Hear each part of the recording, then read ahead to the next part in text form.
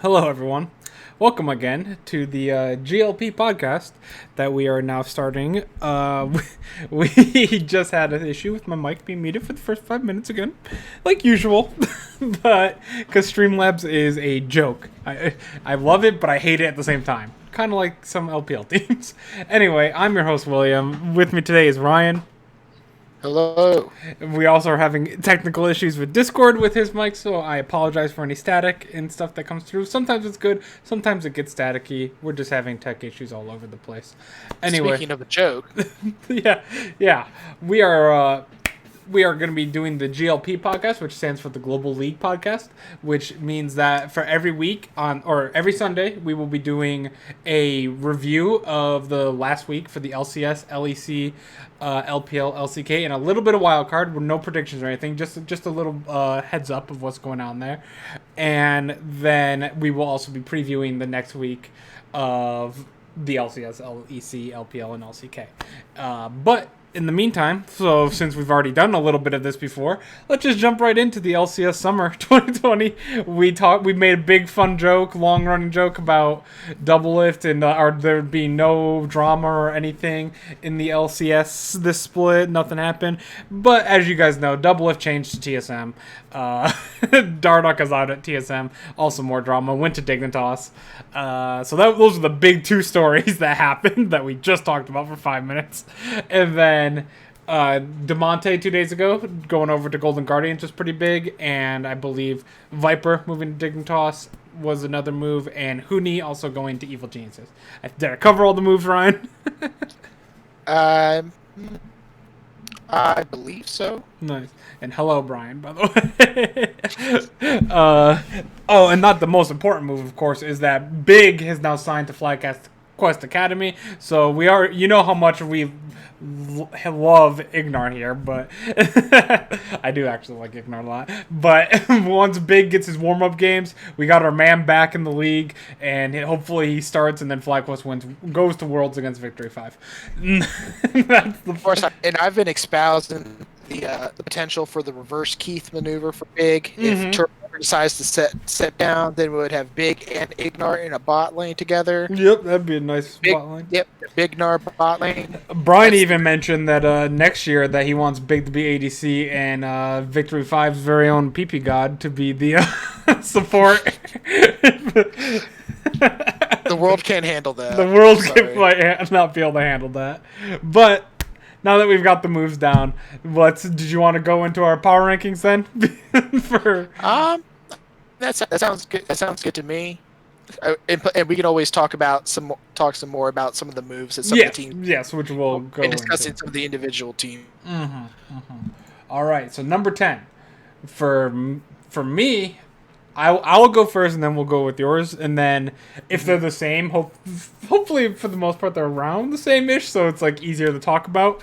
I forgot to do our thing where like we combine them into one, so we can talk about one team at a time. But whatever. We're gonna go like number 10, Cloud9. Yep, Cloud9. How do you know?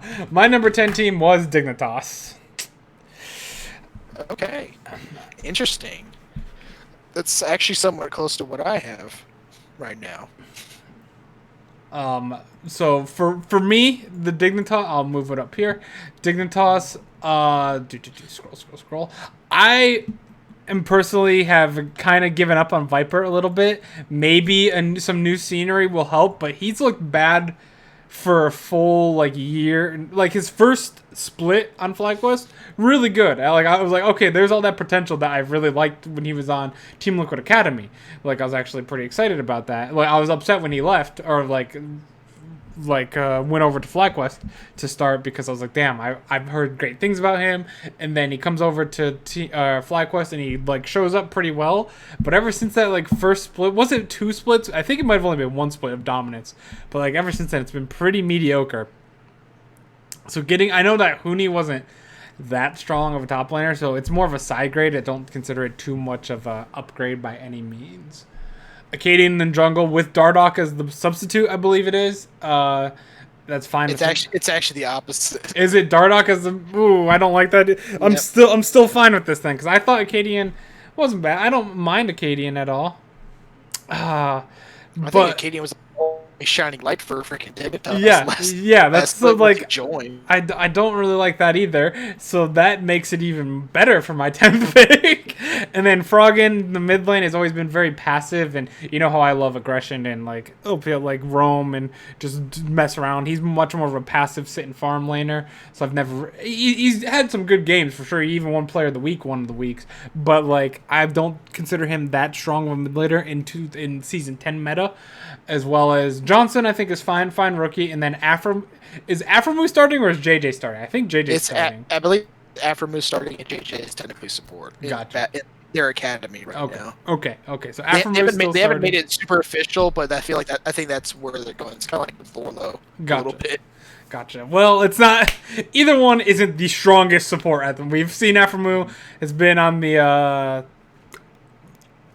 last of his not the best of his performances the last few splits as well, so it's almost like still a retirement home a little bit. They got rid of Huni, got kicked out of the retirement home, but then they brought Dardoch in now. Like it's still, and I guess they brought a fresher face in Viper, but like it still doesn't look great. They kind of collapsed a lot towards the end of the split, and after starting out really hot at the very beginning, I just don't see it as much anymore. And now that I know Dardoch is starting over Acadian, I think I appreciate it even less. Who did you have at number 10? Well, I'll just say right now, I actually had Dignitas at number 9. Okay. Well, that's a good idea. So we'll rank them so we're not like repeating teams. Yeah. So I'll say it's not that much different. The only reason I put them at number 9 is because I feel like if this team feels like they can find a little more stability. If you have a player like Dardoch or even Acadian, if they decide to pull him in again over another ex-TSM jungler, as an ex-TSM jungler, I feel like if they have that little bit of spark, maybe a new environment can help them out. They can probably do something like a nice play to top side to kind of get them ahead on the champions that like Viper would like to play. Get him in a position to carry, make him feel a little bit more comfortable. Froggen can sit, farm, and hold mid as much as he wants. He's not going to be super aggressive. Put him in like a bit of a power of evil style where he can sit in there, be a mage, and kind of just farm. I think we might have lost connection with Ryan there towards the end of that. So yeah, I'm gonna assume that was connection lost because that was a very sharp cut there. So we're just having technical difficulties all over the place. That's very typical. So in the meantime, I guess once I get connection back with him, I will just slowly go over some of my power rankings and then have Ryan fill in the blanks then once he comes back. Because I'm assuming most of our bottom of the list is going to be pretty similar. One sec, let me just disconnect from Discord real quick and I will go back to here and tell them here. Lost connection with call. Join the server podcast channel. Okay, so my LCS number 9 team is, let me make sure I say this right because they were close, Immortals. IMT. Hey, is that Ryan? Hello? There you are. Welcome back. Yeah, I just heard immediately. There's like, it wasn't like you're static. It was just like an immediate cut. And I'm like, that's the lost connection. Yeah. And that's the thing. It's still listed. It said my voice connected to full green, everything. Wow. So what happened? But then I noticed that it wasn't actually picking up my voice on the call. Mm-hmm. Yeah. Where did I cut off? Something about Froggen being like, you were still talking about Dignitas. So basically, Froggen, anchor, mid, play the top, play the bottom. You could have a win condition with this team, but probably not the best prospect just because of the name power.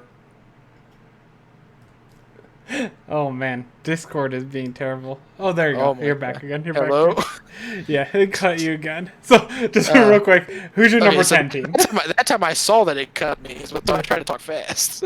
Who's your number 10 team?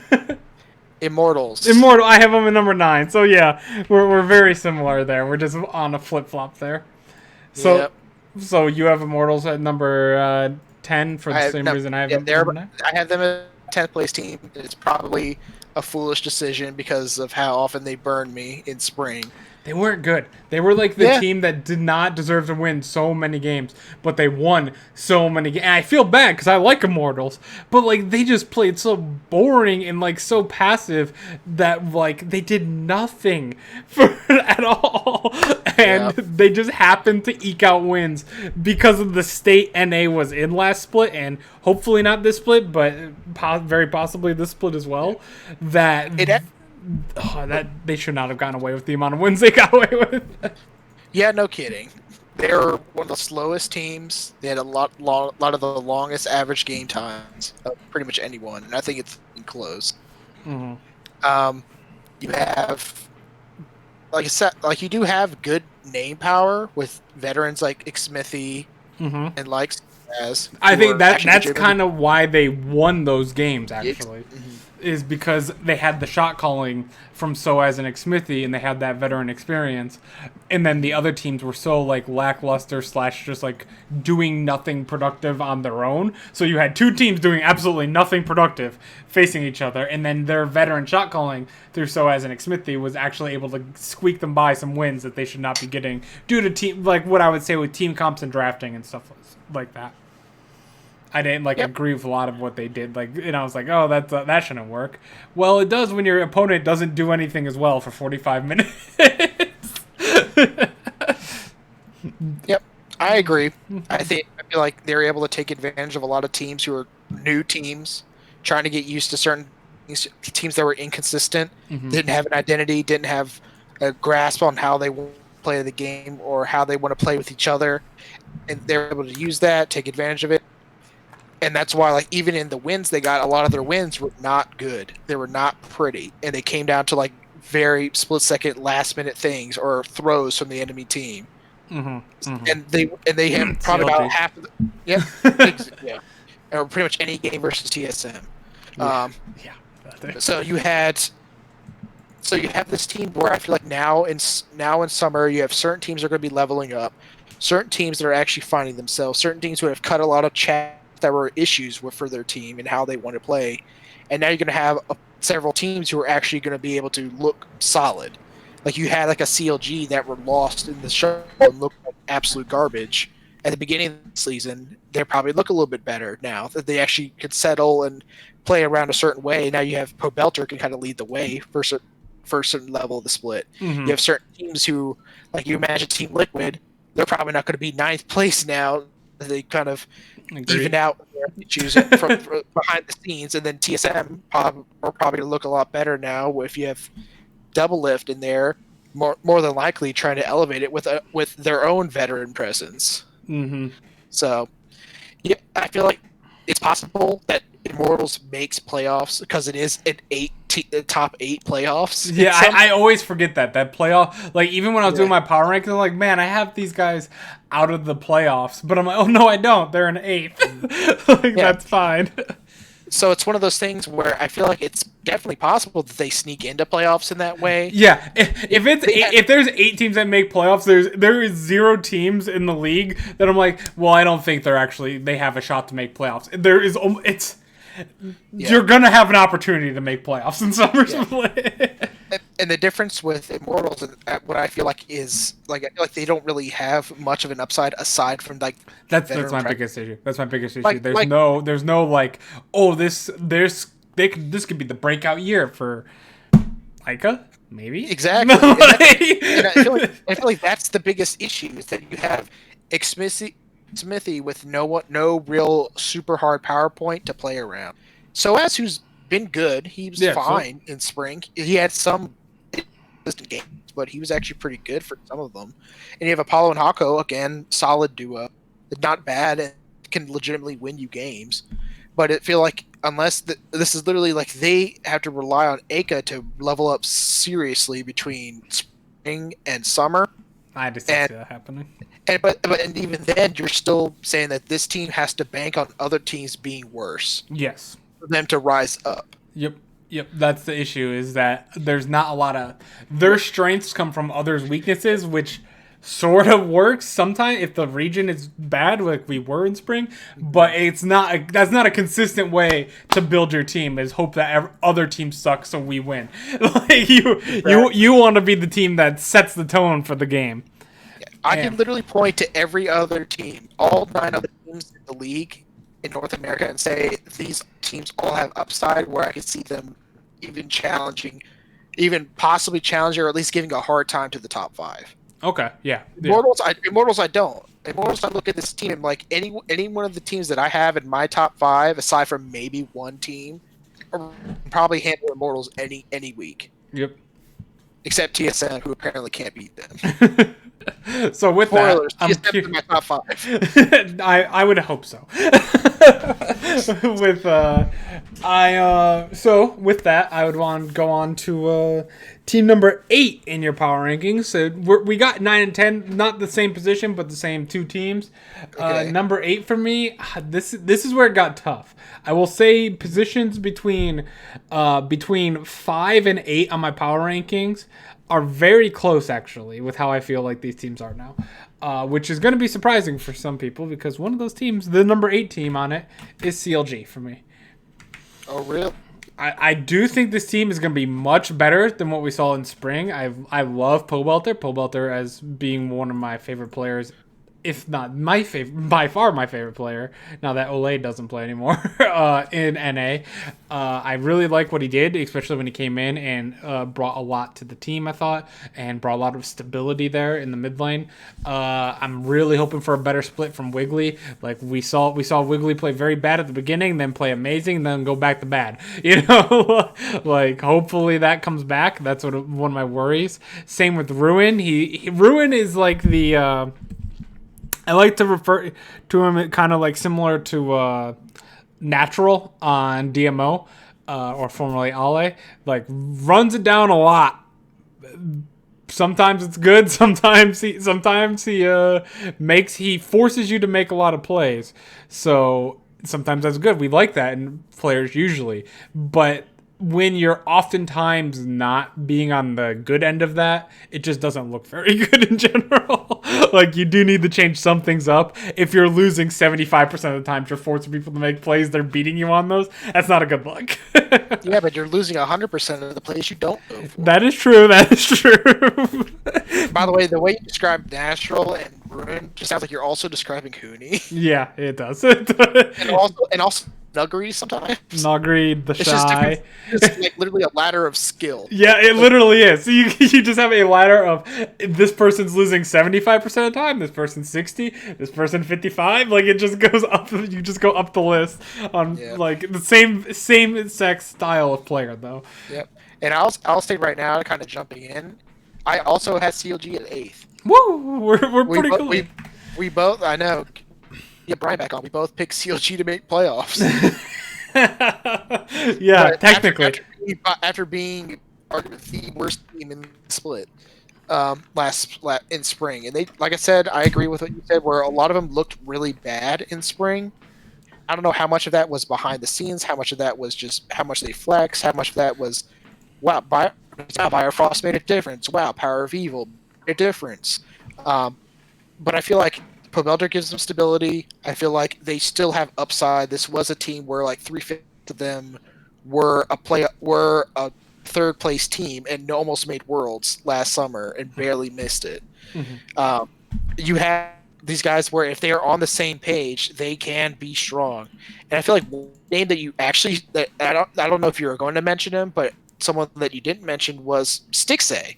Yes. I thought Stixay was abnormally bad in spring. He was pretty bad in spring. For a guy who's a former LCS champion, who is considered to be one of the best ADCs in the region, who's at least been very top half, really consistent, really strong, solid, consistent player with a different play styles.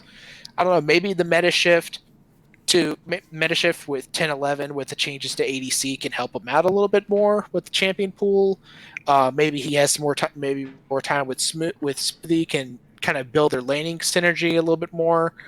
But I feel like this is the team where like they have the potential to be good. We saw them look a lot better as soon as Pobelter was slotted into the roster. I feel like if you give them more time, I feel like it's possible that CLG actually rises up even higher. Yeah, but I feel like kind of splitting the difference between like maybe number 6 and maybe number 8. I feel like CLG like kind of meeting in that middle around eighth place is good. Yep, that's what like I said. Like I have like 5 through 8 pretty like stacked on top of each other, like because I could easily see CLG be a top 5 team with Pobelter in the mid lane being their true carry, and if Stixay performs better and Smoothie performs better, it's just you're just hoping. I know, Brian. Yeah, Brian said, "Don't make me believe." It's the worst thing you have to do. You're just hoping that CLG, like Pobelter played fine, totally fine. You're just hoping that Stixay and Smoothie play better this split, and Wiggly. And then you have Ruin be a little more cautious on what he's doing. But even if he isn't, if you have Wiggly, Stixay, and Smoothie playing better, you're already fine. You already have 4 solid players there. Like, this is a team that has a lot more upside to it than, say, Immortals, like we talked about earlier. Yeah, it's literally like you had Immortals playing some other better league in spring. They didn't even make playoffs. Mm-hmm. And you have CLG who played probably where like all their players probably played their worst league except for maybe Pobelter, and they were last place. Yep. Like it was between a third place finish regular season, third place finish in playoffs, and just barely missing Worlds in summer to last place. So it's very, and we saw this even from the CLG last year, where in spring they did not look good. Summer they bounced back and looked really good. So it's possible that just with time and maybe there were some issues with the Crown behind the scenes, maybe the team just looks better. Maybe looking better by this come mid split, but I think 8th is a good spot for them right now. Yeah, I agree that like everything is like hopeful, so we're putting them at 8th to like prove it, you know. Yeah. Like here, you're here. We think you're good enough to make playoffs right now. Yeah. Now yes, exactly. All right, so we're still pretty much on pace with each other. All right, let's see. The only difference was our 10th place team. Yeah, but our bottom 3 is what we think is, or we're on the same page. Literally almost the exact same. Let's see number 7. I'm curious if you think the same. I think I'm putting him a little too low, personally, but I think I have an idea of who you put here, but I'm gonna let you go. Because, like I said, right with the CLG thing, I think anywhere between 5th and 8th is a toss-up. These teams are so close to each other. It's basically like if you sit numbering them out, if you put them in tiers, they would all be the same tier. Yeah, exactly. Yeah. I would have, like Immortals and Dignitas would be a lower tier than these 5, and then the top 4, or those 4 and then 4. So there'd be CLG is and to be honest, it's really 2 through 4 and then 1. but I digress. Anyway, number 7, I have GG Golden Guardians. Really? Yes. Okay, we actually have the same. Oh, we are the same. You put Golden Guardians as well. I did move them up. Guardians to 7. I had them much lower until Demonte. I did. I think. I know what it was. I think initially I had them 9th. Yes, I had them 9th. And I had actually had CLG 7th and did making playoffs. Oh, but then I saw the Demonte move, and I like Golden Glue. I think he's fine, but I think Demonte actually had a great split in summer. I think, and people try to say, "Oh, the champion pool, blah blah blah." I was like, Demonte was fine, even like on champions like Syndra. Yeah. His Syndra was fine, and he was smurfing in the academy. It is Syndra. But he was absolutely destroying people in academy. Yeah. And he was doing, and like the reason like their academy team ended up like kind of switching off is because they Acadian up because this is back on Dignitas, and they moved Krieg down. So like the team just lost a massive amount of synergy, and they fell off the face of the planet. But now you're putting Demonte on a team with Closer, very good jungler. That's automatically that's a great mid jungle duo. Yeah, like, I'm a huge fan of mid jungle duos. As you know, like they can completely alter game. Either if you want to play through your bot lane, if you want to play through your top lane, if you have a very good mid jungle duo that are good players and with good synergy, then that doesn't matter because the rest of your map doesn't matter as badly because you can have those players help significantly on the other sides of the map. And it's like, so that getting DeMonte, I was like, oh wow, because I also had Golden Guardians ninth, so I just moved basically CLJ and Immortals down one more, and then like they got them, like, okay, so I'll move up to 7th. But again, this is another team that could easily be top 5. Like, I think this is a team with upside. Yep, exactly. This team has a lot of upside. Actually, I'm actually pretty excited to see how DeMonte plays. Upside and potential. Like you're talking about a mid-jungle duo of Closer, DeMonte. I'm excited about that. Hell, give me a decent mid-split off-season. FBI and Huhi actually working on synergy, and maybe we'll actually have a good duo. Huhi wasn't that bad as support. His set was actually pretty good. Yeah, his set. That's when we get to LPL, we're gonna talk about that. Oh yeah. I like set support. Set Callisto was actually a freaking top-notch bot lane, and FBI and Huhi were breaking it out in the LCS, and they looked good on it. And it's funny that you can look at this team and think like, oh man, what's the weak point on this team? Well, Huhi was doing fine because he was a support, and he was mostly doing engage stuff. And it's like, if you look at this team and say like, well, Golden Glue was probably one of the weakest. He still had pop-off games, but he was really caught out a lot. But now you just replaced it with DeMonte.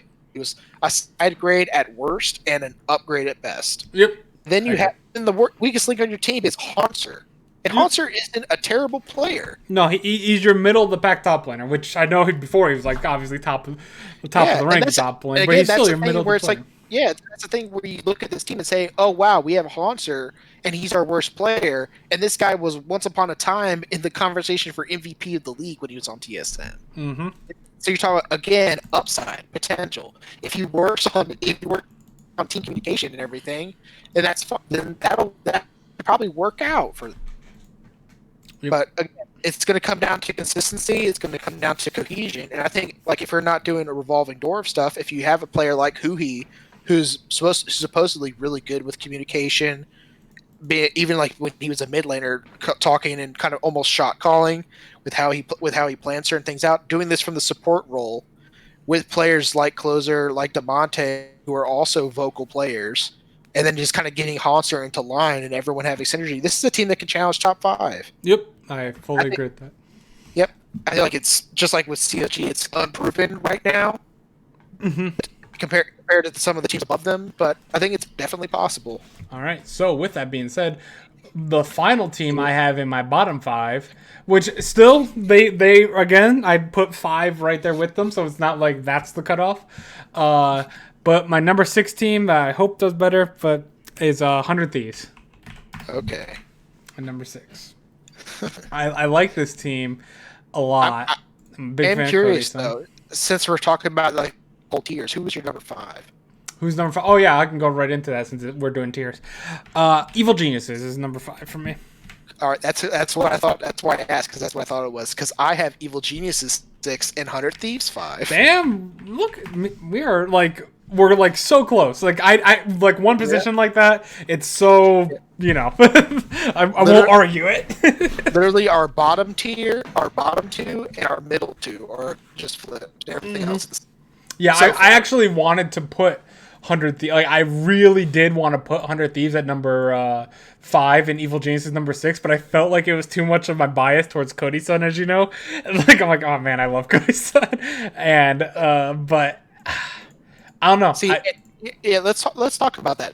Tell me why you have Evil Geniuses above 100 Thieves. And I'll tell you why I have 100 Thieves above Evil Geniuses. Well, the addition to having Huni on the team, I actually think, even though if he's not starting, is he? That hasn't been communicated as well, right? He can't. He can't start. That's exactly they have 2 imports already. Yes. Because are we confirmed that Bang is starting, like for Evil Geniuses? Okay. From what I've confirmed, Bang and Chitsuke are both starting. I think from what I understand, Huni.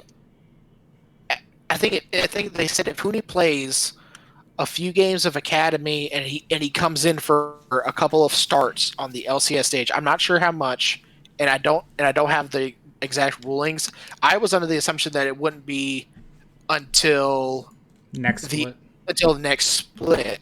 But it's actually possibly this split. But it is possible that they actually that if they tag him in and out, he can gain I think they have to tag him in and out for a couple of games this split, and then he would have met the 8 out of 10 splits in North America in order to qualify as a resident. Gosh. So that means that they would have to either tag in Gyu, who is their mid laner in Academy, who's actually pretty good, by the way. I've seen a couple of his games. He's actually not bad. And then the other one is, or they have to tag in Deftly. Oh, so we'd actually see the return of Deftly Zazel in the bot lane. Interesting. So, like, because there was a lot of rumors, and a lot of them started from Bang. To be honest, Bang was having some like big depression issues, and like felt like there was a lot of tweets about him wanting to go back home to Korea, and I'm like. So is he gone? And his solo queue broke him again. Is he like gone from Evil Geniuses? There's no confirmations here. And then they got Hooney, and I'm like, so he's gone, right? It's I know that's what I was under the assumption too. But it's again one of those things where if they're coming out with news. Bang isn't starting. Wait until the last minute to say. Yeah, for sure. So we'll go off this. What I assume is their starting roster of Kumo in the top lane, which I think is good that they got Hooney because I believe I mentioned to Ryan when this trade happened. Hopefully this lights a fire under both Hooney, who now has a big contract that gets traded to be a substitute at the moment, and Kumo, who. By, I would say, most accounts, was the weakest link of Evil Geniuses last split. He had some good games and a lot of games where he didn't do much, it felt like. But if this gives him an opportunity to really like get that pressure to like start maybe, and even learning a bit. I think, funny enough, like for as much as we meme Hooney and like Hooney's over aggressiveness, you know, I think Kumo can learn from that a little bit and be a little bit more aggressive with what he does. He's very passive with a lot of his laning. So hopefully maybe he picks up, not maybe too much because, you know, we've had some issues with Hooney. But you know what I mean? Like if he picks up some of the aggressive tendencies, that might actually help him become a much better player. So I actually like that, and I'm hoping that puts them over the line a bit. I still think Svenskeren and Jizuke are good. I'm really glad Jizuke panned out well. Bang as well, and Zazel. I think the rest of the team is solid. Where on 100 Thieves, which is the initial question of why I have him over that, Somedays comes back. I love Someday. Someday's amazing. And just a great teammate in general. I've read a lot about him. They're like really, really good teammate. Meteos is still in the jungle, which I would have Svenskeren over Meteos. And then I would also have Jizuke over Ryoma, who did have a very good playoffs, by the way. So I actually am much higher on Ryoma right now than I am on Aika, even though I was in the beginning anyway, but I'm even more so now because I actually had personally never seen Aika. I don't watch the like minor regions of EU. I only watch the main regions, and I had seen Ryoma play in the OPL, so I actually thought he was really good coming in.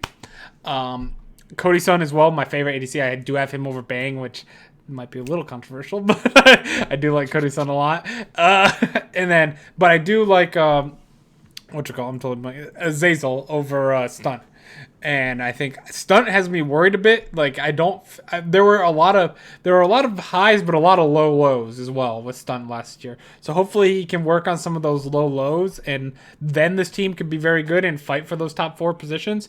But as of right now, I think just a very slight edge to Evil Geniuses due to having a better mid, better jungle, and better support, which is like almost how your team works around for most teams.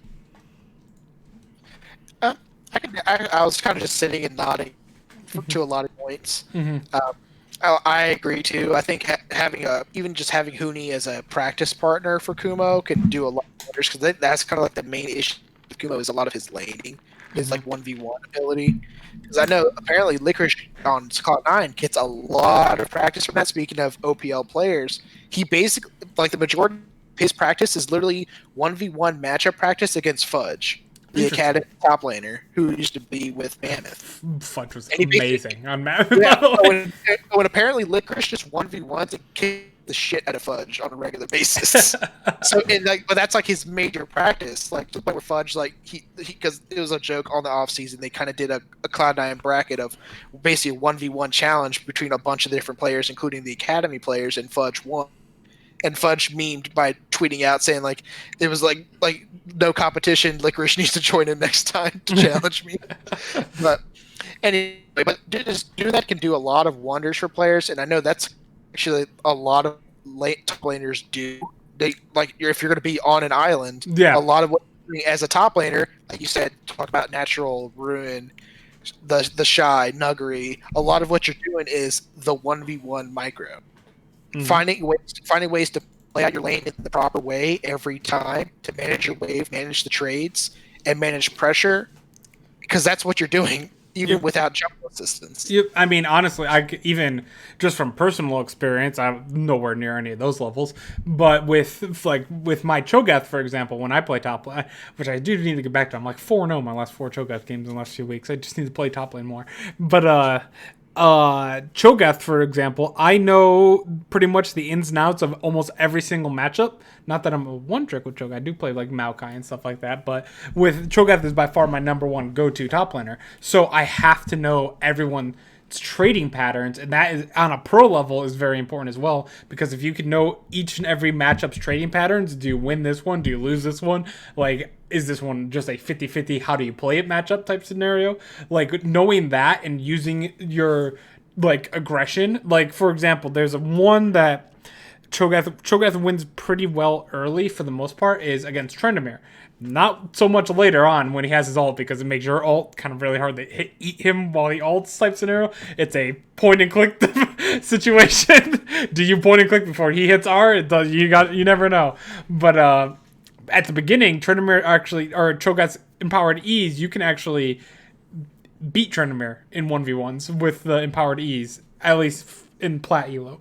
That's what I've noticed. But it's just like little bits like that. Like, do you win this matchup level 3? Do you win this matchup level 5? Like, you got to almost know each level that you win this matchup or lose this matchup, and then play aggressive or passive depending on that scenario. And this is I just only do it for Cho'Gath because that's all I can do it for. And Maokai, but 99% of the situations of Maokai is, okay, you lose this matchup, you lose this matchup, you lose this matchup, you lose this one, you lose at this level, get out of laning phase, then you're useful.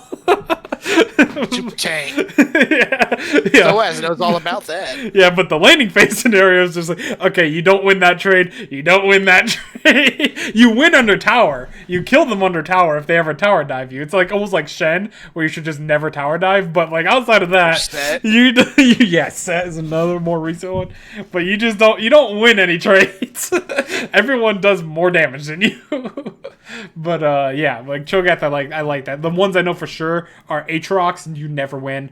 Kled, you never win.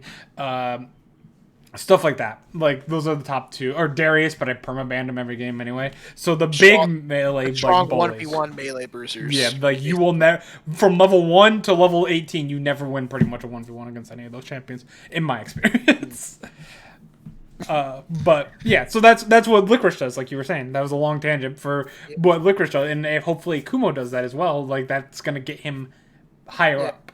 And obviously with Huni, they did have to renegotiate contracts, so he's not just getting like the 1.1. He's not getting the rest of his 1.15 million dollars or whatever he was getting on his contract.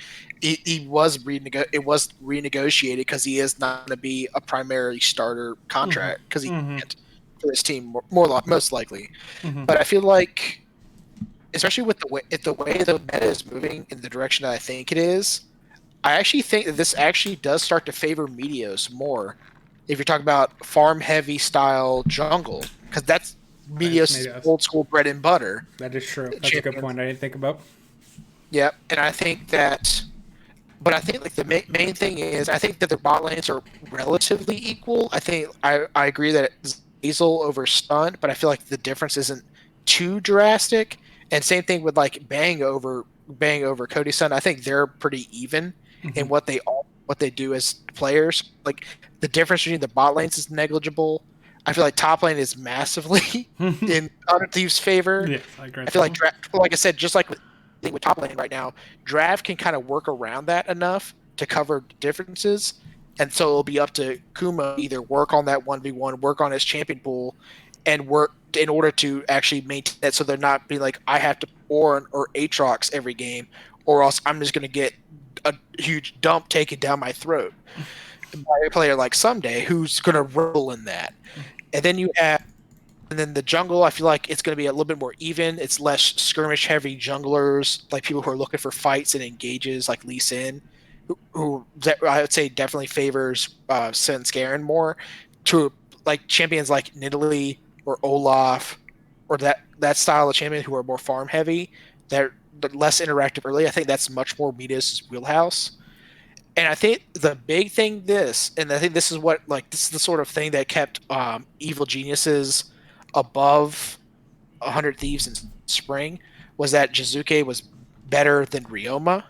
But I feel like once we got towards the end of summer, we got to see a little bit more of Ryoma just like being better. Yeah. Like this is kind of like what spring, you mean? This is kind of like the difference between like 100 Thieves, because we're talking about similar situations from the off season from spring, was 100 Thieves and Immortals was like the mid lane difference of Ica, Ryoma, two unproven laners, but like you had the difference of we have veteran top laner, veteran jungle, and semi solid and solid bot lane. Like obviously more solid bot lane for 100 Thieves than what Immortals had at the time, which was Altec and Hakuho, then later Apollo Hakuho. But then you had like the biggest question mark was the rookies, or the quote unquote rookies with Ryoma, with Aka. And the difference was we got to see a lot more of that upside from Ryoma at the end of the season than we ever saw from Aka. That is true. Ryoma just looked so much better in the games that they were winning, that they were playing in playoffs, and especially some of the games they were winning. Ryoma was legitimately popping off. Yeah, I absolutely agree with that. I think that Ryoma, like I mentioned before, I initially thought he was going to be much better, but that might have been my bias because I've actually seen him in OPL. But then it turned out towards the end of the split, I'm like, oh no, he is actually legitimately playing much better right now. Yeah, and that's like, here's Ryoma playing a Syndra, and he's going like 11-0 or something in playoffs. Mm-hmm. In a playoffs, his first NA playoffs, and he was doing really well. Like it was like the unfortunate thing where they got matched up with Cloud9 and Cloud9 smacked them in the first round, and then they played TSM and nearly beat them. Yep. They went to 5 games. Yeah, that was close. So, and you're talking about Ryoma versus Pearson, and Ryoma popping off. So this is in a guy's first playoffs in North America. So if the gap is closing between jungle and jungle is relatively even, if mid and mid are becoming more and more even, you still have like a bot lane that's still even and a top lane that's massively in 100 Thieves' favor, and a team that, unlike Evil Geniuses, has actually been coherent sometimes as a team. They've actually shown synergy. Whereas Evil Geniuses still has those times where people are going off on solo missions, and you're talking about Jizuke having maybe a couple of champions that he's particularly good on. He's like the carry version of Froggen, where he has his champions, and he's really good on his champions, and he will smack you if you give him his champions.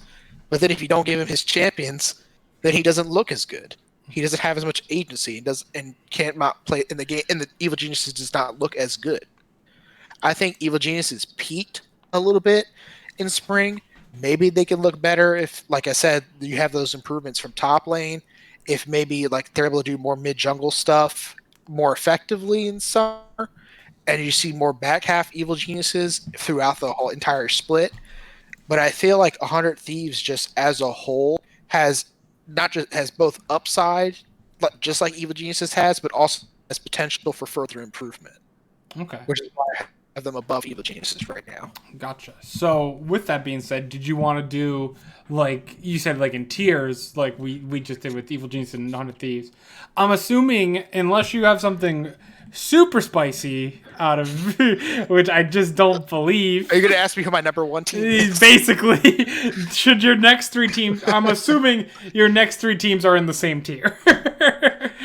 I would say so. Okay, yeah, okay. Just making sure before. So just because we're at like a 45-minute mark, and I'm like, okay, so like we'll do predictions. You want to just get it out the way right now? Number 1. Yes, C9 number 1. You as well?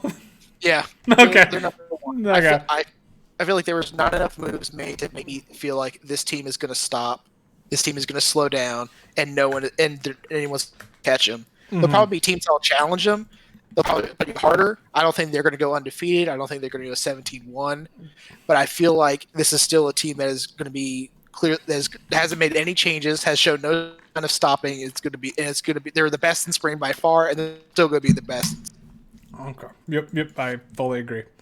All right. For 2 through 4, I just knowing, trying to think about like your picks. I think we're gonna have some differences here, but I don't think obviously they're not gonna be that big because here. This is where you got to find out you know me well enough. Mm-hmm. Did I take the easy bait and put Team Liquid in 4th? I don't think so. No. Oh really? Then who did I put in 4th? I put FlyQuest in 4th. Who did you put in 4th? You put TSM. Yep, that's what I thought. And you're gonna put your predictions here are gonna be. But who did I put 2nd? Team Liquid. FlyQuest. Damn. Woo. So you have Fly. Okay, so we're a tiny bit different. We both have Team Liquid 3rd.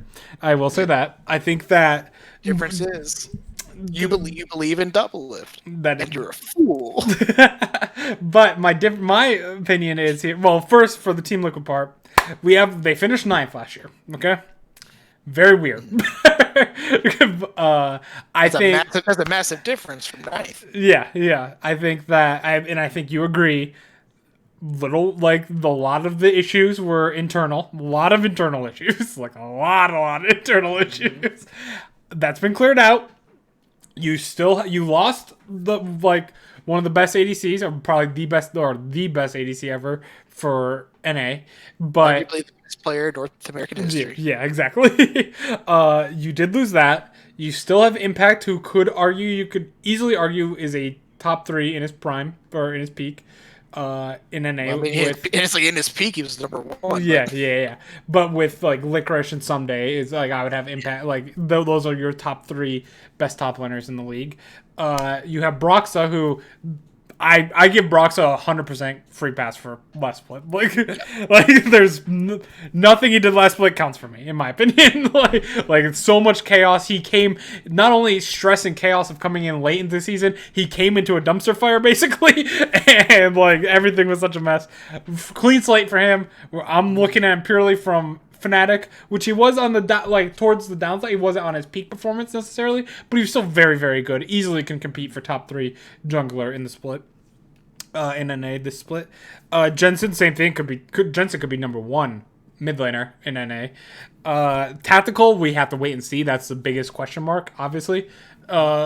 He's much slower paced. ADC, he's not as aggressive, and I'm hoping that by playing with 4 veterans like this, he gets some extra confidence to be more aggressive. I'm really hoping they're teaching him and not being like pushing him aside, and hoping that they teach him up, like, okay, you can make these risks and or these riskier plays. And then you have Core JJ, who had a terrible last split, but again, the whole thing with double lift, I think that's like it mirrored a lot of the team, in my opinion. So you have 4 players that can easily be top 3 at the position by the end of the year, if not top 1 or 2. So that's why I still have the number 3. Maybe we're wrong and the team is just completely broken now without double lift, but we're gonna have to wait to see. I don't feel like that's gonna be the case. You also have Jat now as the head coach, which to me, I actually really like that, because some of my biggest issues during the split as well, Team Liquid, was it seemed like the coaching staff itself also were very stubborn and didn't some of the changes, it didn't feel like they were making a lot of the changes that they needed to, or they were stuck in their ways, you know what I mean?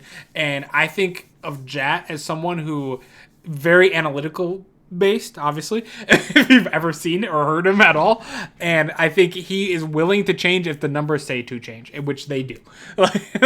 Or which they did, I should say, during the spring split for Team Liquid. The numbers were there that, okay, something needs to change. I feel like Jack, obviously, this is his first head coaching job. We don't know if it's going to be good or not still. But I have a lot of faith that it will be better because of that type of personality. And I think he's very good. He's much more easygoing, I feel like, I feel like that will help the personality or the team dynamic as well in general with him. I agree. I feel like there's a lot of you could say about Team Liquid, similar to what we could have said about CLG. We were talking about several players who had really good performances, like CLG. We talked about last summer, but we talked about players for like the past couple of years. where you have like Core JJ, Impact, are all really, really good.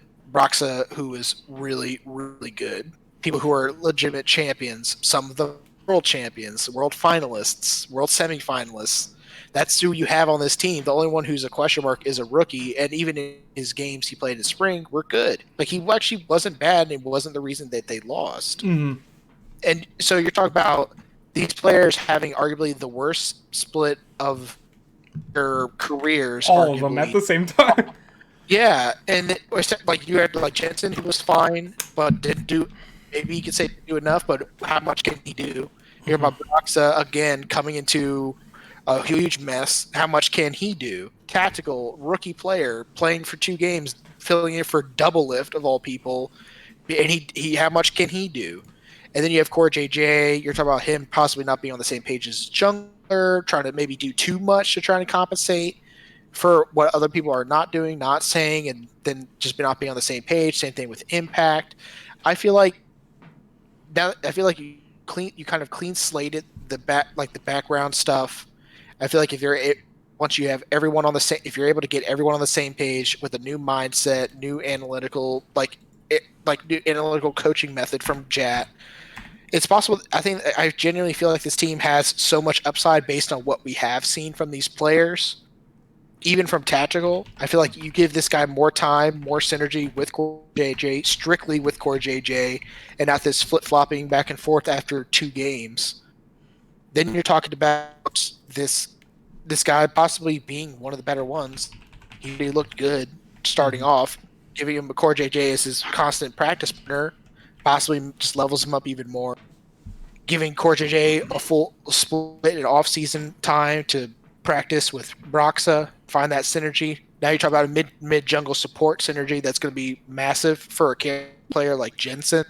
Impact, who can maybe find ways to kind of calm himself down in lane. I will say, Impact had a pretty bad split last split. Yeah, like you're talking about like Impact, who's like supposed to be like this pressure black hole who no one can escape from. Yeah, and no one can hope to get near without killing themselves under turret.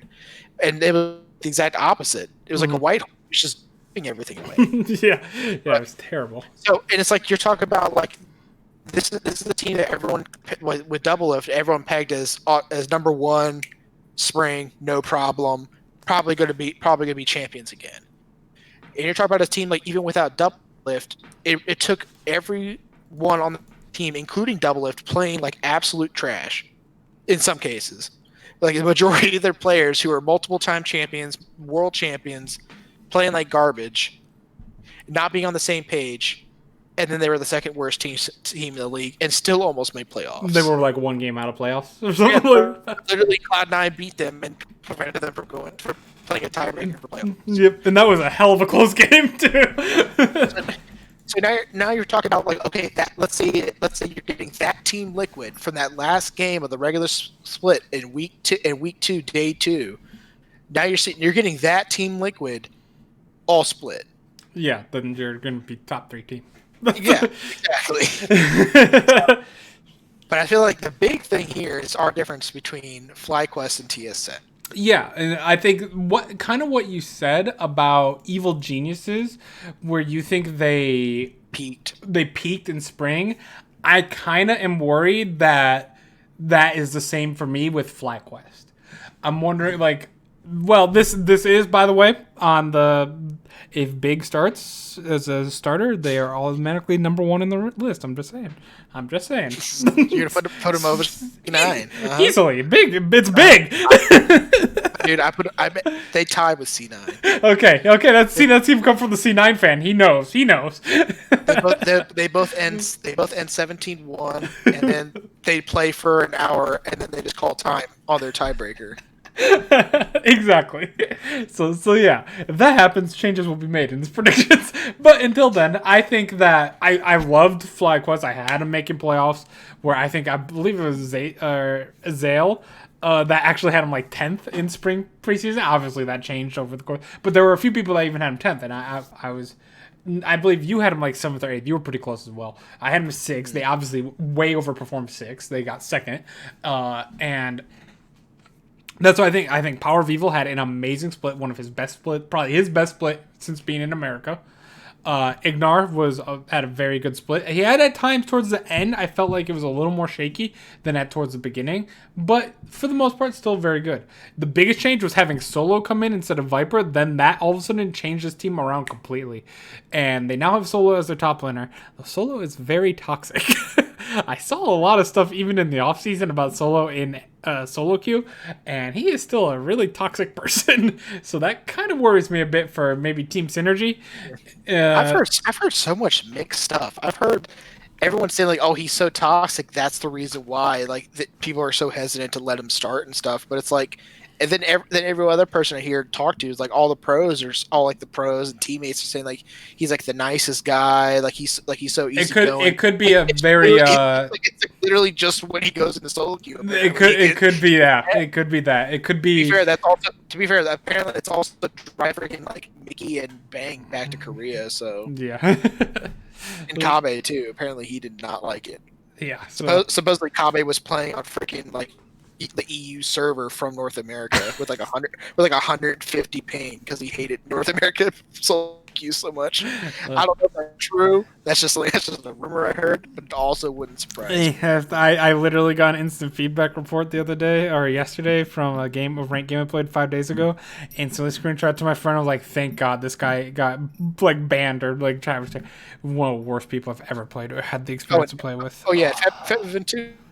Like was here for like 2 splits and then left. Yeah, I literally had a guy that we won a 41-minute 4v5 from the beginning because their Kog'Maw that we cheesed him in the bush, we killed it, and then they should have beat us, but then I hooked him at the last second, killed him on a tower level 1. He rage quit, 0 CS, 1 assist. Their Soraka got the kill. And so it was a 1-for-1 trade, not that big deal. He rage quit. So for the rest of the game, it was a 4v5 and it took us 41 minutes because this one guy was like one of the worst people in general. Like the worst person I have ever seen in my life. I even said like it's a problem when I was like you're heated after the game. It was like the next day I'm like I almost like it's terrible to say like wish physical harm on this person. I hated him that much. Like the next day after things had cooled, I still hated him. And to this day I still hate that person. He was so obnoxious. Those are one of the games I need to use my mute button more. I need to absolutely use my mute button more. But me and my buddy Keegan, and then the rest of our team as well, the other 2 players on our team as well, were just as fed up with him. We're just like, I could not believe the words coming out. This guy was not only he was toxic and trolling at the same time. It was just a mix of just frustration. It was just awful. Just awful. Anyway, if Solo's like that, that's not good. Yeah. But yeah, I mean, from what we've seen, he just feels like a better overall, more solid laner and team player. I feel like it is kind of more of that experience than Viper has. It seems like maybe he does have a bit more of a voice on the team with just a general understanding of how to play out both team fights and the laning phase. So, because generally he just seems, not only does he seem better as an individual player than Viper when we have seen them play, even like in playoffs back to back, but then we've also seen like the team just seems to have that bit more of synergy with each other when he's in the game. And I feel like this is a FlyQuest team where they, for all intents and purposes, could have been the ones playing Cloud9 in like the winners bracket semifinals.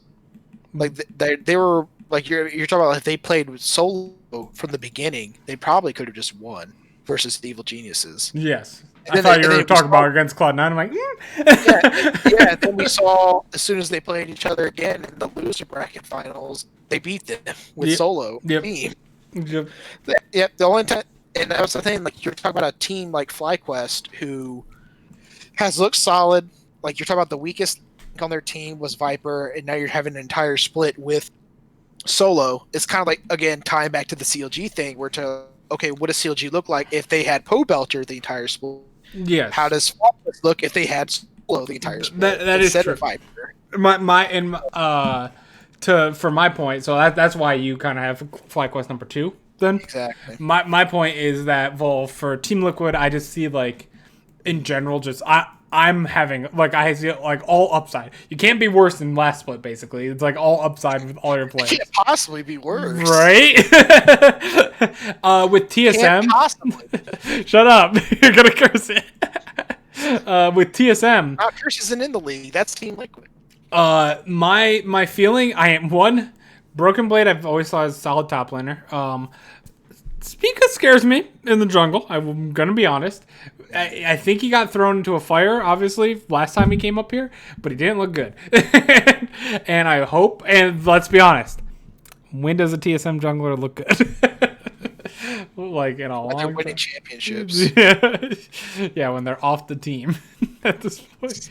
I don't know. Hey, man, it's been scary. Won a couple championships for them. They only kicked him out because he kind of goofed at Worlds once. Yeah, that's true. Dumb because like the year before that, he was smurfing at Worlds, and the rest of his team was garbage.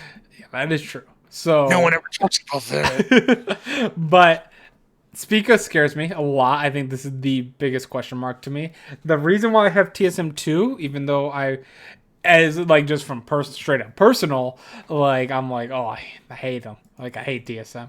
I hate what to do. Yeah, I mean, but you love some Peter. Double's not even my favorite ADC in NA. You know that. It's Cody Sun. Yeah, Come on. I love you some Peter Pang. That PP God. Oh no, no! Don't be. He's the North American PP God. Is right in his name. But my feeling is that even though personally I like with a vengeance want to see it flop, obviously I think a lot of people do. I don't think I'm alone in that. It's the same scenario I have with Top Esports and Dragon X in LCK. You got one of the best mid laners, one of the best ADCs on the same team. Like that is such a good combo that does not happen that often. That you have two of your power DPS players are the best, are number one or number two at worst, like in the league.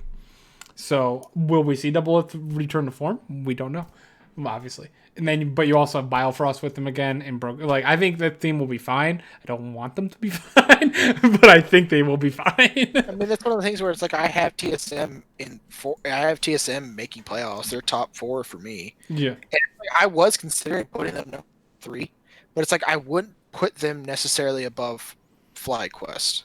Gotcha. Because I feel, and it's like maybe that's wrong because Double Lift is better than Wild Turtle. I'm saying sure, fine, but like Wild Turtle wasn't getting smacked around by Double Lift and Spring that often. Mm-hmm. That didn't make much of a difference when he was on Team Liquid.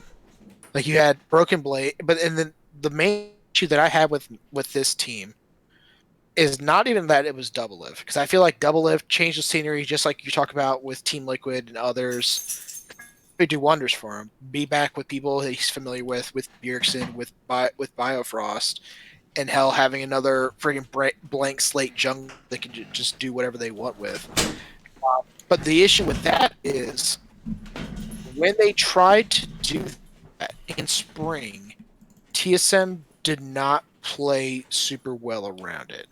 That is true. And the reason why is because of Broken Blade. And not to say he can't play weak side, because he can. He has. He's had his moments. Oh, that's a good point. He is very weak. He's weaker on weaker side. On weak side. Yeah, he is a good player. I think he's like if you took the better parts of Haunter and Ruin and combined them into one person. Gotcha. While also being a really nice guy, apparently. So it's one of the things where if you put him in a position where he can carry, put him on something that can dictate engage, and then you play to top.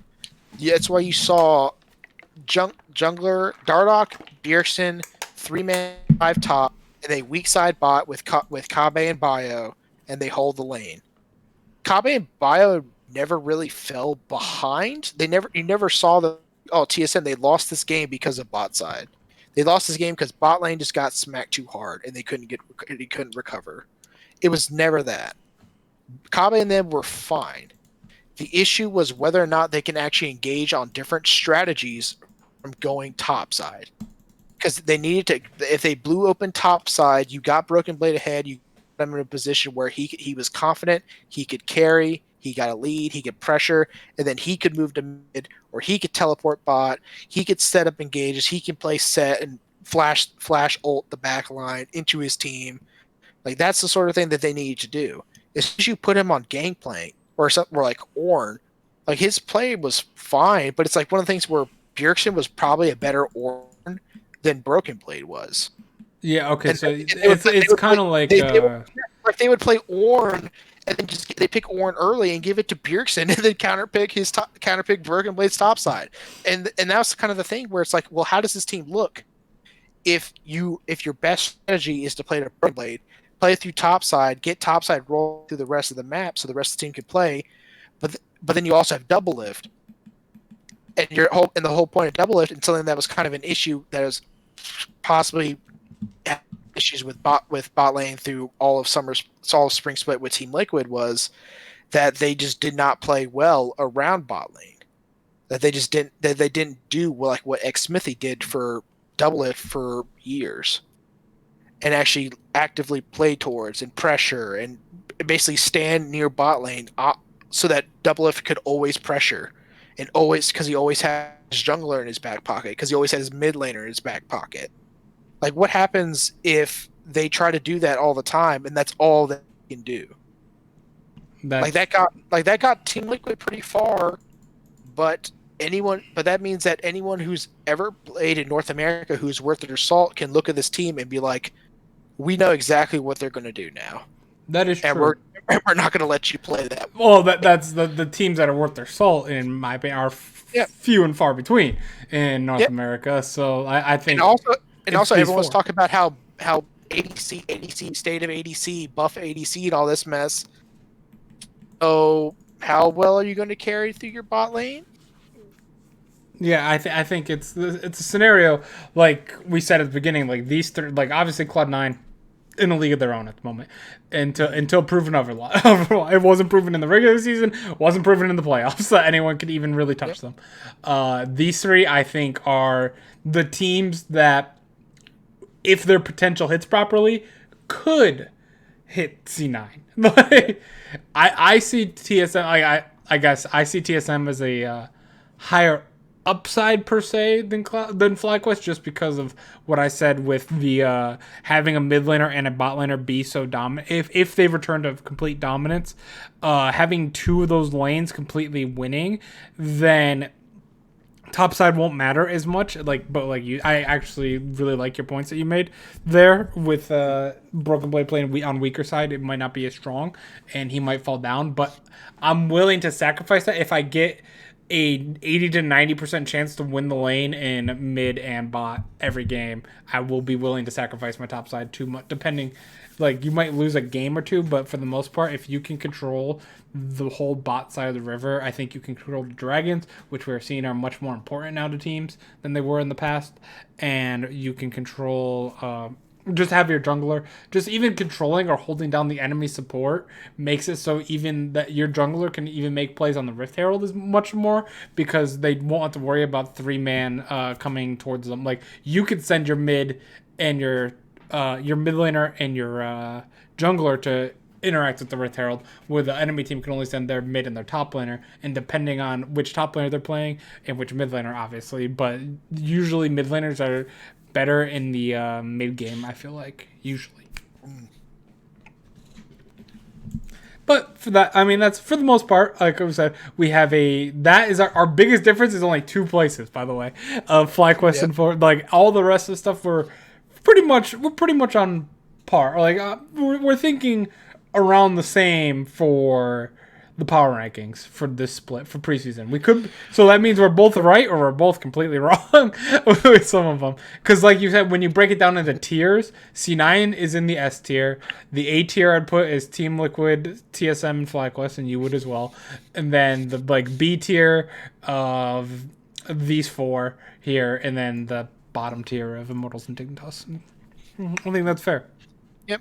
I think that's fair too. Like I said, last little thought on TSM is basically it's one of where on paper you look at this team and like, oh wow, we have a team, and anyone at any time they can play to any lane. I'm like, yeah, that's true. And it's like the same sort of thing you could say about a team like Cloud9. It's like, oh man, at any time they can play to basically any lane. It'll probably be good. It's like, yeah, you can say that too. The other issue is then, okay, but can everyone on this team also play weak side? That's a good point. Like I said, that was a very good point you brought up. Sven and Vulcan can. They play weak side by basically just smacking you in lane by themselves. Niski could definitely play weak side because he'll just straight up lead the lane if he doesn't, because he doesn't care. He'll just go help someone else. Licorice can definitely play weak side almost in the same vein that Sven and Vulcan can. And we know Bjergsen definitely can play weak side. He has no problem with that. He played like the utility style. He was actually really close to Niski with that, with how much he played support. Well, basically. But then it's like, okay, well, can Broken Blade play weak side? Can Double Lift play weak side? Can any of those two people actually play like they should if they know that their jungler is not going to be in their back pocket? That is something I guess we're going to be finding out very quickly. Yeah. All right. So with that being said, let's do our predictions for NA. As we're pretty much on time. Like we're a little bit extended. I was thinking, but for the most part, we're not bad. We're actually not bad. Don't worry. It's gonna be. I feel like the rest of this is actually going to go pretty quickly. Yes, I think it's also preseason. LCS is a special beast because we had a pretty big changes between two of the big orgs. The only one who mainstay was like Cloud9, and the rest is like a bunch of question marks. Yeah, there's so many question marks. LAC is the same thing. If you watch Spring LAC, it's almost identical to what Summer LAC is going to be. LP.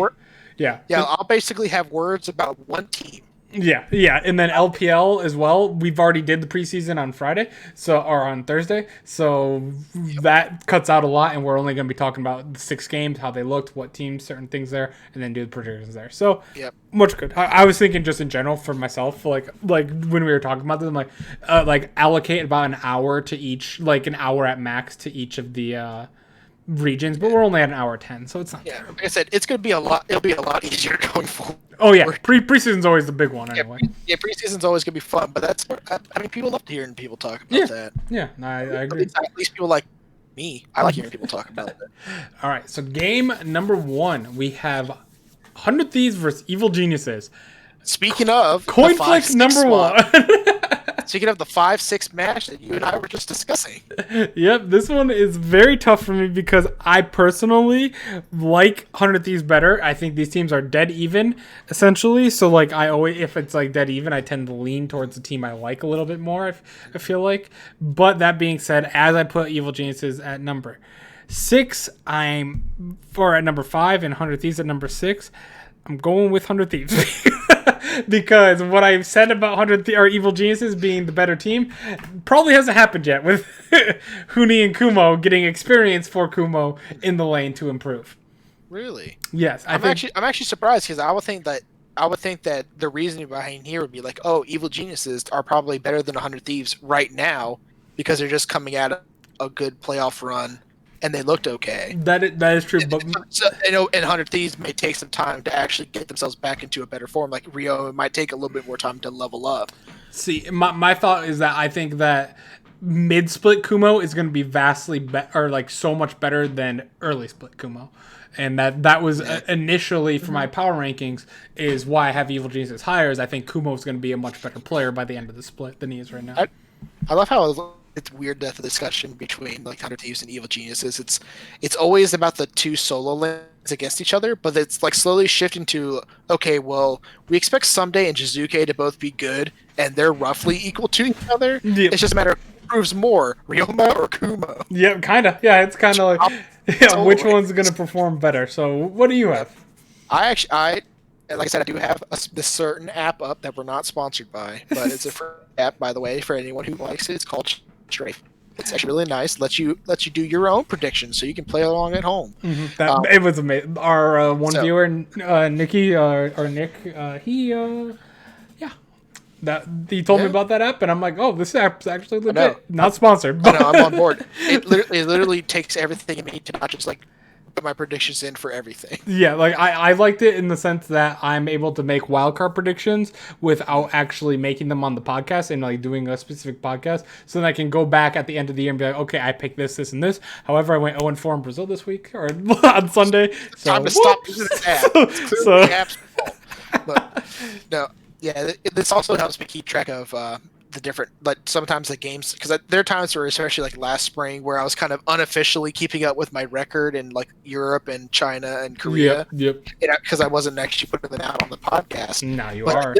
This is like, I can literally go back in the league. Who did I pick? So that said, I do actually, because I'm sticking to my power rankings, I do have Thieves over Evil Geniuses right now. Because and I said this was probably a foolish decision because I did this exact same thing in spring and then it bite me. Dude, listen. I've been burned by 100 Thieves, and you've been burned by Evil Geniuses a million times. But 100 Thieves, I always want to believe that's some good marketing. They got that good propaganda that I'm like on board. They have a better logo now. It's so much better. Even though it does kind of look like the Internet Explorer logo. It does a little bit, but it is much better. It looks like the Microsoft Edge logo. That's but with line through it. Yeah. Game number 2, FlyQuest vs. C9. I gotta go C9. Like I said earlier, if I need proof before I can see someone take down C9. They dominated playoffs, dominated regular season. I was surprised that this wasn't the first game. Yeah, I was very confused about that as well, to be honest. What the hell? Why is this game on so late? 10 p.m. day? 10 o'clock. It's almost like I don't stay up till 8 a.m. in the morning right now because I'm a degenerate. Well, I guess that's fine because it's 7 o'clock on the West Coast. But man, imagine if you're an EU fan. that said, I also have Cloud9. I think that's pretty obvious. Yeah. I think unless Cloud9 come out, I feel like that's also the big thing with Cloud9 this split is because, and it's even been documented such as in interviews, is that they don't expect to go undefeated. They don't expect to be as good as like 17-1 like they were in the regular season. And they don't care to be that strong. They expect to be good, but their main thing this split is to try different styles, to experiment with different ways to play out the game. Because Reaper so much has even said like, hey, like what is our style? What is the style everyone thinks we're known for? It's like mid jungle, get early push. Look for lane dominance. Look for possible dives. Look for invades. Like 8-minute, like go to dragon. 8-minute heralds. Rotate to top. Like that sort of thing. They understand that that's kind of the style that works for them, and they just implement it with different ways. But now it's like they want to see like, okay, well, how do we look if we try to carry through bot lane? How do we look like if we try to do carry top lane? How do we try to look if we try to do full scale? How do we like to do if we do full early game? Like, so it's possible that Cloud9 maybe drops a couple games here and there. I think that to start off the split against FlyQuest, who's conceivably going to be at least a top 3, top 2 team potentially, they're just gonna come out good warm up game, strong style, go with their gut, and then kind of build themselves up before they start experimenting too much. So that's it. Long way of saying that I do pick Cloud9, but it's one of those things where if they do come out and experiment it, I would not be surprised. Okay. I think that's fair. That's almost like the G2 style of you can't trust them. You can't trust them for your best of one stuff. Sona top.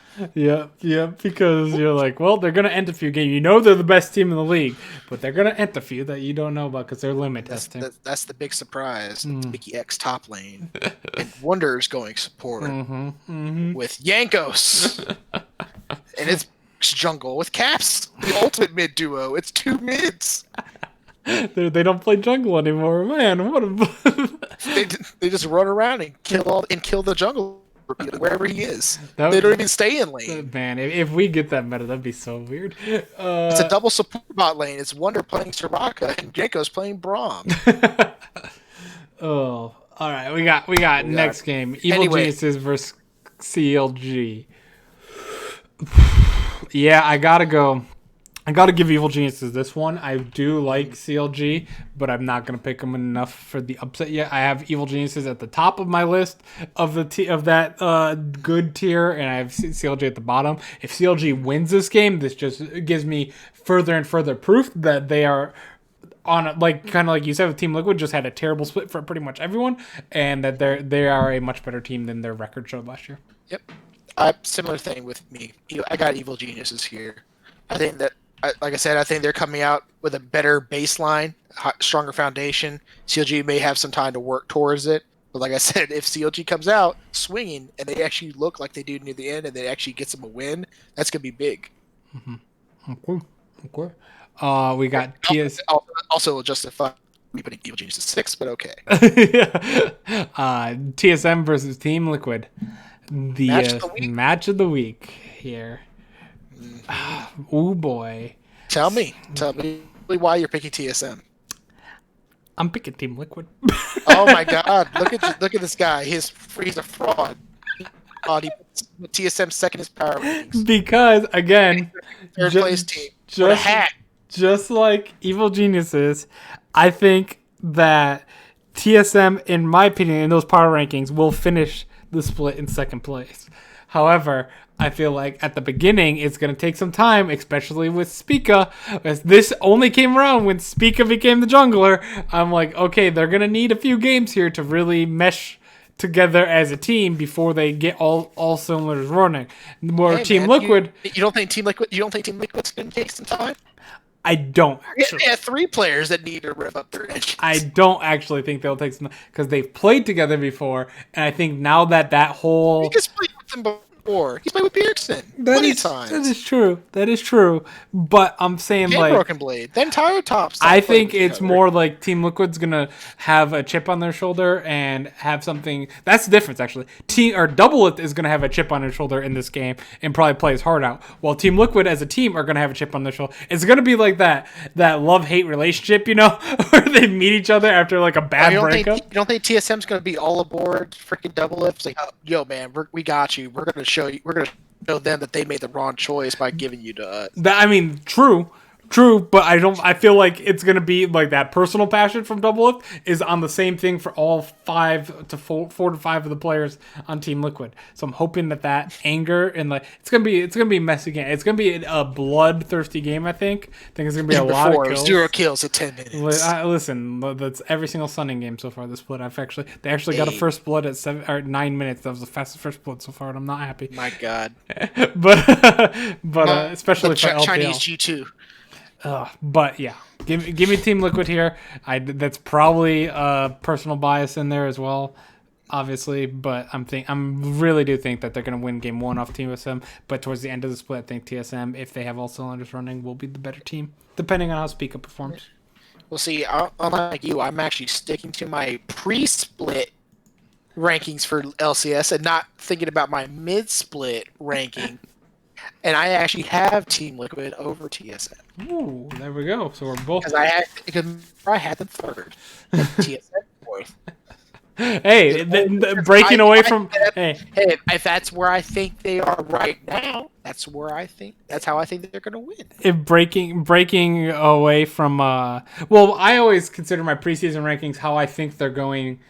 I guess that's how I think the end of the season is going to be, and then mid-season's like, how wrong was I with my preseason? You know what I mean? I always consider that hindsight, because my pre-split, I'd take it as, okay, this is where I see everyone right now. So we just see it as a different like literally before I've seen a game, where do I see these players right now? And then when we get to the end of the split, it'd be like, oh man, I was way off on Team Liquid. I thought they were going to be first, and they turned out they were ninth. And that's why it's fun. But then mid-split, of course, is going to be the wrench to things. But hey, we're not talking about TSM versus Team Liquid in week 6 or whatever the next time they play. I'm talking about Team Liquid TSM right now. In my power rankings, I have them above TSM. So we just totally see the power rankings as a different... Like, that's funny. That's interesting, though. It's like the MVP debate. Yeah. God. It's so annoying. I have such strong opinions about stuff like that, and then people's like, "No, what this?" I'm like, "No, you're wrong. Your opinion is wrong." All right, Immortals versus FlyQuest. I think FlyQuest all the way. All right, yeah. I'll say, do we need to? Let's not. Can we talk less about Immortals? Yeah, the less we talk about, and until Immortals prove themselves to us, the less we talk about them, the better. It's like if Immortals come out and they smash FlyQuest, man. I'm not even moving Immortals up one. I'm just moving FlyQuest down because that's bad. Golden Guardians versus Dignitas. I actually think this one kind of interesting. I do have Dignitas as my 10th place team, but I really think Golden Guardians will, and Golden Guardians is 7th. I do think Golden Guardians will really win this game because I think that DeMonte might as well. I feel like there could be a revenge. Yeah, he didn't get a starting spot on Dignitas at all. Like, I'm thinking he's gonna want. I'm still annoyed by that. I think he's gonna want to prove to Dignitas this is why I should be a starter, and he's gonna pop off in this game. Yep. Especially against Froggen, because DeMonte is a very aggressive laner. I think if he plays an aggressive laner into Froggen, and Froggen, he's able, even if he can't kill Froggen necessarily, but if he's able to roam against Froggen, then we're good, you know? This would be an interesting mid-jungle matchup. Dark Froggen versus closer DeMonte. Yeah. Not bad. I think you have Golden Guardians as well, you said? Yeah, I have Golden Guardians as well. All right, so far we are all on the same page. That's revenge for DeMonte versus redemption for Dardoch. Interesting. Yeah. And also redemption for Viper, I guess. Even though it's not against their team, but just approved. Yep. All right. Next, after the first 2 days, we are the same. So here I thought we would be different by at least two games. I was banking on the 100 Thieves and the TSM game both being different. Nope. Hey, it worked with me with picking WE over EDG, and I honestly should have picked more. I think that you and I will probably have the exact same predictions. All right, because I'm assuming we both have Cloud9. Like I said, Cloud9 is the same as G2 in EU. Guess what? Spoilers for my G2 picks. In EU, I'm picking G2 probably. This is gonna be. I think that's what I did the entirety of spring. I literally picked G2 every single game. I mean, yeah, they're gonna throw a game here and there, but you're betting so safe, like you know. It's like the 99% bet. Yeah, kinda. So Fnatic. No, I think I might have picked Fnatic over them once. I think that was it. And I never picked him again. So anyway, yeah. TSM versus Team Dignitas. TSM versus Dignitas. I think TSM will be able to clean that one up very well. I think that will be fine. That will be TSM fine. Lose to Liquid and Dignitas. Oh boy, we're gonna have drama. You want to talk about that's the redemption game. Oh, Dardoch versus. I don't think he has the teammates around him to be able to pull off that redemption as well. But imagine if he did. Imagine he just like locks in Kane. You'll hear from us next week. We'll probably talk a half hour on how great it felt. he just goes for blue Kane and deals double lift on repeat. He doesn't go blue Kane. Blue Kane is completely trash. Do not promote blue Kane. That's why it's funny if he wins. He just turns to blue Kane and just goes there and just executes a double lift repeatedly. Just pulls him up. No, never give anyone the option to go blue Kane. Red Kane does everything better. I agree by that. That's just funnier that way. Yeah, I know. or just give him Graves. Just give him Graves. Just blow double lift up. Oh man. Anyway. Team Liquid versus Golden Guardians. I think Team Liquid is. I personally think they'll be fine against. If they're not, and they go into also very spicy for story, a little more hurtful for me, but still spicy. I think the spiciest and the funniest thing is if Team Liquid beats TSM, TSM and Dignitas, and then Golden Guardians beats Dignitas and Team Liquid. TSM could be. And then Golden Guardians shoots up in the rankings like 2-0. Yep, that would be funny. You don't think so, though, I'm assuming? Hype it story. No, I'm going to have to go with Team Liquid on this one. Yep, and then our final game. I believe in Team Liquid enough to put him third. I got to have the 7th place Golden Guardians. Yeah, that's my thing about the power rank. Like, there's little ones, like when I picked Team WE over EDG at the beginning of the split and stuff like when they're only one different, I consider those teams so close that the game's a coin flip. Anyway, so I mean, I agree too. I'll say right now, I have predictions for I think some LPL and I know for some LCK games that I'll have teams ranked different, like one above another by even maybe a couple of spots. So stop flaming me.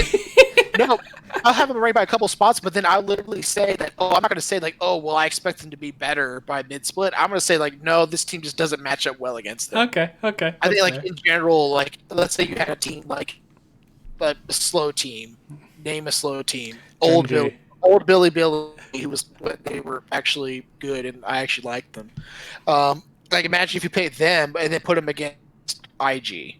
Yeah. It's literally the slow team versus the fast team. And even if IG was like, let's say IG was like pure 50-50, like Damwon level, and any other team, like Billy would win in this weird scenario. Like if that was the case, but it's like you would still like have a conceivable reason to pick IG just because of play style. Mm-hmm. I agree. Okay, that makes sense. So with CLG and Immortals, I'm assuming Here we go. I got CLG winning their first game of the split in week 1. Oh my god! If CLG goes 2-0, I will lose it. Oh, who did they face in the first game again? Evil Geniuses. It is possible for them to go 2-0. Exactly. But it's very possible. Or the stupid CLG thing when they beat Evil Geniuses and lose to Immortals. Don't talk about that scenario, please. Look at Brian. He said that. I love how it just pops in. That's right. Yeah, CLG. I do expect them to go 1-0. It is possible for a 2-0 here, but I want to say he said that right before I mentioned them going full CLG. Yeah, and losing to Immortals. They're not expected to. Then they get beat by the team that's like last place. Yep, yeah, that's normal CLG. But with that'd be interesting. I mean, like there are scenarios where you'll have like 2-0 teams, and it's like Golden Guardians and Cloud9, and then everyone else is 1-1 except TSM who's 0-2. Oh god, that will be spicy next week if that happens. That'd be hilarious. All right, so with that will be the predictions for NA. Damn it, I was supposed to write down when we started the predictions, but I kind of forgot to do that. Oops. So whoopsie there. Oopsie noodle. It's all right. It's the pilot episode. Yeah. It's fine. But now I'm gonna have to actually go back and like watch my content. How dare I? You gotta do work. You're inflating the views. Okay. So with that, there's a way to go back and watch the video. If only. Brian's just putting you on blast again. If Brock was here, man. It makes it so much easier if I write the time down and could go off that time. Anyway, let's start. That will be it for the NA podcast, or the NA part of the podcast. The NA podcast. It basically is. Yeah, it actually will. This one will be significantly more NA than the other two. The other two will not be as long. but which is surprising because we have 15 games of predictions for the LEC. Yeah, but I mean the issue is with the LEC, which we will now go to. Nothing happened really in the news scenario. So, welcome if you only watch the LEC part of this podcast. But LEC had a very, very boring preseason. G2 had Caps switch to mid and Perks switch back to ADC. Cool. Back to their worlds, back to their 2019 lineup. Mm-hmm. Excel doesn't have Mickey anymore. I think they dropped 2. I think they also dropped Expect, yes. They dropped Expect and Mickey for Special is now the main mid laner. And Cries, thank you. You're here to be the translator because I can't speak English. It's like I can translate. I'm surprised I actually remember that. I don't know how. Yep. SO4 did not change anything, if I remember correctly. Fnatic didn't change anything. Madlines didn't change. Oh, there was a big change. Shadow ruined his name. He changed his name to what? Shad with an 0 in the W. Shad 0 W. Like, why? Oh my god, that's gonna be so mean. I'll imagine if Mad Lions don't win. It'll literally be Shad 0 W. That's actually really funny. But Mad Lions will definitely find some wins. I love that team. But like Shadow, like you just get that name in general, like just a good one word name. You keep those. You don't put numbers in those. It did not make it better. It did not make it better, Brian. You were just wrong in everything you say. Misfits did get Kabe. There's your move. Febivin changed his name to all caps for some reason. Cool. I mean, like I said, that's the way to do it. And you just make it. There you go. Shut up, Brian in the chat. He said William is smart. Of course, he's wrong in everything that he says. So make it that what you will. I hate everyone. But yeah, so we got Yep. Kabe's We got one. ADC is like the only move we can like. Sure, perks and caps. Sure, you can call that a move. They didn't even move. They just literally changed to what they were a couple months exactly. So Kabe coming to Misfits, pretty good. It's pretty good. That's the tie into the NA part of the cast. Yeah. Where did Kabe end up with Misfits? I thought that was a good move. Origin didn't make any moves. Rogue didn't make any moves. SK did actually have Gen X move from mid lane to top lane, and they have Zazie as their new mid laner. I do not know anything about him, to be honest. But we'll see with SK, as they were a bottom tier team. And then Vitality as well changed up something. They have, how do I pronounce that mid laner? Milica? Milica. Okay. Milica is the new mid laner, and now we have Comp and Dractrol still. So that's it, by the way. That's it. For the entire offseason. You have one. And then you have LeBron as the backup support.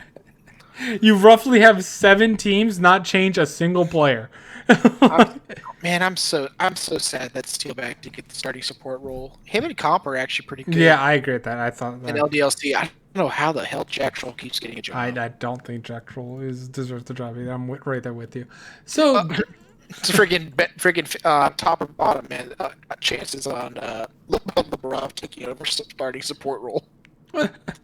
Probably slim. Probably. Yeah, knowing Vitality. Yeah, Jack Troll's there for life. Yikes. There. All right. Yikes. So with that's already all the news. Let's just go straight into our power rankings. Power rankings. Yay. Oh my god. These power rankings. That's probably be the exact same. Maybe not. We might have a little bit of difference. That's true. I think there's one team in particular I might have rated differently than yours. Okay. So first up, my number 10 team is Vitality. Oh man, so is mine. Yeah, I think we've all seen those moves that they made. It was so tough. It was so tough to decide between them and SK. Yep. All right, so let's just say right now, my number 9 team is SK. So is yours. I think they both made moves at least, which to give them credit, like at least there's something, but it wasn't a lot being like there wasn't like, okay, we got this amazing guy, we signed this big free agent. But obviously you can't, especially in Europe. We talk about it being complicated in NA with the COVID scenario. Europe has a lot of different countries.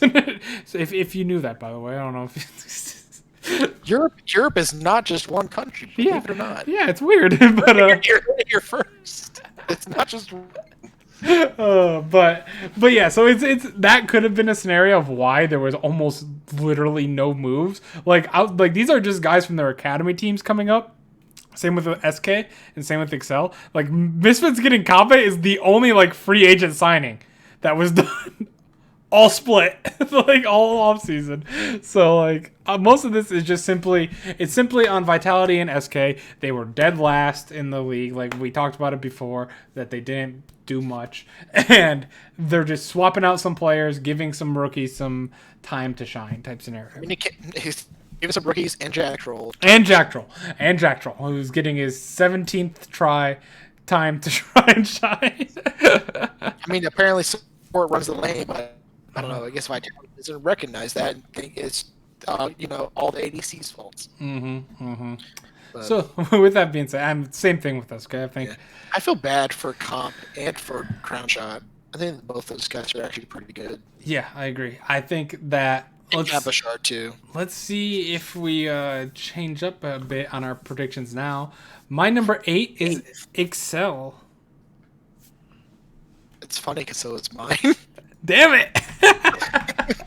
I told you. These are probably the same. Yeah. I think I'll probably start changing now, and then they'll just go right back to the same once you get to the top 4. Yep. Yeah, for sure. I think so as well. Excel, they did make the change. I did like the change. I've never been a big fan of Mickey. I'll be honest. You've probably known that if you listen to this podcast. Here we go. That's going to be a foreshadowing for the LCK podcast next week. Do you have APK's 10 already? Because I do. Wait. Oh man, I don't actually have them 10. Oh damn! Oh yeah, we got a difference. I seriously, I'm not gonna lie. I literally had a scenario in LCK just like I had in Europe, where I had these two teams. Like, I don't know, man. But yeah, so I think it's because T Dynamics had Kuzan, and I remember Jin Air, and I didn't want to pick them. that's fair. That's very fair. Patrick and Torre, they're good. They're the like carries on this team. You got a new top laner. You got a new mid laner. We'll see. I don't personally know much about them, so if this could be a scenario where I'm just wrong from like like that's happened before. It happens all the time. But it's one of the things where it's like the most you can draw from is EU Masters performances, like actual like regional league performances, and even then, that's no guarantee that that can actually translate to major leagues. Like you may have a player like Nemesis or Selfmade who were actually pretty big on the original Mad Lions when they played in like the EU Masters League before they got the call up, and they translated pretty well. But that's not a guarantee. Yeah, exactly. I'm pretty sure you also had like players in the French league like Aka who don't necessarily translate well to the pro level. Yep, I fully agree with that. So, yeah, so XL could be better, but I had higher hopes in another team very similar to Team Liquid, where there was a lot of drama on this team. But my number 7 position, I have SO4, who I initially had as they were one of the bottom 3 teams last split, but I felt like with a refresh and like hopefully like a better they was forgiven on the team for a bit, they basically rage quit the team and just left. Like the team was in chaos and then once he actually left, they actually started playing a little bit better. Actually, not Team Liquid. Let's compare it to CLG. I think it's a little bit better. I was actually going to make that comparison. It's like literally it's like they switched out Forgiven for NX and they switched out Crown for Pabelter, and the team just looked a lot better. Yes. Who did you have number 7? It sounded like you did not have that so far. Well, who do you have for number 6? I'm curious. For number 6, I have actually Rogue. Really? Okay, so we're actually very different. Interesting. Because I'm guessing it's 5, 6, and 7 are probably all interchangeable with each other. Because I'll go ahead and say right now, I have Misfits at 7th. Ooh, really? Yes. You're the Misfits boy. I know, but I think what. So I was too, like a year ago. I'll say right now, because I think what we saw.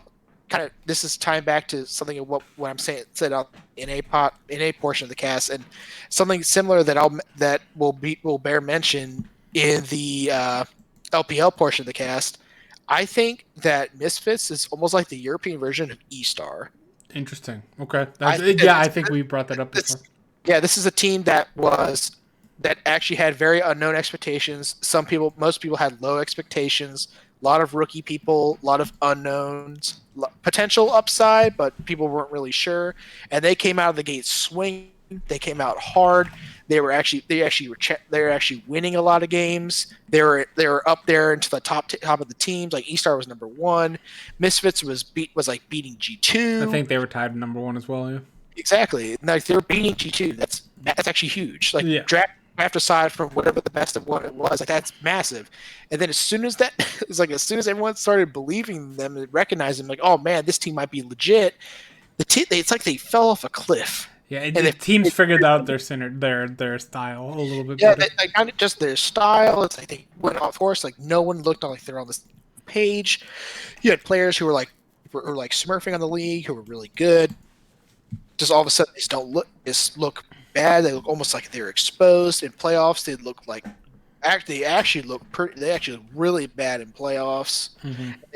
They kind of were just one and done and gone. Like it was not even it wasn't even close. So I think that it's one of the things where I think kind of tying back to like a team like Evil Geniuses in spring for North America. I think this is a team that peaked. I think that they got their time in the sunlight, in the spotlight, and as soon as the spotlight was on, they sweat under the pressure and then they failed. Interesting. I think that it's possible that with more experience that they are able to pull it together. What about Kabe joining? And it's like I said, it's possible that Kabe changes it, but I don't know if Kabe's presence actually changes anything more than what they had with Bivoid. Okay. I don't think Kabe is going to be like, you brought this guy in and he's just going to take over this game. Like, oh man, the entire landscape of Misfits has changed because Kabe is here.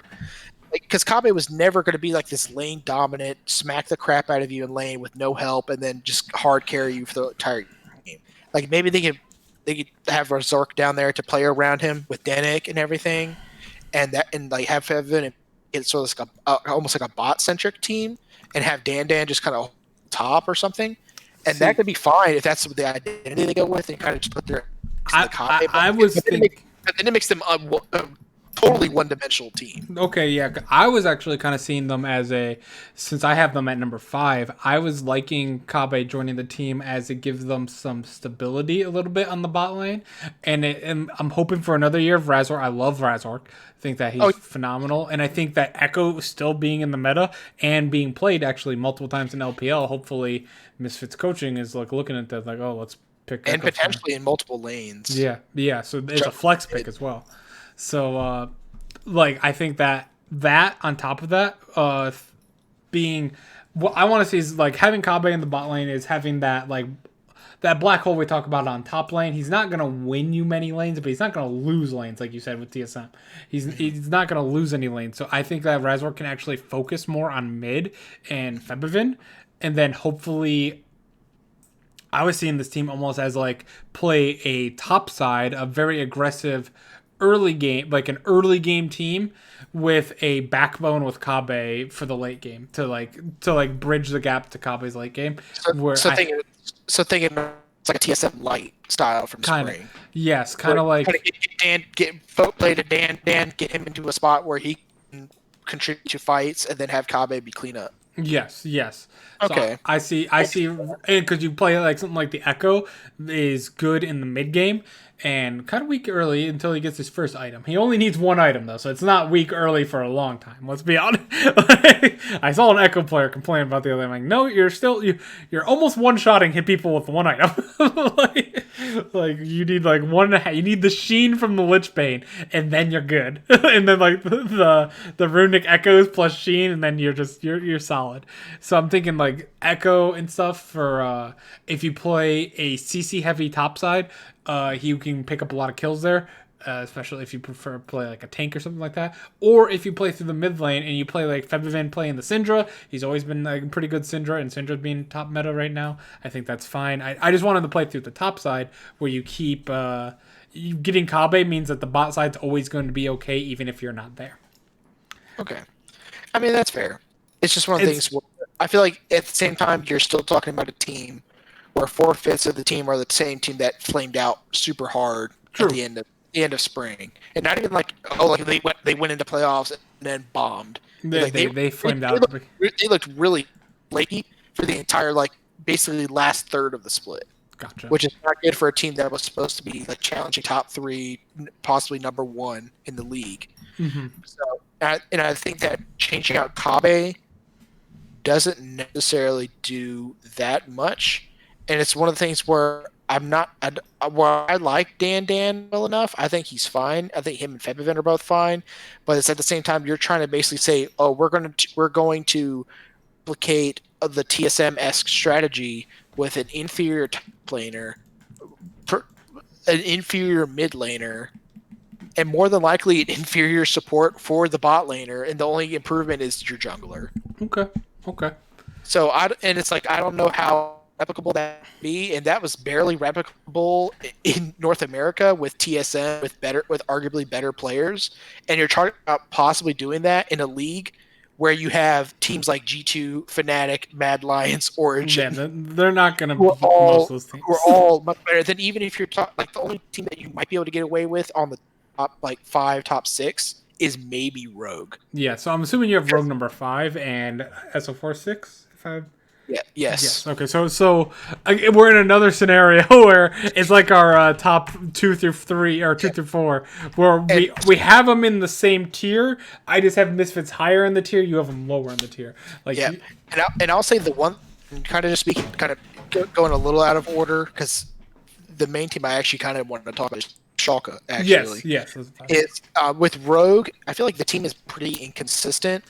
I feel like I agree. And that's kind of the big issue with me. I think Larson and Finn, and I feel like when they're on, they look really good. Inspired as well. I think when they're on, They look like a top 3 team when they're on. yeah, exactly. Their top side is great. Their bot side, I feel like I have like almost no issue with their bot side. I think their bot side is actually pretty solid. I'd almost compare it to like the 100 Thieves bot lane. I was literally going to compare Rogue to 100 Thieves, which is kind of funny. Yeah. Just from a marketing standpoint as well. Yeah, and it's similar because they have a very solid bot lane, the most stable part of their thing. The only issue is that like I feel like Inspired is like slightly more stable of a player compared to like if you try to compare like Finn to Someday or Larson to Ryoma. I feel like those two players are a little bit more stable than those two, but I feel that the highs are not as high. But it's like we've seen that Rogue can at least contend. They're basically, I'm saying like us seeing Rogue right now going into this summer split as the gatekeepers to the top. Okay. I do not see them. I would say not unless they can really surprise me and really clean up their consistency from their top side. I do not see them challenging the top 4 at all. Okay, I can possibly see them. This is a spoiler alert, probably for my number 4, but I can see them taking down Origin a bit with their. I'll say right now that's a spoiler because I have Origin 4 as well. So I think their explosive play when they're on because Origin is just so slow. They are the Gen G of EVU. They're just slow shit. They're good, but they're speaking slow. of what I was talking about earlier about matchups. Yeah. So that's the only team I can see them taking. That's the main issue. Gen G. I may rank them like above other teams, but then I can pick beat. I also know from that. I also know our top 4 is the same. Yep. It's probably fair. You could probably just fill it. Just go ahead. Yeah, I'll fill it in. I know. I mean, everyone's top 4 should. Chichi Fnatic, man. The only thing. Right, get over it. Yeah, the only thing that could be possible is putting Origin above Mad. I could see some like you're saying like maybe they just peaked in spring, but outside once you said Origin number 4, I'm like okay, he has the exact same thing. It's one of those things where I trust Mad a lot more than I trust Misfits. Yeah, me too. And it's like even if they peaked, I feel like this is the team that didn't change anything. Still looked good all the way up until playoffs, where they beat G2, then lost G2. Mm-hmm. And they were not gonna win that second series against G2. I think even at the time, I told you like there's a 0% chance they win the second series. And it's like unless they really peaked and they just drop off a cliff, they're talking about a bunch of rookies, a bunch of new guys, just giving them more time to play. Mm-hmm. Like the only thing I have an issue is like their top laner. That's it. Yeah. But speaking the main team, it's weird because I feel like the other teams almost don't really want to talk about. Fnatic is still good. Yeah, Fnatic's still fine. G2, they're a crazy ass team. It's like half the time I don't even trust them, but I feel like they're just strong enough mechanically to just get away with anything. Yep, and it's like the better, more refined version of that. Yep, the Fnatic, I'll say right now, top 10 team in the world. What are we talking? And, I'll say right now. Yep. Yep. I actually want to talk about, and I feel like SO4. Yeah, is Chocolate No Fear. I feel like they're a team that just like you mentioned with CLG. I feel like this is a team that has so much potential. Mm-hmm. I feel like it's like as soon as you saw Inax come in over Forgiven, the team just looked infinitely better. It was another way, like you said, you can even mention like even for the couple of games that Tactical was in over Double It for Team Liquid. If you want to do another one because it's ADC for ADC, rookie guy who hasn't been on the stage versus big time veteran who's a hyper aggressive like super carry type of player. It's a very good 1-to-1 comparison, even though like Inax played the rest of the split like Pobelter did versus Double If coming in after 3 games. I feel like this team has just looked. It's inconsistent in mid jungle. I feel like that's the issue for them. But their bot lane has been surprisingly good, and Odo Omne is like trying his damnedest to carry the hell out of this team. This dude is back. He must have had like spinal fusion surgery multiple times because of how often this team breaks his back for how much he's trying to carry them. Because he's tried so hard.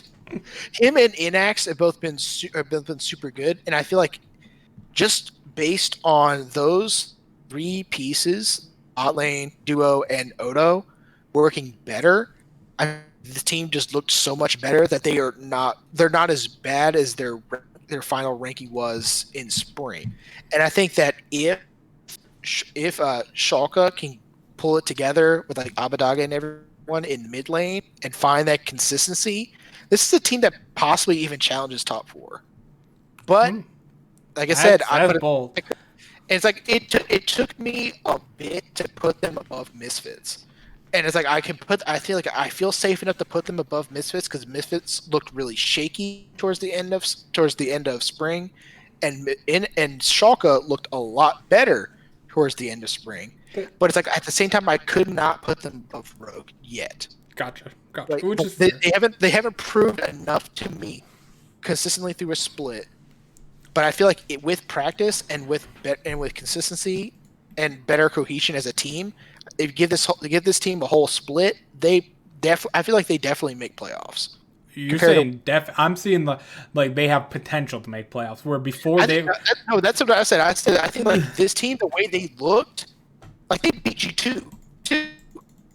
The same week that G2 lost to Misfit, Schalke beat them in X's first game with the team. And they beat, and it wasn't even like and people joked about like Misfits like they G2 into the comp and like they play like Sona top lane with Wonder or something like that. They played a much more standard comp versus Schalke, and Schalke smacked the hell out of them. Yeah, that game.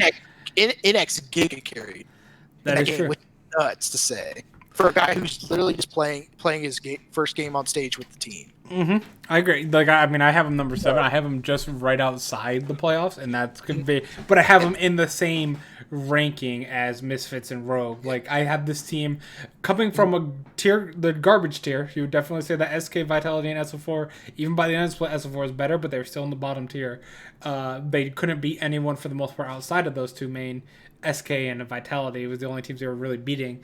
I think this team does have potential to possibly make playoffs. I think they're very CLG like where they're coming from like the last place of the like one of the worst teams in the league to a possible playoff team if everything goes better this year. Like, so we'll see. Let's see. I'm actually kind of curious to see your predictions as well for this. I mean, I feel like that's fair. Like I said, I think I just have more faith from what I've saw, and maybe it's just I liked what I saw from them. So it's I guess it's also a Team Liquid sort of thing where I feel like I had faith from what I saw from Team Liquid with Tactical in. I had faith in Schalke from what I saw of them with NX in. Okay. And it's like I have faith with CLG, a little bit of faith with CLG with Pobelter in. And Pobelter was like, everyone on my team is inting except me. Where it's like literally if you look at Schalke in this case, it's not like everyone on my team is inting except NX. It's literally everyone on my team just looks better. Except for maybe Abadage. He's like the only thing. It's one of the things where I feel like this team, low ranking, yes. I feel like this team makes playoffs this way, barring a massive, massive upswing from teams like Excel, SK, Vitality. If one of those teams goes crazy, and they jump up, maybe.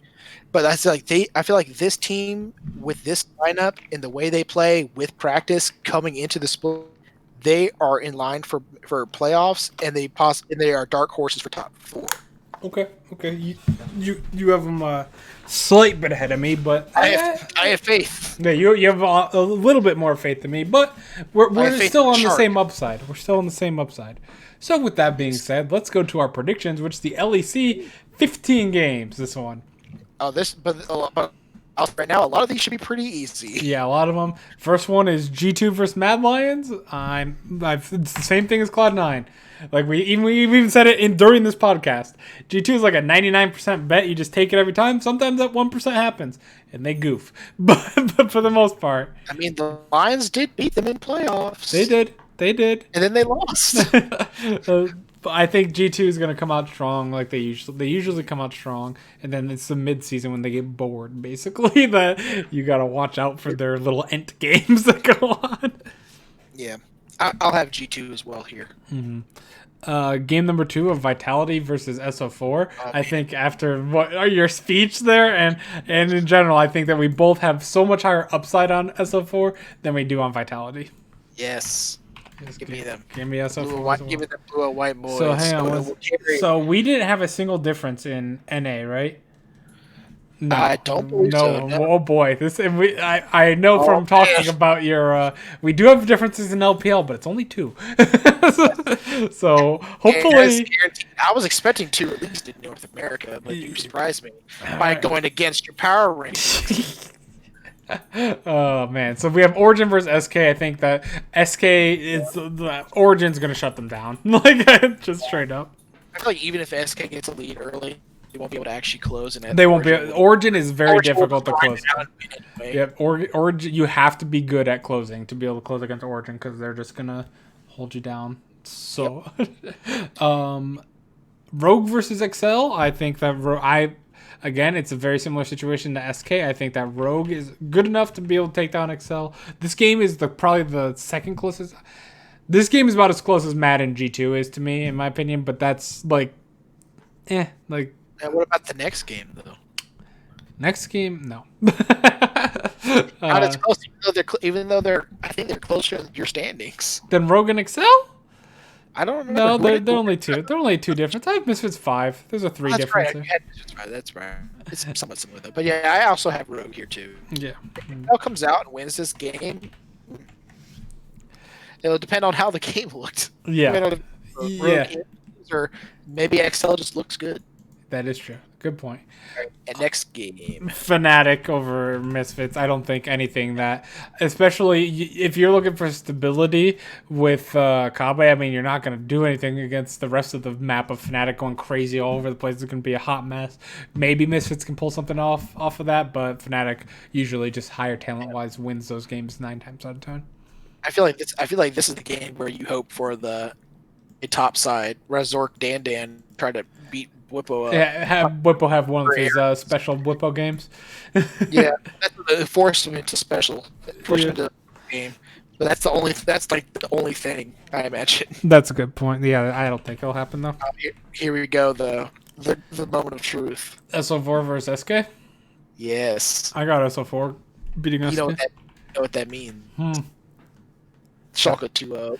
Schalke 2-0, yeah, it does. Schalke first place. Mm-hmm. Schalke would be in first place at this time. Very similar to SK and Vitality. Yeah, so this is very good. This is Warm it up. On a more serious note, I actually like this a lot for SO4. This is why I picked them to win these 2, is that if they win these 2 as well, this gives them a lot of confidence to go into their next matches. If they lose, I'm really worried. If they lose, I look boosted. Yeah, you do. Because these 2 games are must-wins for them, in my opinion. It's like when CLG comes out and plays freaking Immortals and loses. It's like yikes. After all the faith I was spouting, that was the fail on my part. Rogue versus Misfits. This is the game. Here we go. This is the debate. This is a tough one. I'm gonna go with Misfits in this game. I'm with my power rankings. Yep. I have Rogue. All right, we got a difference. We have a difference. It's better. That's 100% more than North America. Oh man. There we go. That's gonna be the battle. The B tiers. I'm just worried about Rogue versus Kabe. There's just something. I just feel like Rogue is gonna go like cold or something like against. Hansama? Oh, that's right. I forgot Hansama's the old Misfits 80 carry. Yeah, he is. Oh man. It's even better when I win. But Hansama's aggressive, and I think Kabe can hold him down, like make it so he doesn't win the lane and snowball as hard. And usually when Hansama snowballed is when Rogue was winning a lot of games as well. But this is actually an interesting match. Yeah, I'm actually pretty excited about this one. Larson versus Fabvin. It's weird. It's almost we have them very close in the power rankings. It's a good tier. It's what we call like wrestling terms. It's a solid mid card match. You're not talking 2 title contenders fighting each other, but 2 guys who are middle of the card guys. The next 2 games, I'm sure we can go over pretty quickly, unless you have an upset here. Mad and Fnatic. Mad over XL and Fnatic over Vitality. Yep. That's pretty safe to say. Yep, pretty.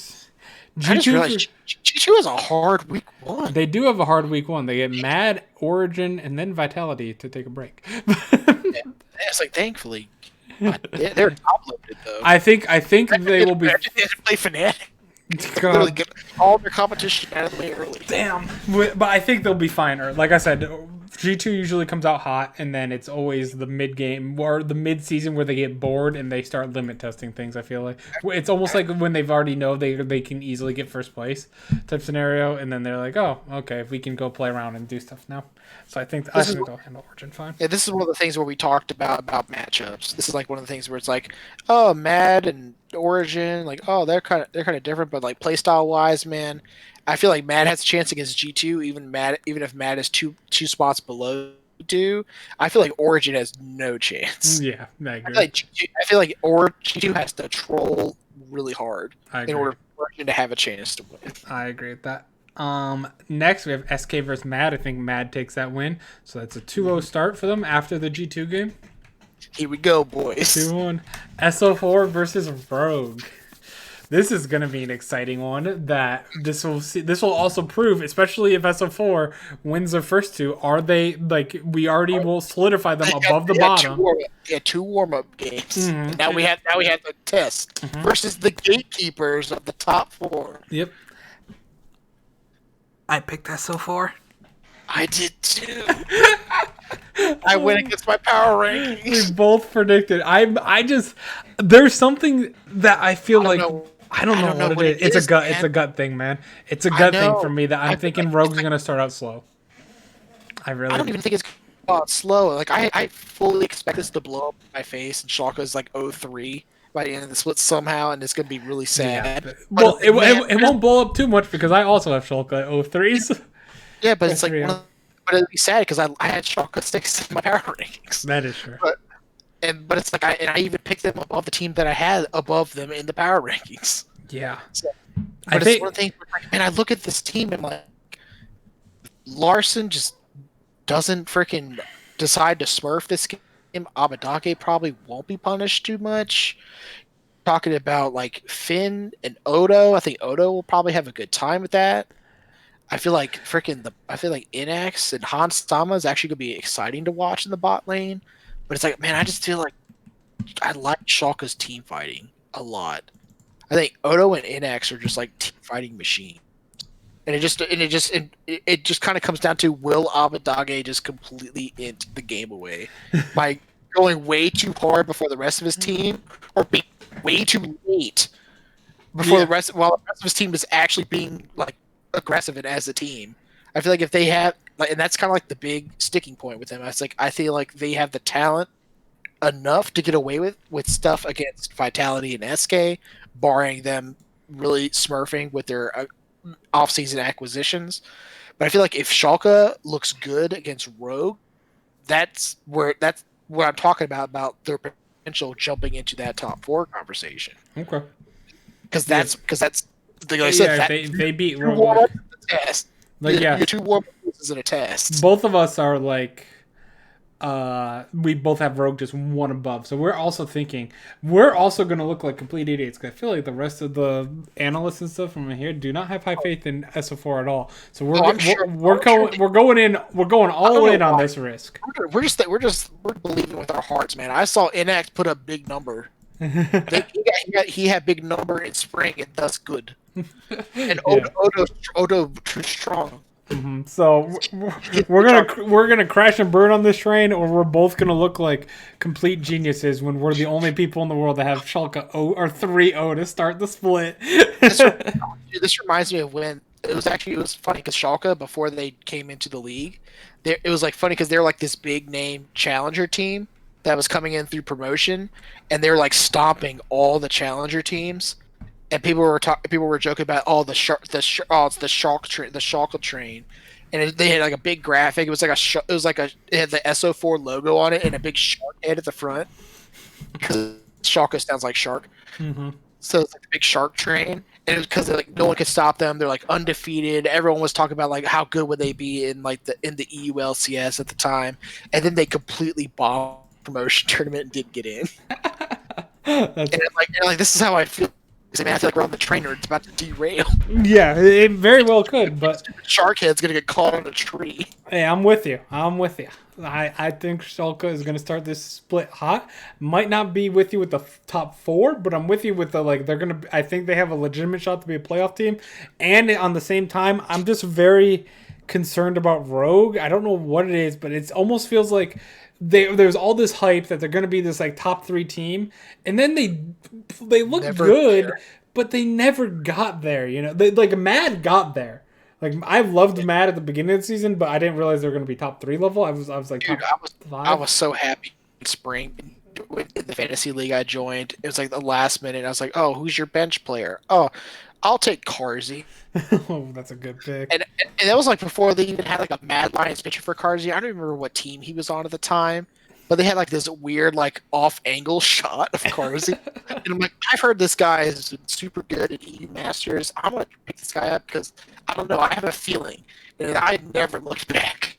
That dude was a fucking point monster in fantasy. Mm-hmm. Speaking of which, man, oh my god, fucking Rogue, they're so inconsistent. That's the problem. That's it. They're basically just a worse fanatic. Yeah, kind of. You're right. They're literally just a worse fanatic. They can be so coin flippy between their solo laners being inting and useless, or just smurfing on people, and their bot is just kind of good and stable. Yep. That's okay. So let's get on with the final 3 picks. Origin versus Misfits. I think that Origin will be able to handle Misfits, even though I have Misfits number 5. They're pretty close. I think they're in a different tier than Origin. I think they're in a lower tier, and I think that by Kabe playing slow in the bot lane, just give me upset any day of the week over Kabe personally. So I think that's yeah. I also have Origin for this. Mm-hmm. I feel like this is again another test game. Like you're talking about Rogue and Schalke. That Origin Misfits is literally teams like right there. Yep, that's a good point. Not necessarily for my power rankings, but that's one of the things where Misfits wants to prove that they deserve a spot in the top. This is the team to beat. Okay. If Schalke wants to prove that they deserve a spot in the playoffs, Rogue is the team to beat. Yep. And then I already moved G2 versus Vitality. That's and Fnatic versus Excel. Yeah, let's just move that one as well to Fnatic there. I think those will be easy picks. I was like, man, freaking Excel has it rough facing Mad Lions and Excel. Yeah, that's. And then Vitality has to play for Fnatic and G2. Yeah, there's going to be a lot of, according to us, there's going to be a lot of 3-0s and 0-3s on this beginning, which is kind of, G2 Fnatic and Schalke. Yeah, that's what we all have, actually. Oh, yeah, let's go. I'm up with that. I think Misfits will be, oh my god, Misfits will be 0-3. Oof. See, I have that's a big oof. Yeah, I have Misfits 1-2 to start. See, so what we're saying is Misfits is going to be 0-3. Depending on who gets that one. Hey man, that's true. My beginning of LEC never works out for me. It's always the middle of the split that I turn it on. All right. So with that though, I think that will be the end of the LEC podcast. I'm pretty sure. So we're big SO4 fans. Despite more games. Yeah, 15 games. A little bit shorter. We still almost won an hour. It was about about 45 minutes still, so that's fair. I appreciate that. I feel like the North America podcast went for an hour and 45 minutes. Well, it went for an hour and 30 minutes. So that was close. Mm-hmm. Literally double the time at the LEC podcast. Yeah, it was. But with that being said, let's move over to the LPL now, because we normally would go to the Wildcard for this for a little bit of just a fun break almost, and just a quick update, and then go to LPL and then LCK. Break where Will does all the talking. Yeah, pretty much. And Ryan goes to get water. I like this team's logo. I think they're nice. This is for Kaboom meme. Yeah. Because I'm a Cloud9 fan. I like Kaboom. So basically, we're gonna do LPL now, then wildcard after, because we won't be doing the LCK till next week. But then next week it'll be all set. So if you're joining from the timestamp that I'm gonna put on the video eventually, because I wrote it down this time, so it'll be easier to find. Welcome to the LPL portion of the podcast. I still have the power rankings from our preseason. I put Ryan's in there as well. They're very similar for the most part. I think that this was a rough week for me. It started out 2-0, and I got I thought a pretty decent upset at the beginning. I picked Team WE over EDG to start, and they had a terrible first game, looked god-awful, and then they looked god-awful in the first 20 minutes of the second game against EDG. I'm like, what have I done? But then they turned it around. They won a few good team fights, then won the third game right away. Yeah, and then EDG completely entered the third draft. Game number 2 was Sunning versus LNG. Don't watch it. Please don't. If there's anything I can suggest to you, don't watch this. Watch that series. It's so. Oh my god. Such a boring series. This is from an NA fan. Like people joke on me for watching America play, but oh my god, I've seen good play from Chinese League and from LCK League, from North America, Europe. That's not it. You deserve better. You deserve better than this. I mean, I survived through freaking Dignitas versus Renegades in North America. That's literally a meme. That is a meme of a game. That's literally a double execute from a turret, and then 2 people got executed on Rift Herald off the team. I saw that live. and this, like, because that was at least funny. Yeah, at least you had the funniness with it. This was just boring. Boring and nothing and bad. Yep. Like it was like you're talking like people joke NA mechanics, NA this, NA that. This is hoof. Yeah. You would have told me that this was like freaking like the Challenger League in Brazil. I probably would have believed you. But I feel even then I probably wouldn't believe you because it was nothing happening. Yeah, there was literally, it was just every game was like there was like 1 kill by 25 minutes. I'm like, what the hell am I watching? This is the LPL. We joked saying that both these teams should be kicked out of the league. They should be investigated and removed. There's 17 teams in China. We can do without 2. Yeah, exactly. But speaking of 2 teams, the 2 teams I had in my power rankings at 16th and 17th, I would like to formally apologize to V5. I didn't know. They recruited a legend on this team. They interchanged 4 people, but just from V5 going 132 last split, I'm like, I need to see something. I saw something. Yeah. Granted, this was against DMO, who I have as my second worst team. Definitely should have been the bottom team, because the issues I pointed out with DMO to put them in 16th and put them as bad as they were the fact that top lane natural. DMO could have won that first game. That they were 11k behind in game 1, and Victory 5 really did not deserve to win. That sounds very weird saying it like that, but if you watch that game, Victory 5 just falling apart. Oh my god, it was so bad. It was so bad. And then Natural just overextended and cost his team the game. Surprise to no one. But the bot lane. Unless you're a CG fan, then you're never surprised by anything. Yeah, the bot lane for DMO. Shoot, let me bring it up. I'm totally blanking on their names at the moment. But the new bot lane that I was really worried about, because I'm like, Gala and Mark were very solid players that like hold you down. From what I saw, it's only been 1 series, to be fair, but I mentioned this to multiple people. There you go. Helper, not terrible. Mitsuki had one of the worst performances I've seen on multiple champions. By the way, shout out to Strafe. I was able to pull up the game immediately and check the player roster. Nice. That's actually really good. But yeah, I actually don't mind Twilla. I know it's like a meme. Like, people think he's bad because he plays like Lulu. He plays stuff like Lulu Karma and stuff like that. His Cassiopeia is sick. Like, it's good. I've always thought it was good. And he was bringing back the team pretty much single-handedly. However, Natural played okay in lane and then terrible late game. He's never on the same page, which is the story of his career. He's on that same ladder as we talked about earlier during the NA part of this podcast with the Ruin, the Shy, all of them. He's on that same ladder, and it's just not good a lot of the time. Zhao Peng looked awful on Graves. Helper didn't look bad. Mitsuki had one of the worst. Like, I even said, you could have put me in. I still believe you could have put me in as Nautilus, and I could have performed better than what he played on Nautilus. And I'm only a Plat 3 Nautilus player.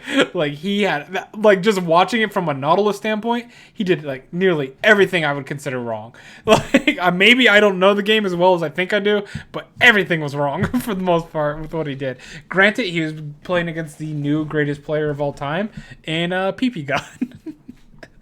New Victory 5 support. We had the retirement of a legend in Uzi, only to be replaced by a new living legend. Yep, and let's be honest too. It was Wei performed pretty well as well. Former on Sunning replaced Hacker, and I did not like when he replaced Hacker. If you remember that at all, I was actually really annoyed when Sunning kept replacing him with Hacker. I'm like, what are you doing? He's not better, but he performed pretty well this time, and Mole also stepped up. And to be fair, Sam D also looked really good, who no one thought was starting. Everyone assumed it was going to be Y4 starting for Victory 5, and they're only going to have 3 new players. But they started Sam D, and it showed up a massive. Like, he had some of the best performances out of anyone. And then, of course, PP God, the new legend of this podcast, along with Big, and is just... I mean, what are you going to do? Friendship with Big ended. Now PP God is my best friend. But the friendship with Big has not. The friendship with Big has not ended. But that's the meme. We gotta live the memes. That's true. But yeah, Victory 5, in all seriousness, looked like a good team. Speaking of minor replacements that you think would make that much of a difference, and yet somehow it just makes a massive team-wide difference. That was true. They just looked good in general. It was against DMO, and their bot lane was worse than I thought it was going to be. For the like when I was like, Gala and Mark aren't there. Oh no, because Natural still did the same thing with Natural. Like Gala and Mark with a rock for when Natural went to Ented, you had something to back up to. You didn't really have anything to back up to at this point once he went and Ented. Dude, this is literally, like, you're talking about Victory 5. They just got, like, freaking twice as many wins as they did the entire... Yep. 1-32. Last split, 2-0 this one. And they looked good. They looked good. You can say against this, but, like, this is a game, this is a set they wouldn't even win last spring. That is true. I mean, absolutely, they didn't win any sets. That's already huge. That's big for them. Yeah, I agree. I'm pretty excited about this team. Like... Yep. I'm worried that it was against DMO, and DMO is worse than I even thought, and I had them second last. But like, let's see. You know what? Anything was an improvement for Victory 5. Literally anything. Them winning the first game was an improvement on the year already. Like, they could, if they went 0-32 after that, I'm like, well, at least they tied. Like what they did last split. So winning can't be worse. Literally winning the first game of the series, I'm like, they've already tied their last split. Like they can do no wrong now for the rest of the split. That is how low expectations there were for this team. That's what happens, man. Sometimes you have to reach your lowest point before you can begin your climb to the top. Yeah, I agree. World, baby. And get on the train. Or get the hell out of here. Hey, and we'll see, because with LPL, there's games every day, so we get to watch them already tonight in a few hours, actually. But yeah, so that's what happened there. So I'm totally fine. This was a coin flip. I'm totally fine with this loss. I didn't realize Victory 5 was going to be that amazing coming out, and DMO was going to be that bad. I'm totally fine with that loss. I don't think anyone predicted that. This one, I'm very upset that I flipped right before the podcast. There were two games I flipped. That's why I was surprised I had a better record than you in the first 6 games. Yeah. Or 6. Yeah, there were 2 games I flipped right at the beginning before the podcast went live. And I went 1-1, so it doesn't matter. I flipped. You gave up on them, man, when Uzi retired. I cannot believe it. Well, this was my thing. I was actually thinking, I got baited by Reddit here, okay? So... Okay, no, you can't blame Reddit. No. Let me explain. Team WE, I had EDG. I flipped it to Team WE. I just had that gut. I was feeling good about Team WE. Sunning, that was easy. DMO, I didn't know anything about Victory 5. I mean, you literally said, "Oh, it's Victory 5." Yes, exactly. OMG, I thought, or RNG, I should say. I saw a post on Reddit about Uzi's final 5 solo queue games as a pro player, and he was playing a bunch with Ming, and I'm like, oh shit, like this was a last second thing for RNG. This wasn't like a thing like, okay, they're gonna retire. I thought like maybe like this came out like they got like almost like a doctor like test, like a doctor test. I sound like I'm 5. I got a doctor test and he said it's okay. You know what I mean though? Like they got some results back. Like a second opinion. Yeah, and it wasn't good. And like that was like I'm thinking like the week before the season, they've been prepping for Uzi to start, and all of a sudden nothing started. By the way, popped off in every single one of those solo games, which makes me so sad still that he's gone. And it's not like I love Betty. Like you guys know my Flash Wolves reception. Oh, we know how much you love Betty. Yeah, we know how much you love your Flash Wolves. Exactly. So it's not only that, like it's not like I'm like, oh god, Betty sucks. I just thought at the time after seeing that Reddit post, I'm like, they haven't been practicing as much with Betty. Let me give them a few like weeks here before that. And OMG just did not look very good. And Betty gets a pentakill, you know? So hey man, sometimes you just get the energy. That's like the spirit of Uzi takes over. Yeah, so I initially had RNG. That Reddit post made me worried that they were playing fully with Uzi in every scrim and everything like that. Which we still, I guess, don't know. Maybe they were. But it didn't matter is basically the point of that. like I took it as like, oh, they're gonna be a little rusty because maybe Betty wasn't playing as much, but no, it was fine. And OMG did not look really good at all, and that's kind of depressing. Yeah, I mean, I did have OMG as 10th in my power rankings. I had him 9th. I had RNG as 8th, so it works. Hey, I had Team WE 6 and EDG 5, and it worked to pick them. Hey man. We're not going to talk about my Vici pick, but it looks like it'll work out, my guy. Yeah, that's true. We'll see though. Then Sunning goes and beats Team WE in the next game, and you know it's just Sunning. It's just Sunning. I hate it so much. Look at this game. I'm like, yes, I'm justified by keeping WE this low. Yeah, and WE everyone's so on board with this team. And I know this team's not going to be that good. I'm still kind of on board because I'm not. Fuck them.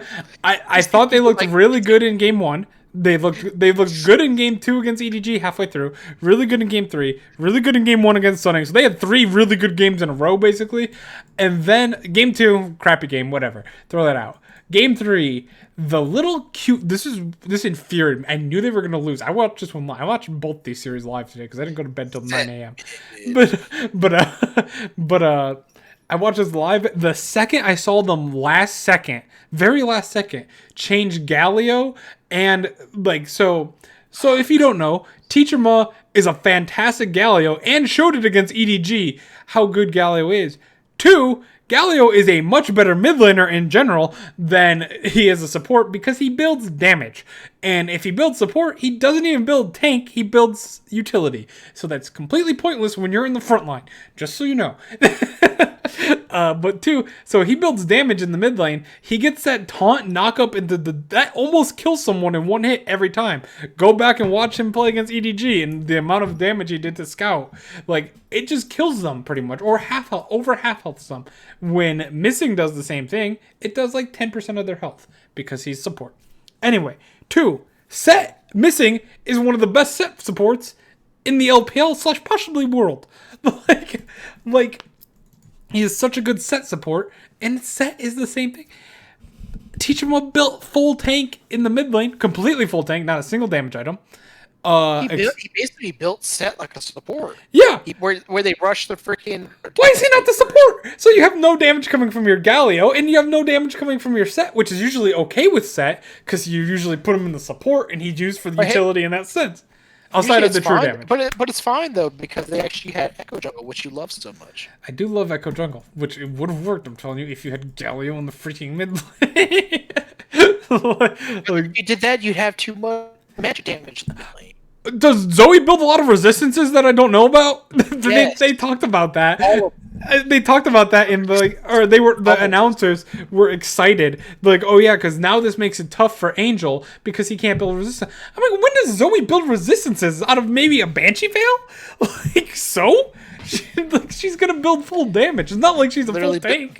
build Banshee's Veil, Winds of War, just pops immediately. Yeah, exactly. Like, I was so mad. I was so mad about this. Just throw the Winds of War back to where she is. I actually only watched bits and pieces of BLG versus Vici Gaming on my phone because I had to just go lay in bed after this WE series. I was that furious with that. I don't blame you. Because I guarantee, I know it's, you can't obviously guarantee, but personally, I fully believe WE wins that series if they don't make that trade at the last second. How much do you think that they actually that and they meant to trade it, but they ran out of time? No, they meant to trade it. I would laugh if that was mine. We won't know because that's my only issue, sadly, with like LPL. I don't know. You don't know. And it's one of the things where I was thinking about like the matchup, like all that other stuff. But it's not even a bad matchup for mid. Yeah, Galio into Zoe. Galio can wave clear and then go. He literally is meant to be anti-mage. Yeah. He has that denies magic damage. It's just your player plays Galio better, and your support plays Set better. Just put him on the freaking champions at this. We could just talk about freaking game 2 where they look absolute garbage. That was true. That's why I threw that game away. They just look god awful. I didn't even like the Aurelion Soul pick, but freaking their bot lane was just getting their shit kicked in. It was really bad. Yeah. It was like dumb bad. Like not even like they were just getting beaten lane. It was like they were getting caught constantly in rotation. Yep, that's what I said. I threw that game. That one was just a terrible game for W. That's almost like a game where you almost don't even learn anything. It's that bad of a beating. You just throw it away out of your memory. Go next. Type scenario. So anyway, go next. Of course, Sunning wins, and of course, Sunning is the #1 team in the LPL right now because. Hey. But then Vici Gaming, I had Vici and Billy right like next to each other, and I just had Billy. I thought it was a coin flip. No, Vici kicked their ass, and I think that was. And it wasn't even close. It wasn't close. It wasn't close. Oh my god! I think Billy is much worse than I realized. And I looked at it, and I was like, wait, Leon wasn't even playing. Yeah. Unless he name changed and I forgot. No, he didn't. But I'm pretty sure he didn't. No. But man, it was not close. And the thing is, with all I've heard from behind the scenes stuff from Billy, I didn't realize it was that bad.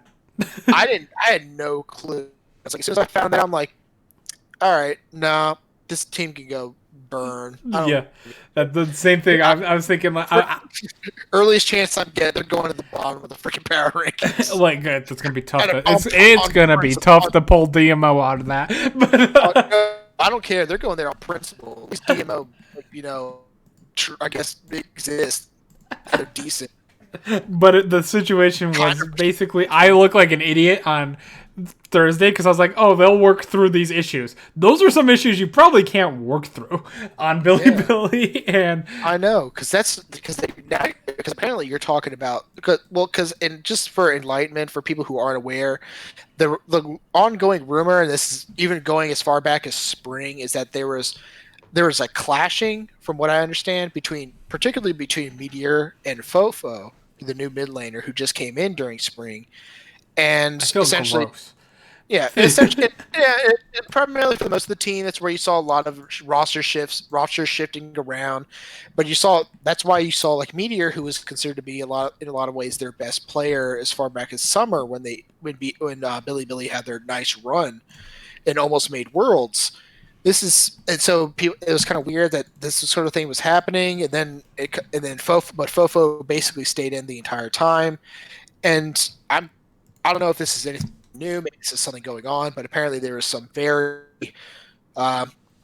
very interesting comments made by Fofo.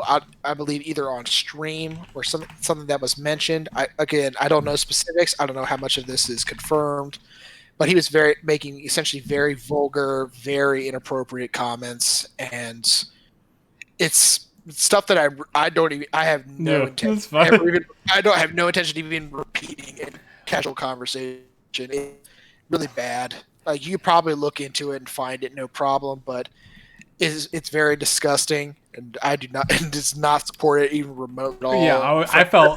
I literally felt gross knowing how much I've supported Fofo, as you know, through this Yeah, podcast. I'm like, and I feel like an asshole now. it's one of the things where it's like you saw him at Worlds and like he was fine with J Team and he was really good and like, oh, this is interesting. He's a good player and he's showing that like Taiwanese players like they're legit too. And it's like, and then all this comes out. I'm like, man, now I'm both disgusted that he can even make a comment, even if it was a joke. It's a sick joke. It's not even remotely funny.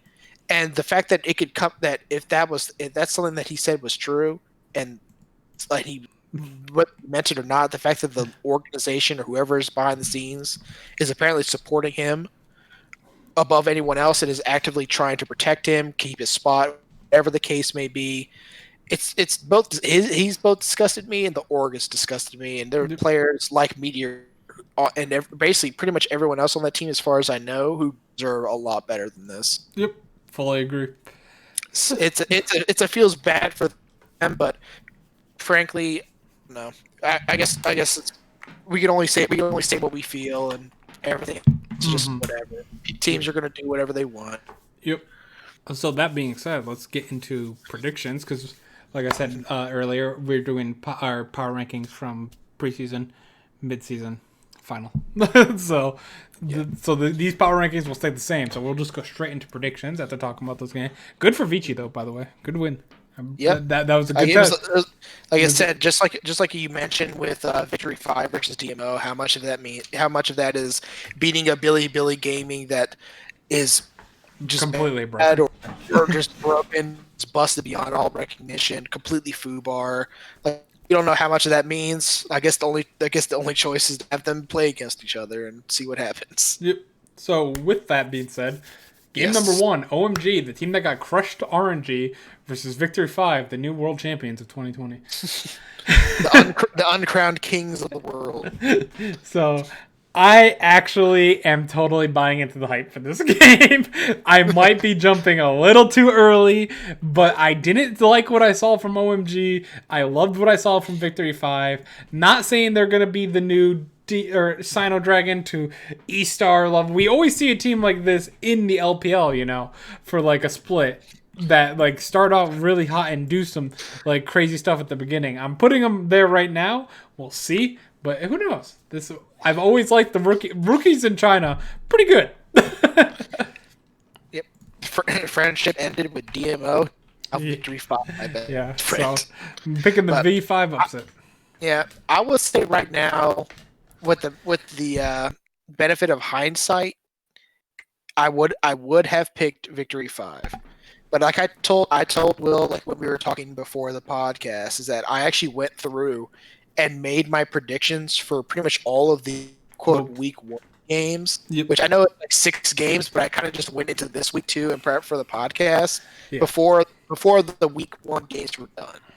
And in that time, I kind of just went by like my power rankings, my expectations. I was a fool. I was blind to the glorious nature of our Lord and Savior PP God, the support supreme.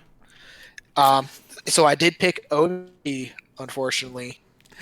He's rooting. You know who he's rooting for tonight. My heart is clearly with Victory 5. Victory 5 are basically the Schalke of China for me. I'm totally on board.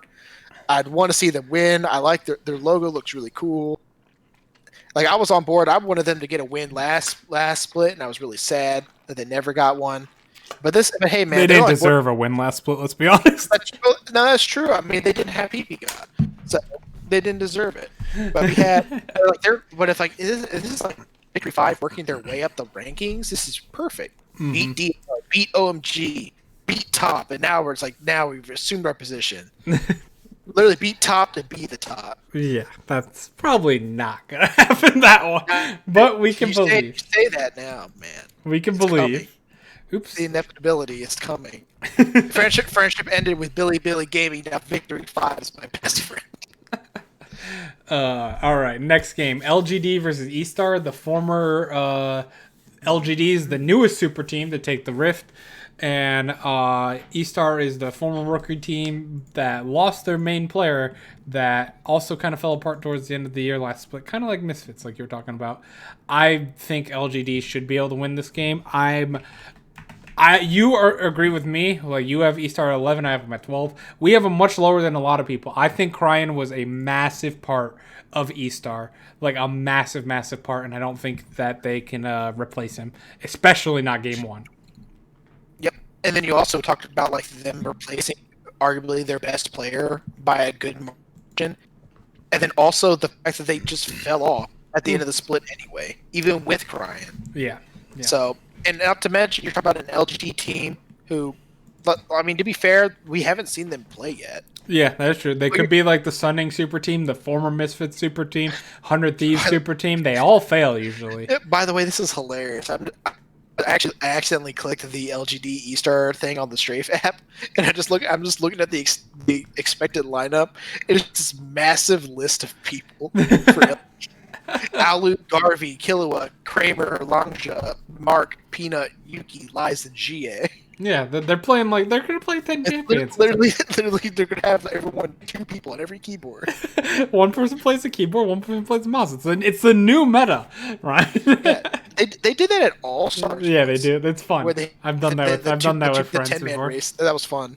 I've done that. With Beerson and Faker, they were Baker. But yeah, I think that LGD has a lot of upside with their names. I feel like they could be a little coin flippy as well. But I think that like you have players like Longja, Peanut, GA. I think they're all going to be perfectly. I think they're all going to be perfectly fine, and they'll handle E-Star, especially if E-Star is trying to find themselves. I think E-Star could probably punch them, maybe force them into those 50-50 coin flips where LGD's players can maybe fail, and E-Star can kind of prey on that. But I feel like LGD still has just somewhat better name value and probably a bit more experience as well. Yep, I agree with that. However, I mean, I had LGD 7th and E-Star 11th, so it's a nice big gap. My power ranking them.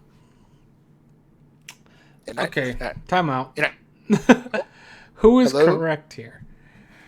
What? I have a cough still. But Fun Plus Phoenix versus LNG here. Fun Plus Phoenix versus LGD here. What? What the hell? I mean, I'm looking at. I've actually been following the app to try to follow the games. It says Fun Plus Phoenix versus LNG. Yeah, I think it's LNG. I think this is just a double, like a copy wrong thing. I'm pretty sure it's LNG. You talk about that real quick. I gotta get water. I got something stuck in my throat. Yeah, not a problem. So let me actually go ahead and pull this up to make sure, because that seems really odd if that's the case. But basically, I mean, we talked ad nauseum about Sunning versus LNG earlier. We saw basically nothing of value from this team at all. Anything good that came out of this team came at the cost of playing against Sunning. It was sloppy. It was just really out of sorts. There's a lot of mechanical errors, decision-making errors, and you're talking about them versus Fun Plus Phoenix, arguably top 3 team in the LPL, defending world champions, arguably a top 3 team in the world, a finalist at MSC, probably like the only one who was able to challenge top esports at the top.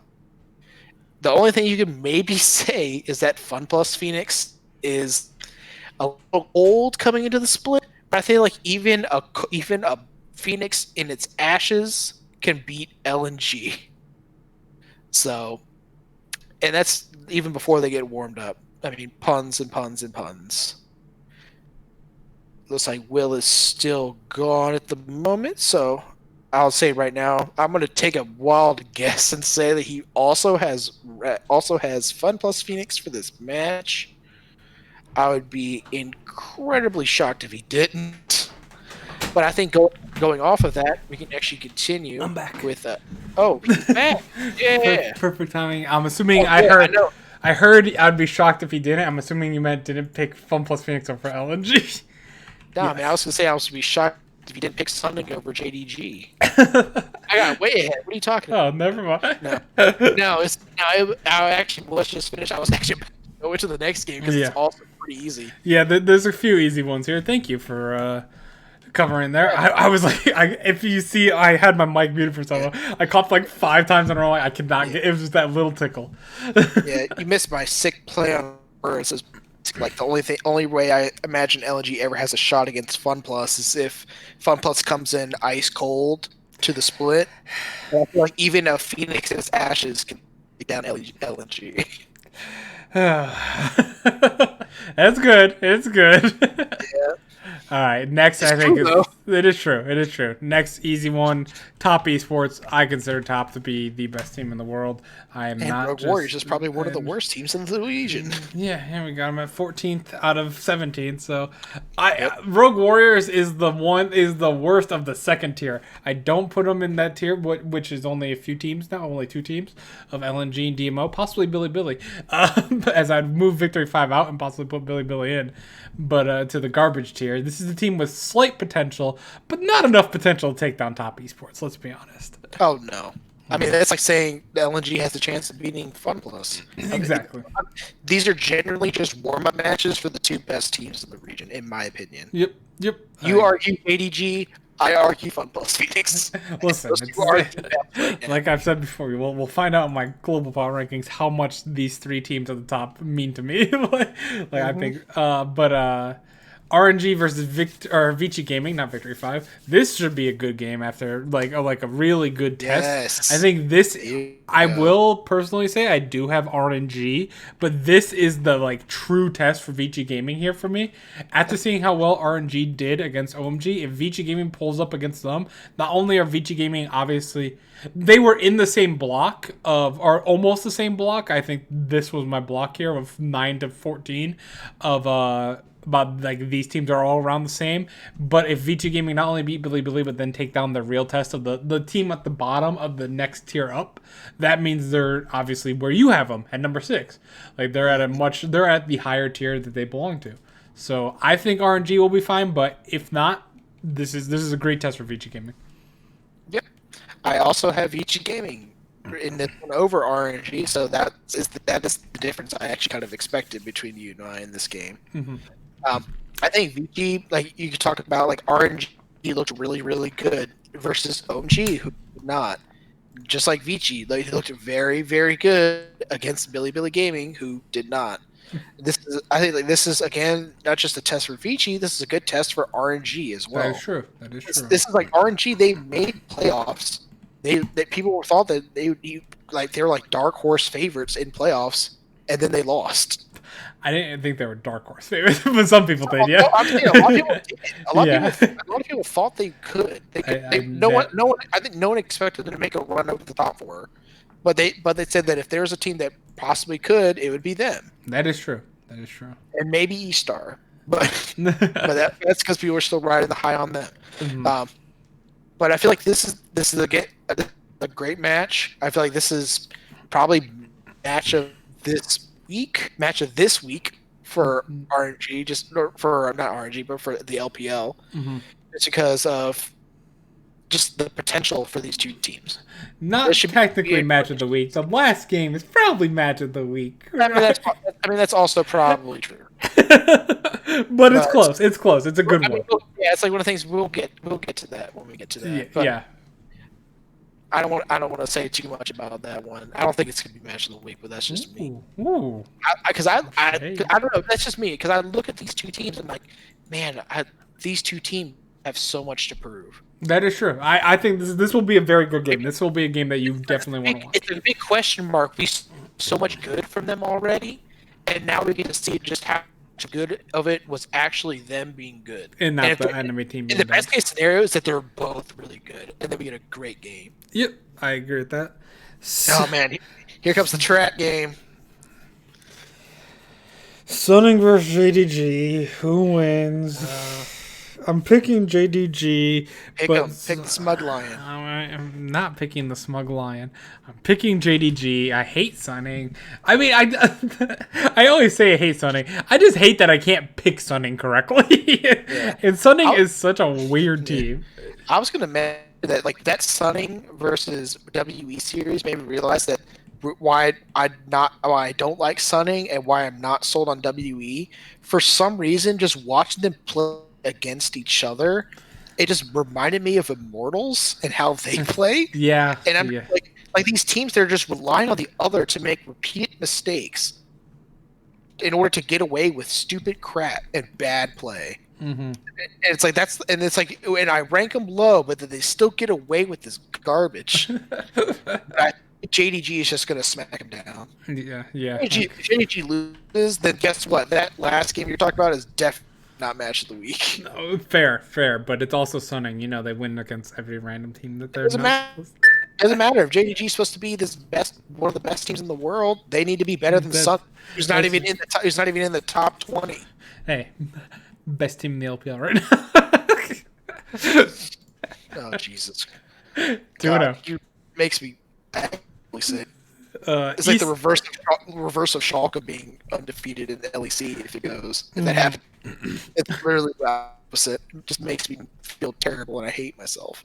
It's literally like when Immortals was undefeated. Yep, exactly. They can't keep getting away with this. Apparently they can. DMO versus E-Star. We have this is a tough test. I think this should be okay for E-Star. I don't believe they're going to be good against LGD, but from what I saw from DMO is very bad right now. Fine. E-Star should be. This should be a good building block for them to regain work as a team again. Yeah, the best part is if they look good against LGD, or if they even win that game, and then they come in here and just fine tune everything even more. Like that could bump them up. Yeah, I agree. Them finding a new form without crying, which is good. Yep, I fully agree. Team WE versus IG. If Team WE would have 2-0'd Sunning after their game 1 dominance and their dominance in game 2, halfway through game 2 and game 3 against EDG, I probably would have picked WE against IG here, to be honest, because IG. Let's be honest, IG's looked very bad. I guess the only defense I've had for them, I had it on Thursday, was they're playing against the top tier teams in the world. So maybe that's why they've looked so bad. Maybe they're not there yet, like the others. Which is hilarious. Former world champion. Yeah. World champion 3 years ago. Yeah.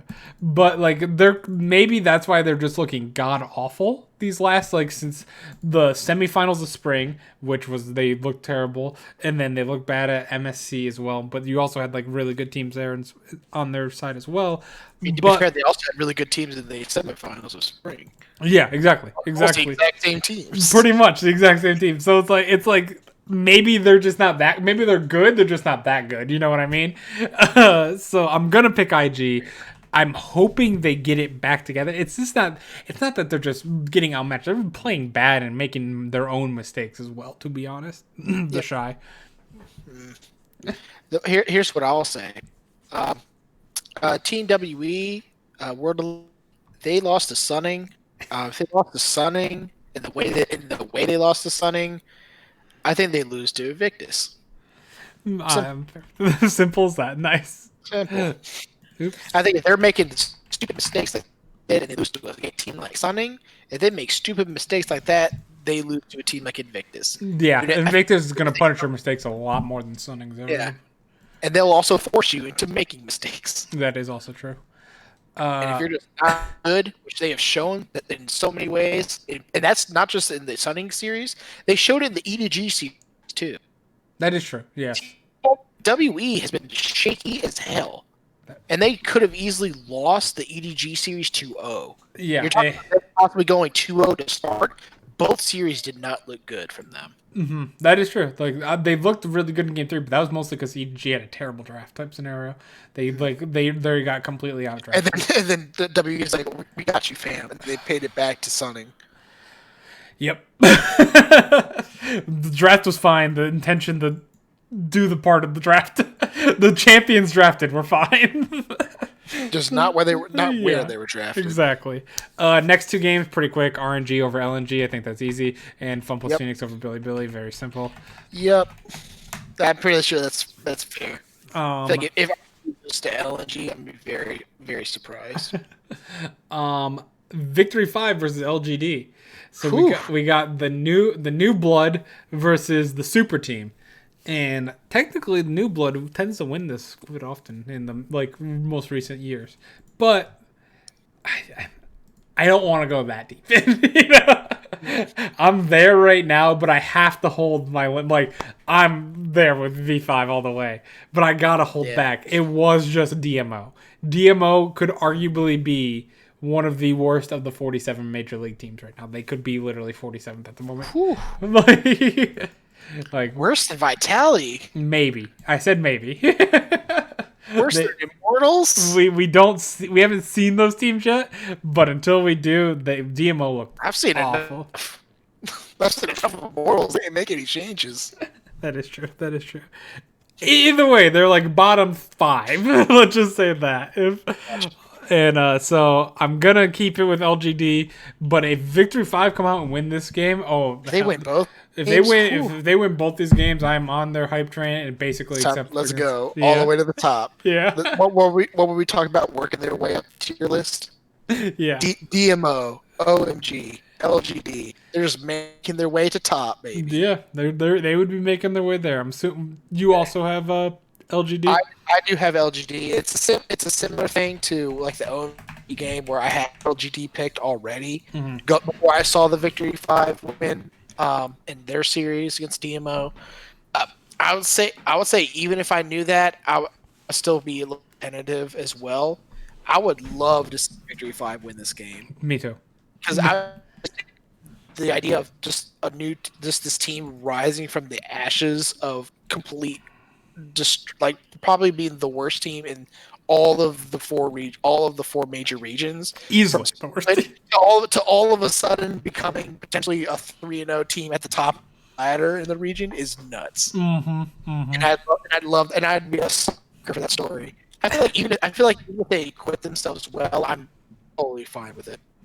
And I wouldn't be surprised if they just show up with a good form like they did.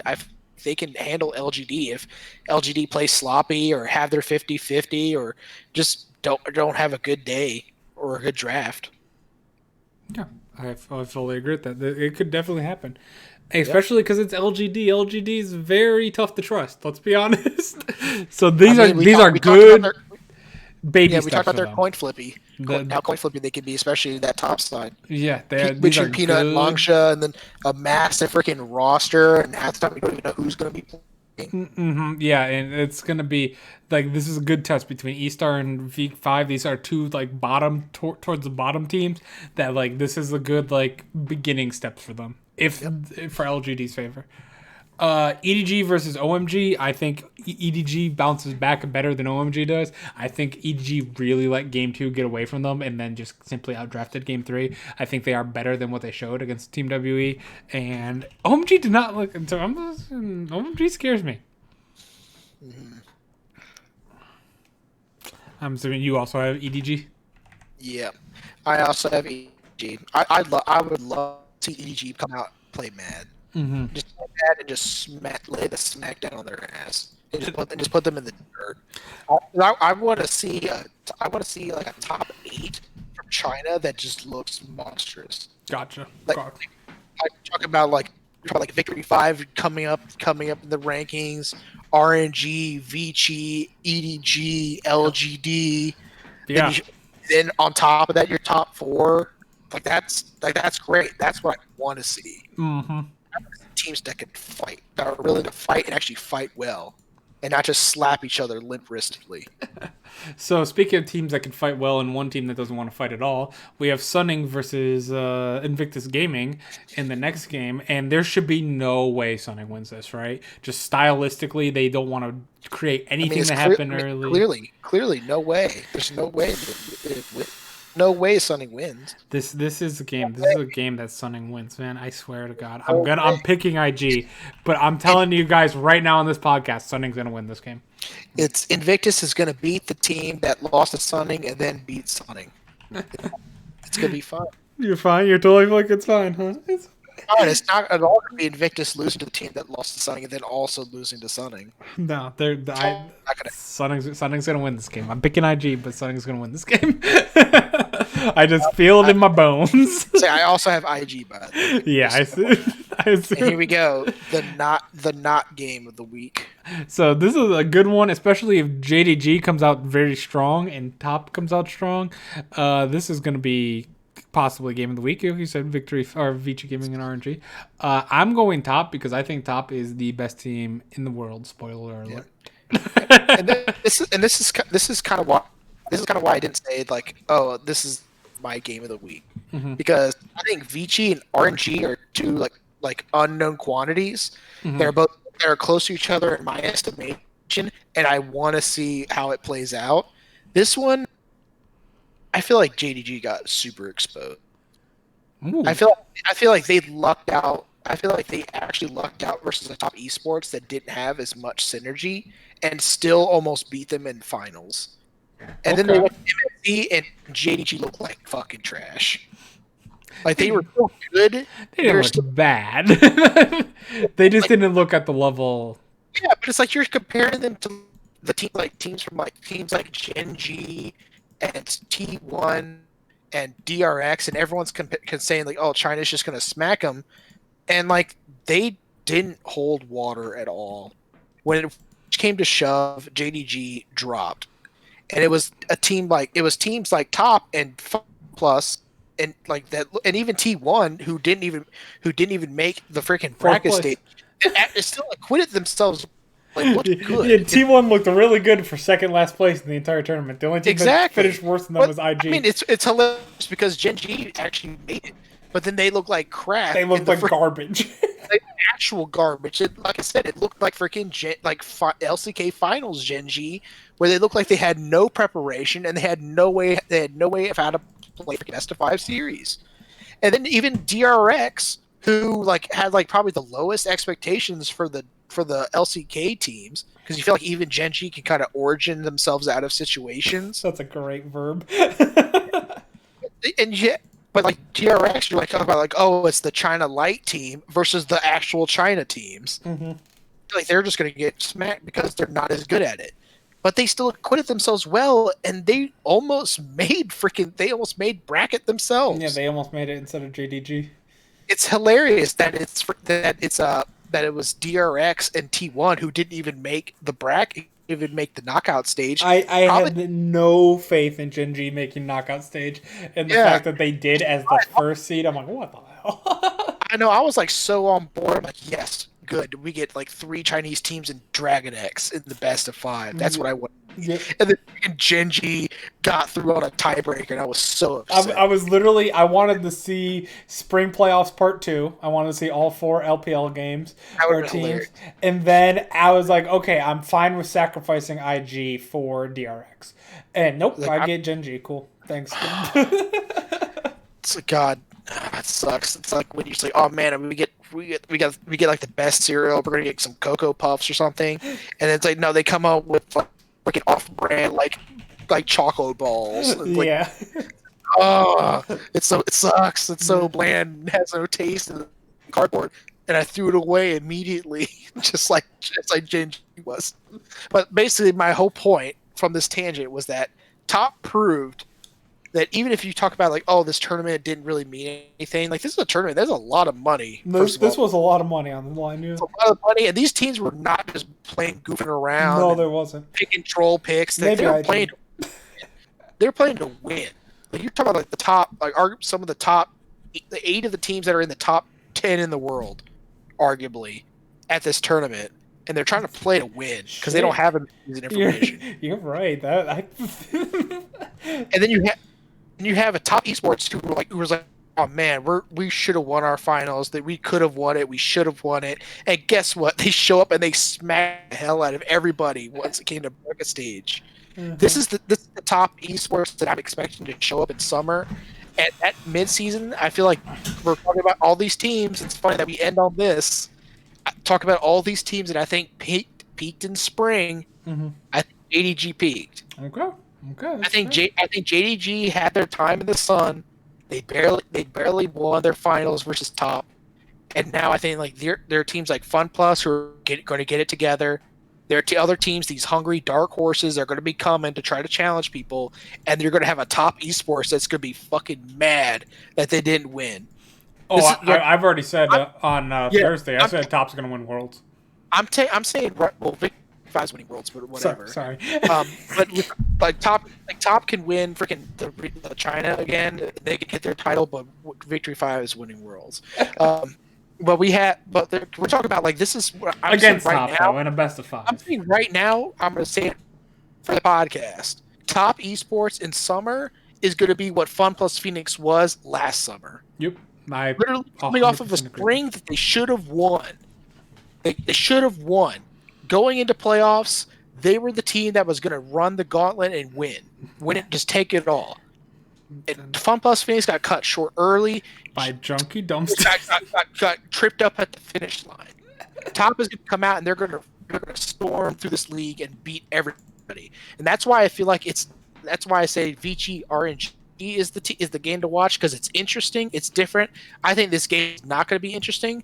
I think this series is going to be Top beating the hell out of JDG in revenge. I love it. Top is like I mean Top. I've literally looked for merchandise for Top stuff. I couldn't really find anything.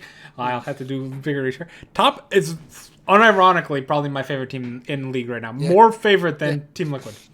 I feel like it's one of the things where I feel like in that JDG Top series and finals, Gal and Loken had probably their best series of their lives, versus a team who had very little time and synergy with each other compared to the roster they were playing with earlier on Top. I mean, you've had so many more games, so many more high pressure scenarios, so many best of 5s between the team now, and you saw what Top looks like now in that mid-season cup, and it were a completely different team.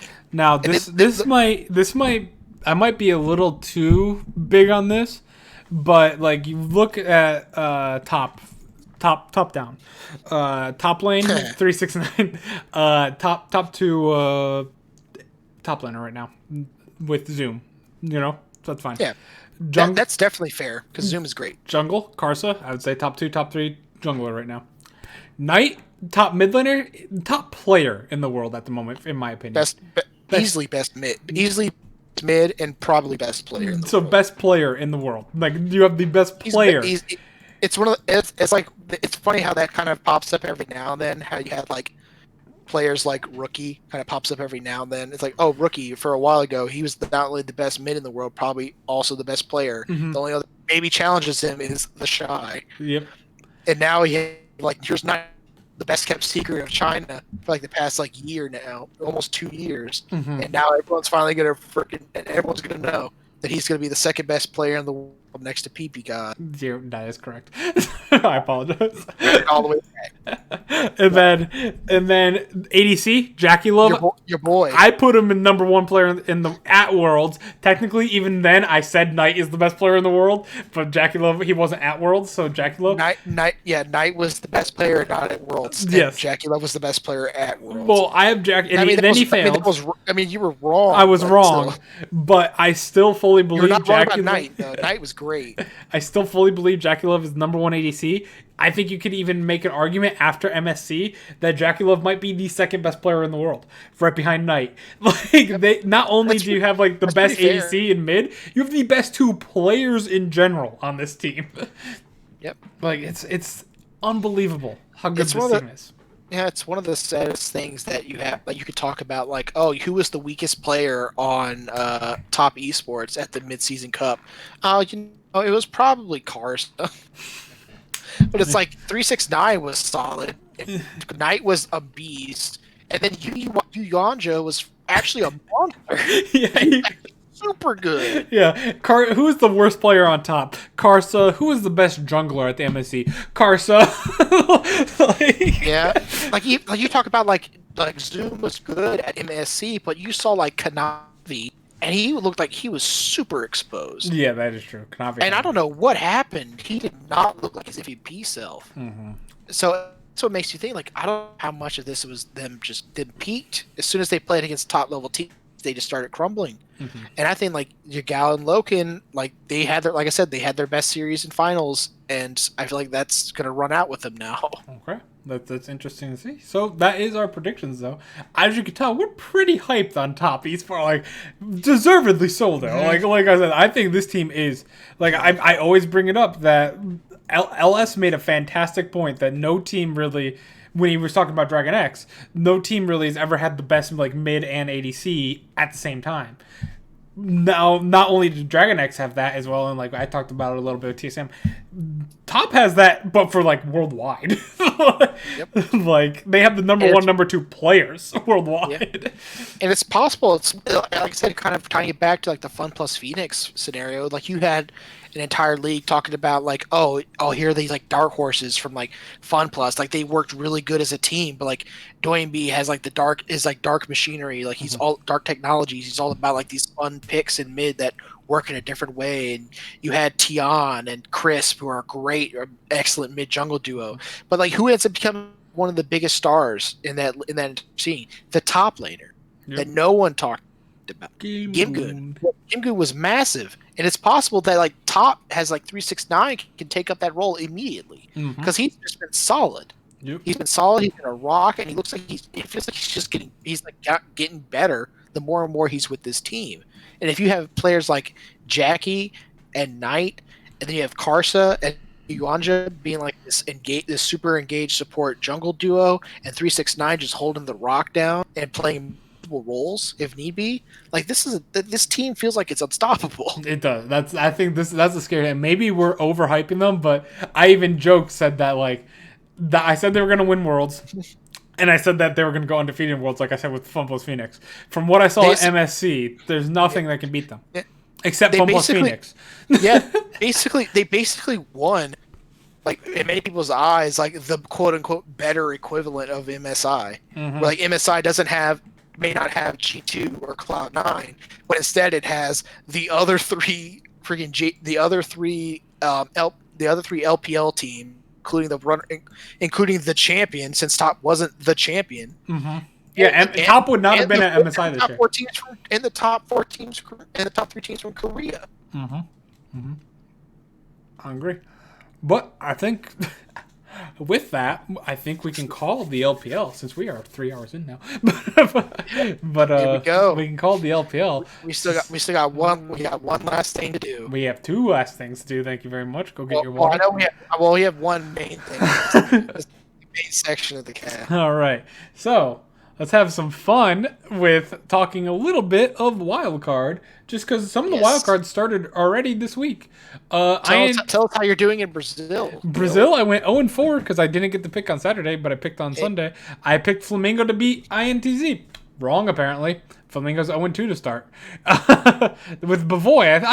We had Bavoy, and I was like, oh, yeah. Hey. Good for him. But they lost. And then...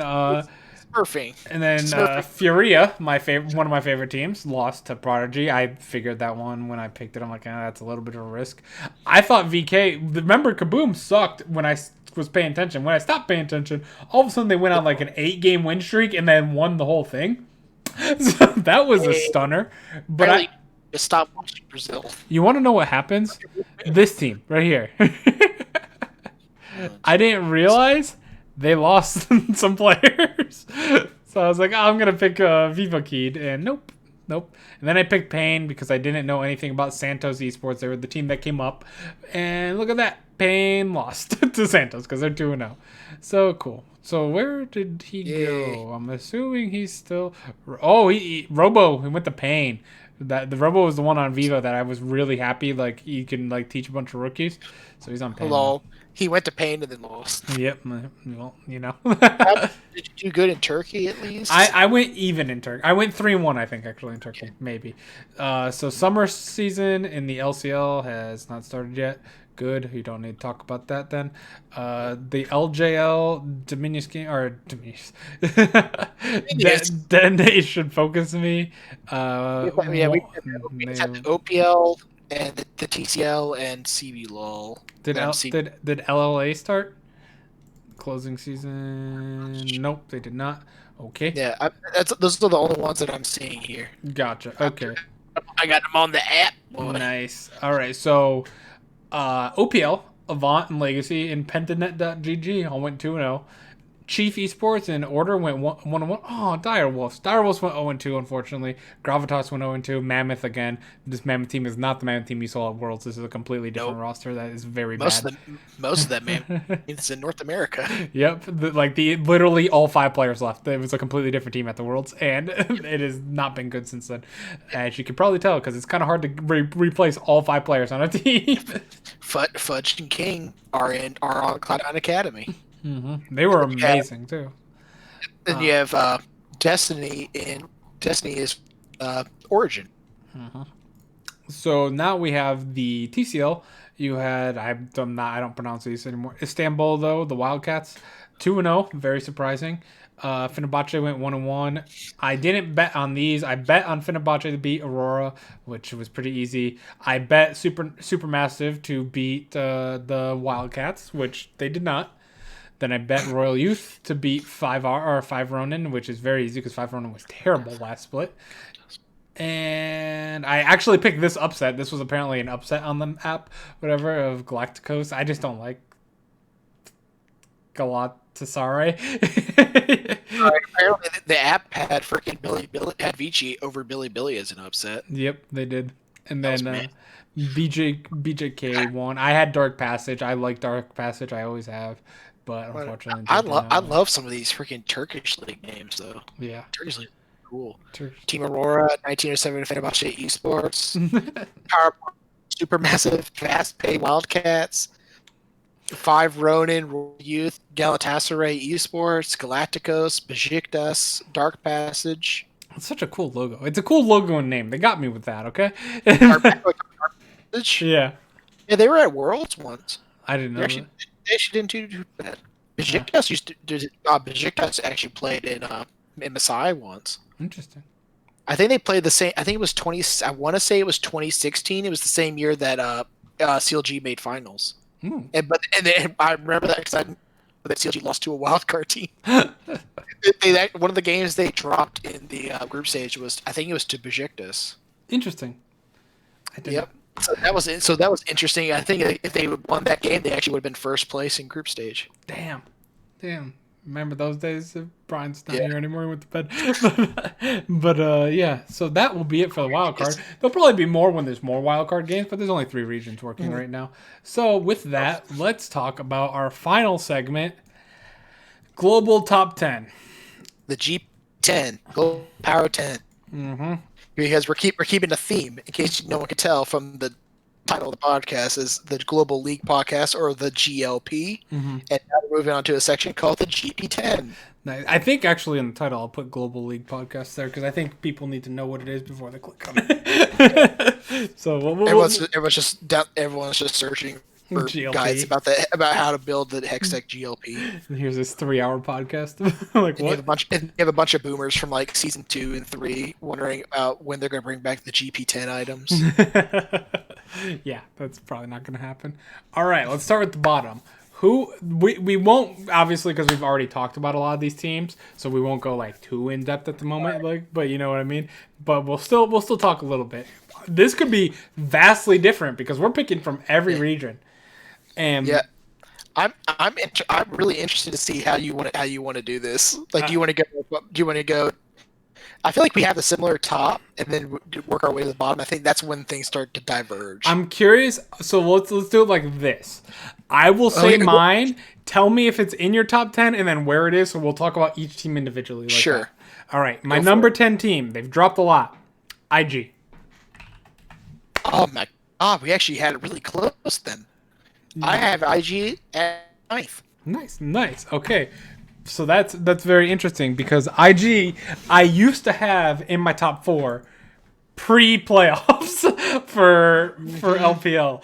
And then they looked so bad in the playoffs, I dropped them to like 6 because I'm like, okay, Like that's not bad. Like that was a tough team that they faced. And then they looked really bad at MSC. I'm like, maybe this is a problem with IG now. Like I'm starting to see a pattern here.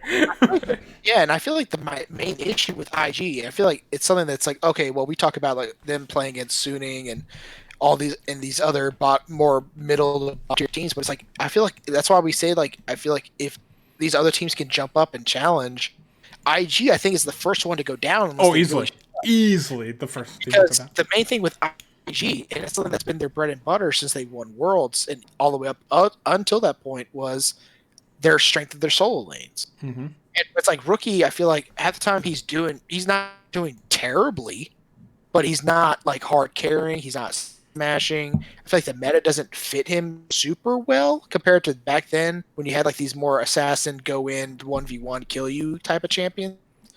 And like he's still not terribly bad, but the biggest one is the Shy. Mm-hmm. Who's supposed to be all up? Who's supposed to be super good at generating his own lead, playing super well around pressure, just understanding the ins and outs of every matchup and how to play out in a certain way, of predicting people's movements in every way, and et cetera, et cetera. Basically everything. Basically the perfect 1v1 top laner, and he's just not looked good at all. No, he's getting beaten every 1v1 recently. And I have no idea what happened.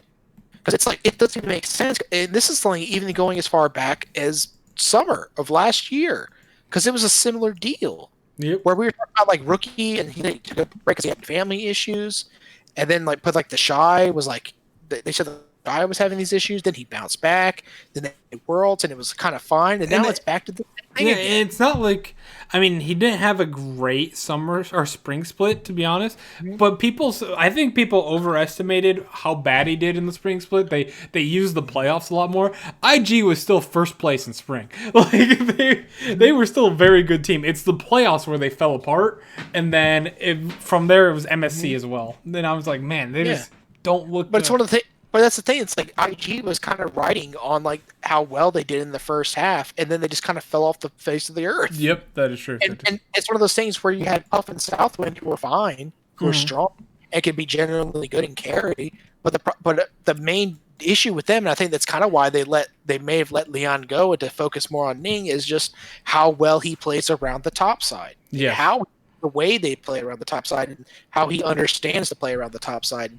Maybe they bounce back because of that, but it just feels like their top lane, their solo lanes are just not cutting it anymore, and it doesn't make any sense why. It doesn't. Because that's why they're on this top. It sounds like they're a terrible team. Yeah, they're in our top 10 in the world. But it's not even just that. But it's weird because like there are some of these that are in the top 10, like that are all around them, above them. Even a couple of the top 3 teams that I feel like IG on a given day can beat them. Yep. At their pretty best. Much every single one of the teams. At their best, IG can be top 2, top 3, maybe even number 1 team in the world at their best. Mm-hmm. But the problem is, I haven't seen it. Big shout out to the one that I'm assuming is not on your list. They're not on my list. Same scenario. Damn one. Yeah, damn one is not on my list. I was considering them for a little bit, and I was just like, I don't know if I can find the space for them. I can't find the space. I don't have the space for them. I feel like they're like the honorable mention for the team that isn't here. Yep. But it's strictly because of play style again. Yep. I feel like there are teams in Korea, probably even starting in this summer, that'll probably be better than Damwon. So my question is, your number 10 team. I'm wondering if it's my number 9 team. I kind of want to put my number 9 team above this other team. Well, here. Let me do one then. All right, what's your number 10? Since you gave me your number 10, I'll give you my number 10. Okay. See if it's on your list, and see if it's on your list. Okay. And we'll see where. My number 10 is Gen G. Okay. They're on my list. But they're just slightly higher. They're number 8. I wanted to put them number 9. Oh man, the number 9 then. I'm curious now. So Gen G is my number 10, and I feel like the reason why is because it's again something that I saw in LCK finals that turned me off the team, and it's something that I felt even at nearing the end of the LCK regular season. And again, I saw in the LCK, not the LCK, the MSC, the Mid-Season Cup, was I feel like this team in isolation can beat other teams. They're a solid team, like I said, they can kind of origin themselves out of situations if certain teams get ahead of them or work them around, and they can kind of just bank on good team fighting, mechanics, and general macro and playing the map to get away with certain things. But I feel like they are not a very proactive team. Not I at think all. they're very They're the best of the non-proactive teams. yes, and I feel like they're basically like the fully realized origin team. Mm-hmm. Like basically the team that rely on late game team fighting, playing around the map, taking the path of least resistance, and banking on it. They're kind of like, it's weird how it's kind of like the evolution. We had like Splice before, Mm-hmm. then we had Splice before, then we're now Origin, and then Gen G is like the final form. Mm-hmm. So, but I feel like this meta right now, unless they show a nice change in pace, if coming into summer, I feel like there are teams in the West that can just completely blitz this team. And maybe, and like I said, just like with IG, I feel like on their best day, maybe they can get away with it. Maybe they can stall these teams out. Maybe they can out mechanic them a little bit, out macro them to draw them out, and then pull off one good team fight to take the game back. But I feel like in general, I can't really rank them above even some Western teams. Yep, That I fully agree. I feel like will force them into early and often like skill checks, and they will fail, and they will not stop either. Mm-hmm. And to be honest, I can even go with my number 9 team is only number 9 simply because Gen G has been one step above them at finals and at MSC, just barely above. I think this team personally is better. I think they're better than Gen G. They just haven't proven it. Oh, I want to hear it. Dragon X. I knew it. I had a feeling I knew exactly who you were going to talk about. Yep, Dragon X. They're right behind Gen G every time. I feel like Dragon X is better. Like, from a gameplay and everything, I like Dragon X better as a team. They're just always one step behind Gen G in standings and everything. And I'm like, well, then I can't really punish Gen G if they're doing better than Dragon X in a 1-to-1 scenario. But, like, it feels like Dragon X is better equipped to be a better team. They have more potential. Let's just say that. Here's what I will say, man. And I think this is where our biggest divergence has come so far. Mm-hmm. This is one I had to consider a lot. Do you not have Dragon X on your team, on your list? I'll say right now, I have Dragon X on my top 10. Okay. I have Dragon X 6th. Ooh, so you really believe in the potential part. I'm a big fan of Dragon X. Just in the way they play. I feel like they have the right idea. They just haven't, like I said, they haven't perfected their play style. Yeah. And I feel like they showed so much at Mid-Season Cup, and it just vindicated everything I thought about them. I agree. Because they were like this close.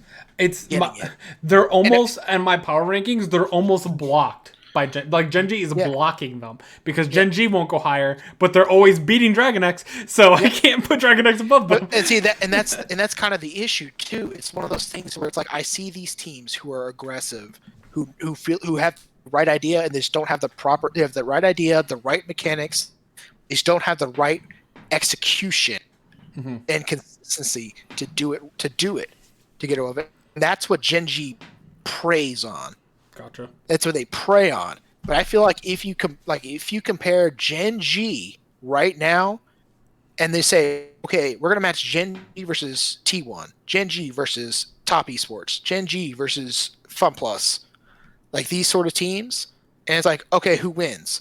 Guess what? It's not Gen G, and they probably don't have a chance. Yeah, but you know who does have a chance? Dragon X. Dragon X. That is because they play the game properly, and that these teams who do play aggressively, they can win. They can win because they have the ability and the mechanics to skill check it. These other teams will try to set up on them, and it basically cuts out the middleman for Dragon X because then they don't have to set it up themselves, and they're not very good at it. So they bring it to them, and they can out mechanic them. Yeah. So things where it's like, and this is a bit of a spoiler to my LCK power rankings. I Dragon X ranked higher in the global, my GP team, than Gen G. I will also have them ranked higher in my LCK power rankings than Gen G. Interesting. Than Gen G. But here's the thing: is kind of what I kind of paid back to is matchups. Yep. Because it is matchups can make a lot. It's the same thing what I said, like G2 versus Origin. Origin probably has no chance. Or Mad Lions versus G2. Mad Lions may have a shot. Mm-hmm. Mad Lions versus Origin. Origin might win that one because it's just a matter of matchup yep. and how people play the game and just how well they can execute it on a regular basis. So in saying that, who is your number 8 team? I'm kind of curious now because I'm assuming our top 10 is the same because those are the 3 teams like that were borderline for me. But there's no one. There's no one should be higher for you. I'll be scolding you. Here you go. I did have. Let's see, because I mentioned them. I told you about Gen G, and you said Dragon X. So, my 8 is Cloud9. Cloud9. Ooh. Okay, so my 6th is Cloud9. Really? Yes. Oh my god. See, it's one of the things where I know I'm the Cloud9. You're breaking up a lot right now, by the way. So sorry. Oh, hello. There we go. Perfect. Okay. Like right after you said that. Okay, I was saying my boy.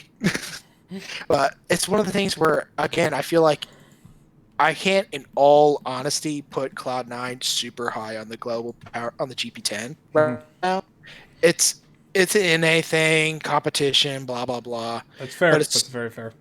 So I feel like it's one of the things where, based on the eye test, based on pure fundamentals, approach to the game, mechanics, team fighting, flexibility, consistency, Cloud9 are right there.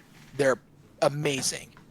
But it's like I, in all honesty, can't say that right now.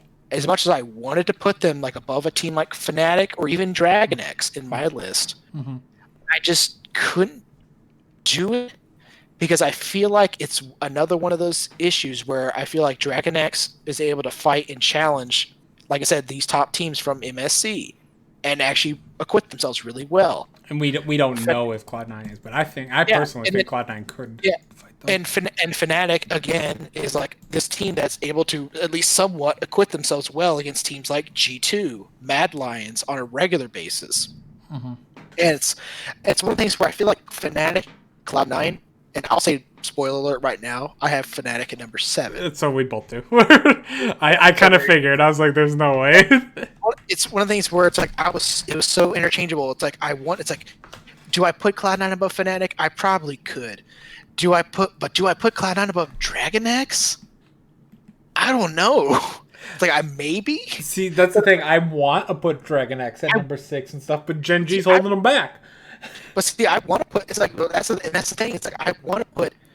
I feel like I want to put Cloud9 higher, but North America's holding them back. That's true. And it's like just lack of being able to see what they could do. Like I feel like okay, well, I put C9 above Invictus Gaming and Gen G, and people outside of North America will probably already crucify me for doing that. Hey, I'm putting them above that plus in a share, thinking that they can beat world champions.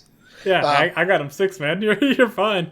Yeah, I actually personally think that Cloud9 and Fnatic are almost identical in my opinion for like skill level. I really think, which is hilarious because I feel like in terms of playstyle and just like individual playstyle, they're completely different. Except for Sven and Reckless, like the bot lane style is very different. But like even Vulcan and Hylissang, like opposite. Hylissang is like go all the time, and Vulcan is like I will have. I'm at a constant 60, and you will never get past me. And like Licorice is like super solid, like stable top laner, and he can play multiple styles. Bwipo's like I will always fight, no matter what. I dare you to stop me. And it's funny because Blabber's like the opposite. Blabber's like the Bwipo of Cloud9. Yep. I think they are very similar on a skill level. Again, like you said, though, Cloud9 can't prove that until they get to an international tournament because of how poor NA. Yeah, it really does suck. Especially because MSI got canceled. And it's like, I'm sitting here, and he saw it because I sent him a picture. I'm wearing for the first time ever, I'm wearing my Cloud9 2020 Champions shirt. From Cloud9 Cloud9.gg/store, by the way. It's actually really sick. It's white and gold, really nice. But comfortable too. But it's one of the things where it's like I want so much to put Cloud9 higher on the list, but I can't, in all honesty, do it just yet. Because I feel like it's like Dragon X has proven it's like Fnatic has gone toe to toe with G2. Cloud9 hasn't done that yet. Mhm. Dragon X gone toe to toe with basically my entire top 4. Cloud9 hasn't done that yet. And the reason I put Cloud9 above IG is because they simply look better from the eye test than they do. And I feel like style-wise, Cloud9 could just beat Gen G straight up. I think so too. I agree. Like the only thing that might hold back is like, oh, it's Ruler. But like Ruler is like Ruler, and then you have sorry. I don't know why I can't remember Gen G's mid laner. I feel really bad now. BDD. I know that's right. MVP of the league. I know. It happens all the time. Listen, we go through like 47 teams, 47 teams in like 5 times 47. You forget some players sometimes. Yeah, and then when I was doing Wildcard, just double that. Yeah, I literally kept thinking of Chovy because I kept looking at my GP10 list. I kept seeing Dragon X. And I'm like, no, he's not the mid laner. He's not their mid laner. Yeah. But yeah, so I think, but it's like I feel like straight up 1v1. The only thing that might work is like Chovy 1v1 against Niski. But I feel like even then, just the way the mid lane is played out right now, like Niski wouldn't necessarily just let himself just get smacked around in a 1v1 in mid because that's not his style and it's not the way Cloud9 really plays to it. Okay. So that's the way I see it. I feel like Fnatic, same thing. I feel like they're volatile. I feel like they have the potential to challenge up there and move up just like Cloud9 do, but it's like they're kind of held back by the fact that they haven't been tested by anyone else other than G2. Okay, yeah, that's fair. So for number 5, so I'm curious because I know we have differences in the top 3 barely. So like so it's funny that our 6 through 10 is exactly the same, just in different order. Yep, exactly. Number 5, I have T1. The number 5. Okay. I didn't see that. I had a feeling this is where we were going to start diverging again. Okay. Yeah, I mean, I do have T1 on the list. I mean, I'll say that right now. Okay. But I have T1 as number 2. You have T1 as number 2? I have T1 as number 2. Ooh. Really? I do. Wow, I am actually shocked about that. I feel like if T1 got to a best of 5 at MSC, they could have made finals. T1 looked it was a shame T1 ended up getting last place in the group because of tiebreaker scenarios. But like they blew some leads, and in the way I see it, and they threw against Damwon. They threw against Damwon. I see it as T1 is the best non-hyper aggressive team and one of the only non-hyper aggressive teams that can even take games off of these top 4 teams. Yep. It's T1. T1 is like the weird middle ground between Dragon X and G. Yes. They are. I would not call them like super aggressive like the LPL. They are. I've said this before. They are the best and like last standing team that can hold in best of 5s against these LPL G2 style teams. Like they're the only team. Even C9 is a fast paced team. Like so, I don't even include C9 in that scenario. But like when I think of like Gen G, like T1 and stuff like that, teams that are not as fast, Origin, I don't see any of them even standing a chance in a best of 5 except for T1. Yeah, not to mention they have massive carry potential even just from Teddy. Yep. Like they can pull the Origin strat where they can stall and use their veteran. Like they can Origin themselves to a late game scenario, and Teddy can legitimately just 1v9 everybody. The guy is so good. I think it's a scenario that they've also had a lot of experience going to Worlds and such like this, like against in playing in MSI and stuff like that, going against a lot of these teams that they have experience in these best of 5s against them. So these other teams that aren't making it because they can't beat these teams in their region. So they never get a shot at the best of 5s at the other ones. Like they're not getting this experience against them. Where T1's racking up, and they're the only team that I can see. Like okay, like yeah, they have a shot here. But that's it. I'm surprised you have them number 2. Yep. Because I know who number 1 is for both of us. Yeah. But I'm very curious. Who's your number 5? Because I legitimately wasn't sure about where to put them, and I was kind of struggling a bit with some of these teams, but I feel like it's one of those things where, like I said, I feel like if we got to a best of 5 scenario for some of these teams. And even in best of ones, especially because FunPlus has looked good, and they've looked good recently, like at midseason cup and everything. But they've even had their moment. Mm-hmm. Had their moments where they've just They lost to T1. yeah, and it was funny because they did with Khan, huh? But it's one of the things where in best of ones, like T1, it's like I can look at these teams and be like, okay, we've seen some of these teams like from JDG. It's like, oh, we played top in a best of 5. Who beats top in a best of 5? And it's like, oh, well, JDG beat them. I'm like, yeah, but who beats midseason up top in a best of 5? FunPlus didn't. JDG didn't. T1 might. Okay. The way I get I think that logic. it's like, and it'd be such a good match. It'd be so good. Faker versus Knight, and Teddy versus Jackie Love. Oh, that's good. A good matchup. It sounds so good. It sounds like such a good matchup. I want to see it, but I feel like that's the reason why. And at the same time, I feel like a lot of the teams underneath them, T1 with this roster and the way, and I feel like they're actually finding themselves a little bit more. They're not like stuck with like, oh, the Khan carry style. Like they're actually like, we're going to focus on Effort and Kana and Faker and Teddy and these in this lineup. And I feel like this lineup is controlled but aggressive enough that they can kind of mix and match and handle pretty much any other team. And the only one that could probably they would have trouble with and probably not beat is the number 1. Okay. Interesting. So you had them number 5. Yes. So I'll tell you who I had as number 5 then. I'm curious. I think I know. G2. Ooh, not who I thought. Interesting. So you have G2 at number 5. I personally have G2 at number 4 with potential to rise. Yep. G2. I feel like G2, and again, it's a bit shaky because we saw G2 with Perks, Caps mix. Yeah, I think they're better with Perks as the ADC. Yeah, and it's one of the things where like Caps was fine as an ADC, and he was they won the championship. He's fine. Yeah, and he was borderline really good. He had some really good games on certain champions. Like Perks had a bit of a shaky starting off when he was the ADC, but I feel like he did get better, and he was legitimately like one of the best ADCs by the time the split was done. Caps maybe not necessarily the case, but then you had Perks was still a great mid lane for G2, still really good, genuine playmaker, variety of styles. But it's one of those things where, at the same time, not as it is, G2 just more like they won as a team, rather than like Perks was in mid lane, and because he was in mid lane, he hard carried, and the team, and it was game over, and the team had no chance because Perk was too strong.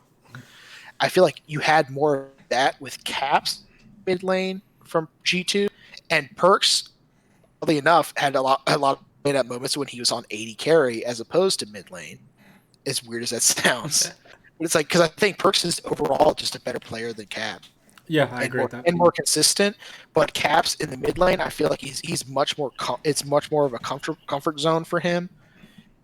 Yeah, he can play much more his style with his champion pool and his ability, and that gives him a chance to like basically be the player around. Where Perks can I could be with Mickey and we could be really good as a 2v2, and you don't need to play to us. Yeah, I agree. I think Perks is definitely the better player in my opinion, but it's like so even you can even say Perks is a better mid laner, but because Caps is a worse ADC than Perks, like the difference between Perks and Caps ADC is greater than the difference between Perks and Caps mid. You put Caps mid to like make the team better, which I agree. I think like with G2 and at the end of the day, Jacobs is the MVP. Yeah, exactly.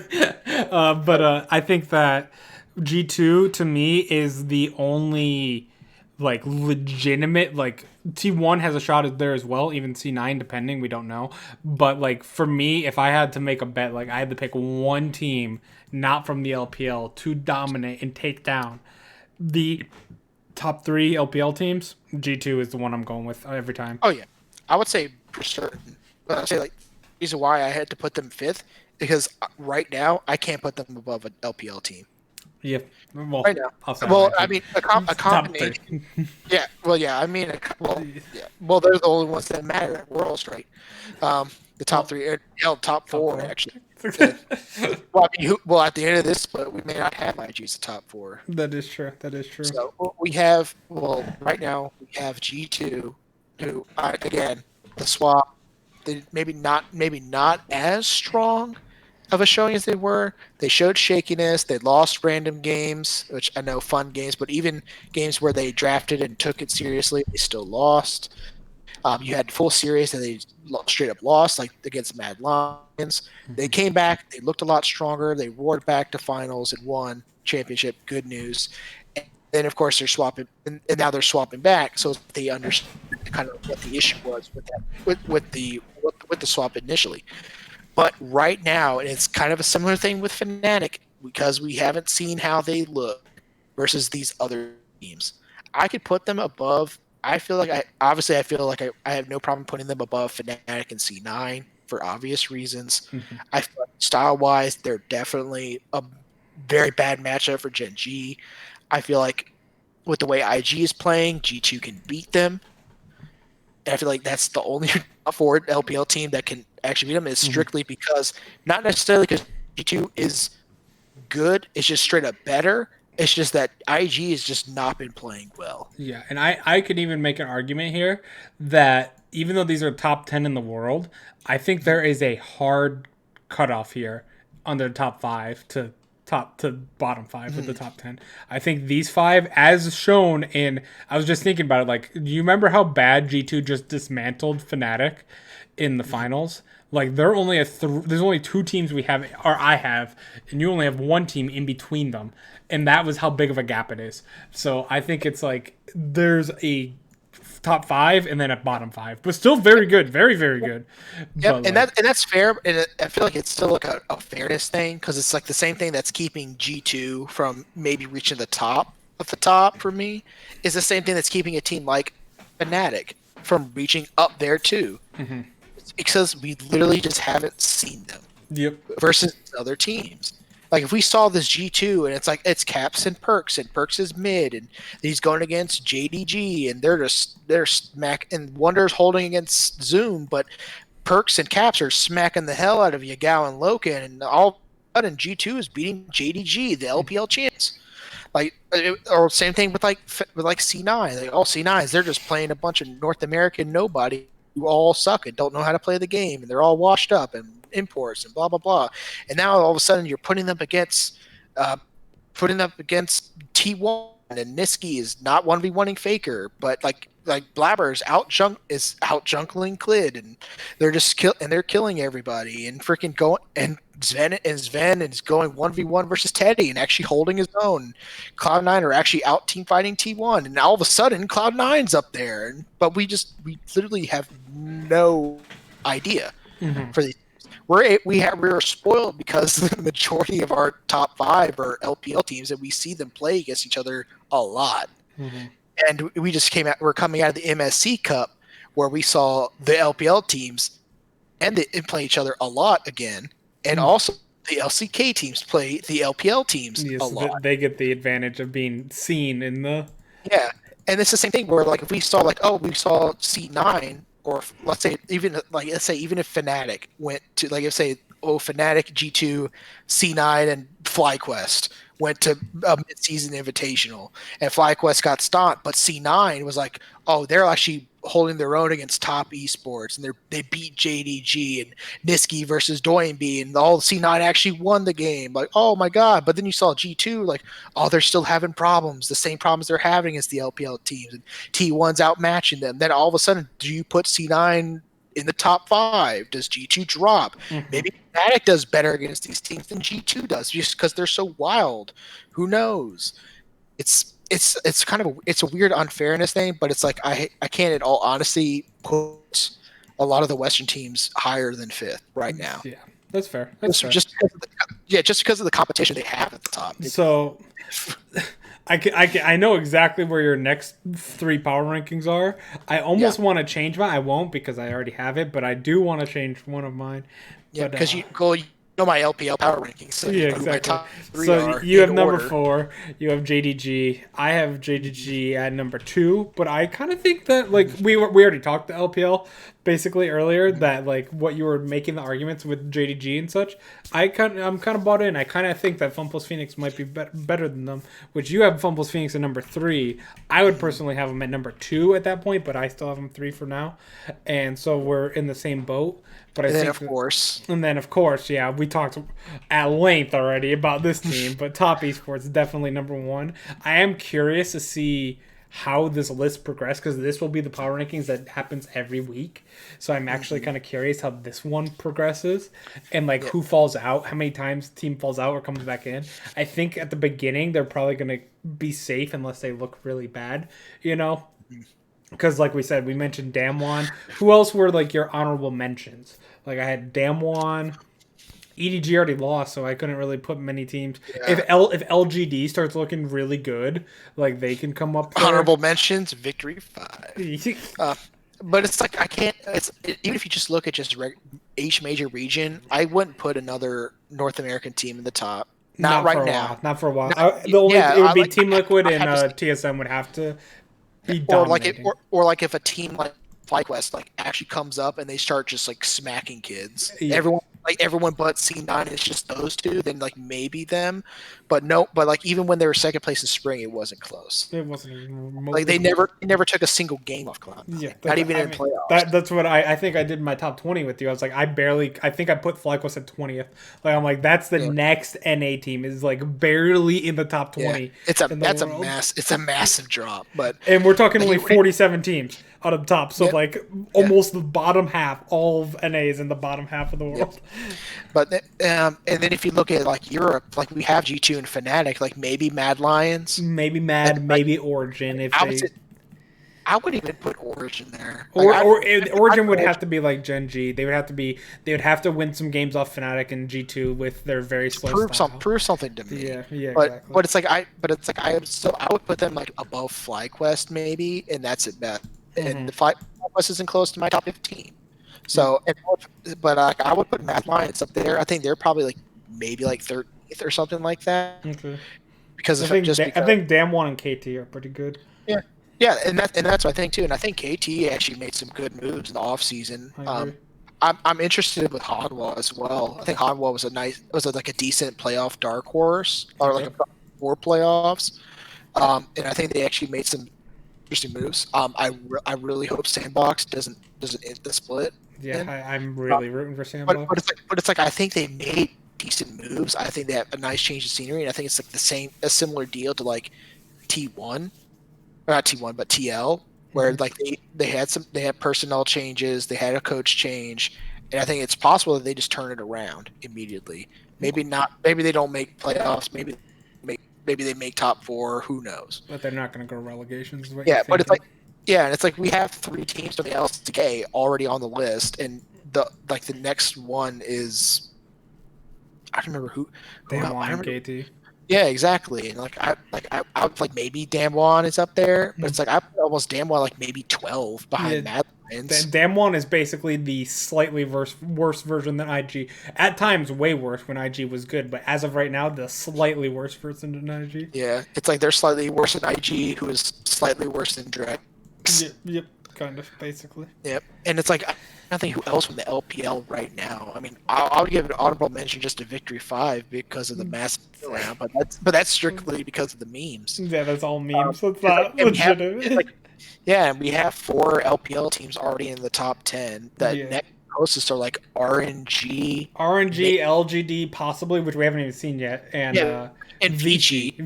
Yep. That's again, that's what it comes down to when I'm saying like this important matchup. Like that could be the difference between maybe Vici or RNG, if they really show up, then like, oh man, maybe they slot into the top 10.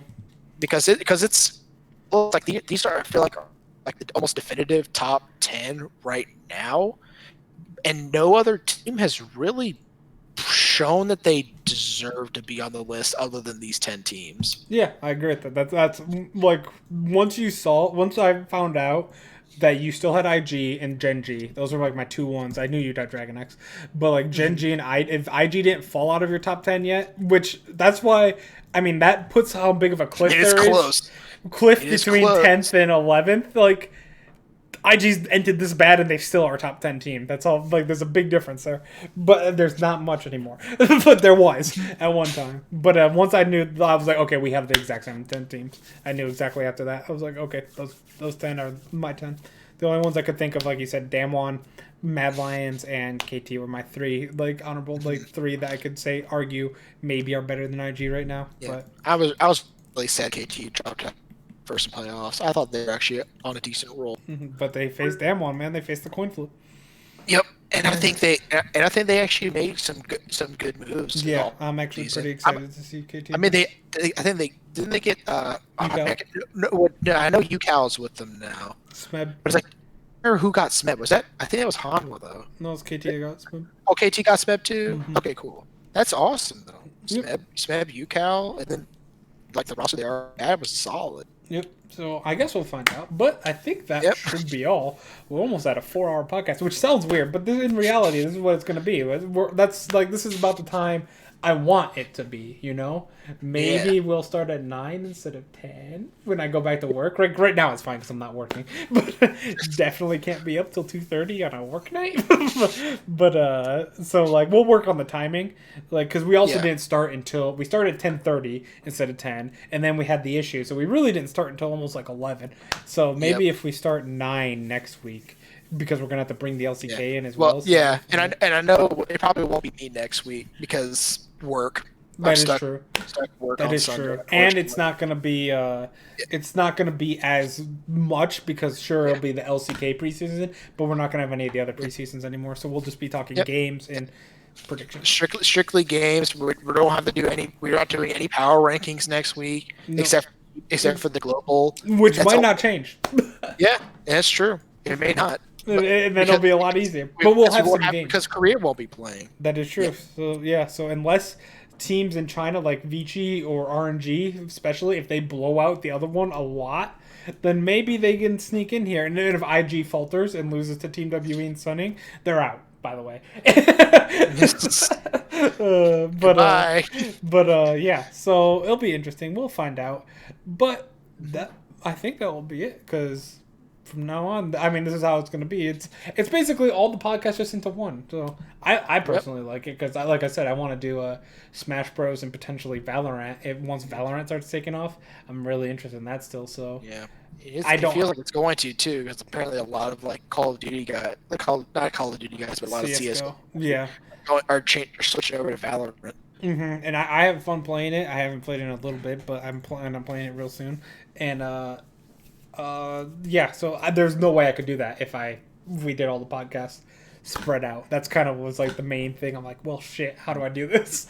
So I just realized something to tie these shooter games to an analogy. CS:GO is like Origin, or CS:GO is NG.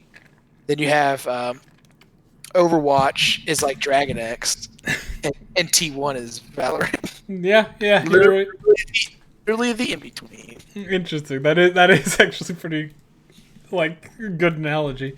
I just want to see how pro play and when it starts because I was thinking like, oh, I could do like all Riot games, but like TFT doesn't really have that big of a scene. Yeah, let's be honest. Yeah, they did some Valorant stuff at Twitch Rivals. Yeah, I saw that. They're like C9 has 10s. I think used to be a CS:GO. CS player from. Yeah, I'm gonna be going in completely blind. Basically, it's gonna be like my first time ever doing the LPL and stuff, where I know nothing, but I just I'm gonna try and learn. Now, well, to be fair, now's the best time to do it. Valorant is basically new. Yep, basically, as in like a week old, not even a full week old from the full release, technically. So that's why I'm gonna be trying to learn that a lot and play, as well as just like learning the pro scene more and like learning the players because like I don't know any of the CS:GO players. Let's be honest. Like I might have heard a name or two, but like I don't know any of these guys, so they're gonna be new to me. So it'll be fun. And Smash, I do know. I suck at Smash. I really, really suck at Smash. But I've watched so many tournaments that I know that stuff. I mean, that's how I feel about a League. I suck at League and don't play it, but I can talk a lot. I have a lot of opinion. But that being said, let's wrap it up there. So the next podcast will be Sunday. maybe at 9 p.m. to 10. But we'll talk about it. You and me. We'll discuss that. So, well, actually, it won't matter because it's going to be just be me next week. So I'm going to talk to myself about it. You'll definitely be getting my LCK power rankings, which I do already have written down. Nice. You'll see there's a lot of X marks. I'll say I did not change anything. I just simply I just messed up spelling with a pen, so I had to kind of scratch it out. So that happens. All right. I have it written down, and I'm not changed them. All right, I believe. All right, and with that will be all. Thank you guys for coming to watch. This is a long one, so if you're still watching from here and you watched all of them, like if you just watch LPL, you get this too. But if you watched the LCS, LEC, LPL, thank you very much. So that will be all. Good night, guys, and we'll see you Sunday to see how wrong we were in all of our predictions. The SO4 0-3. Watch come up. We're gonna die on that one, man. I'm confident, but we're gonna die. I would gladly die on that one. Good night.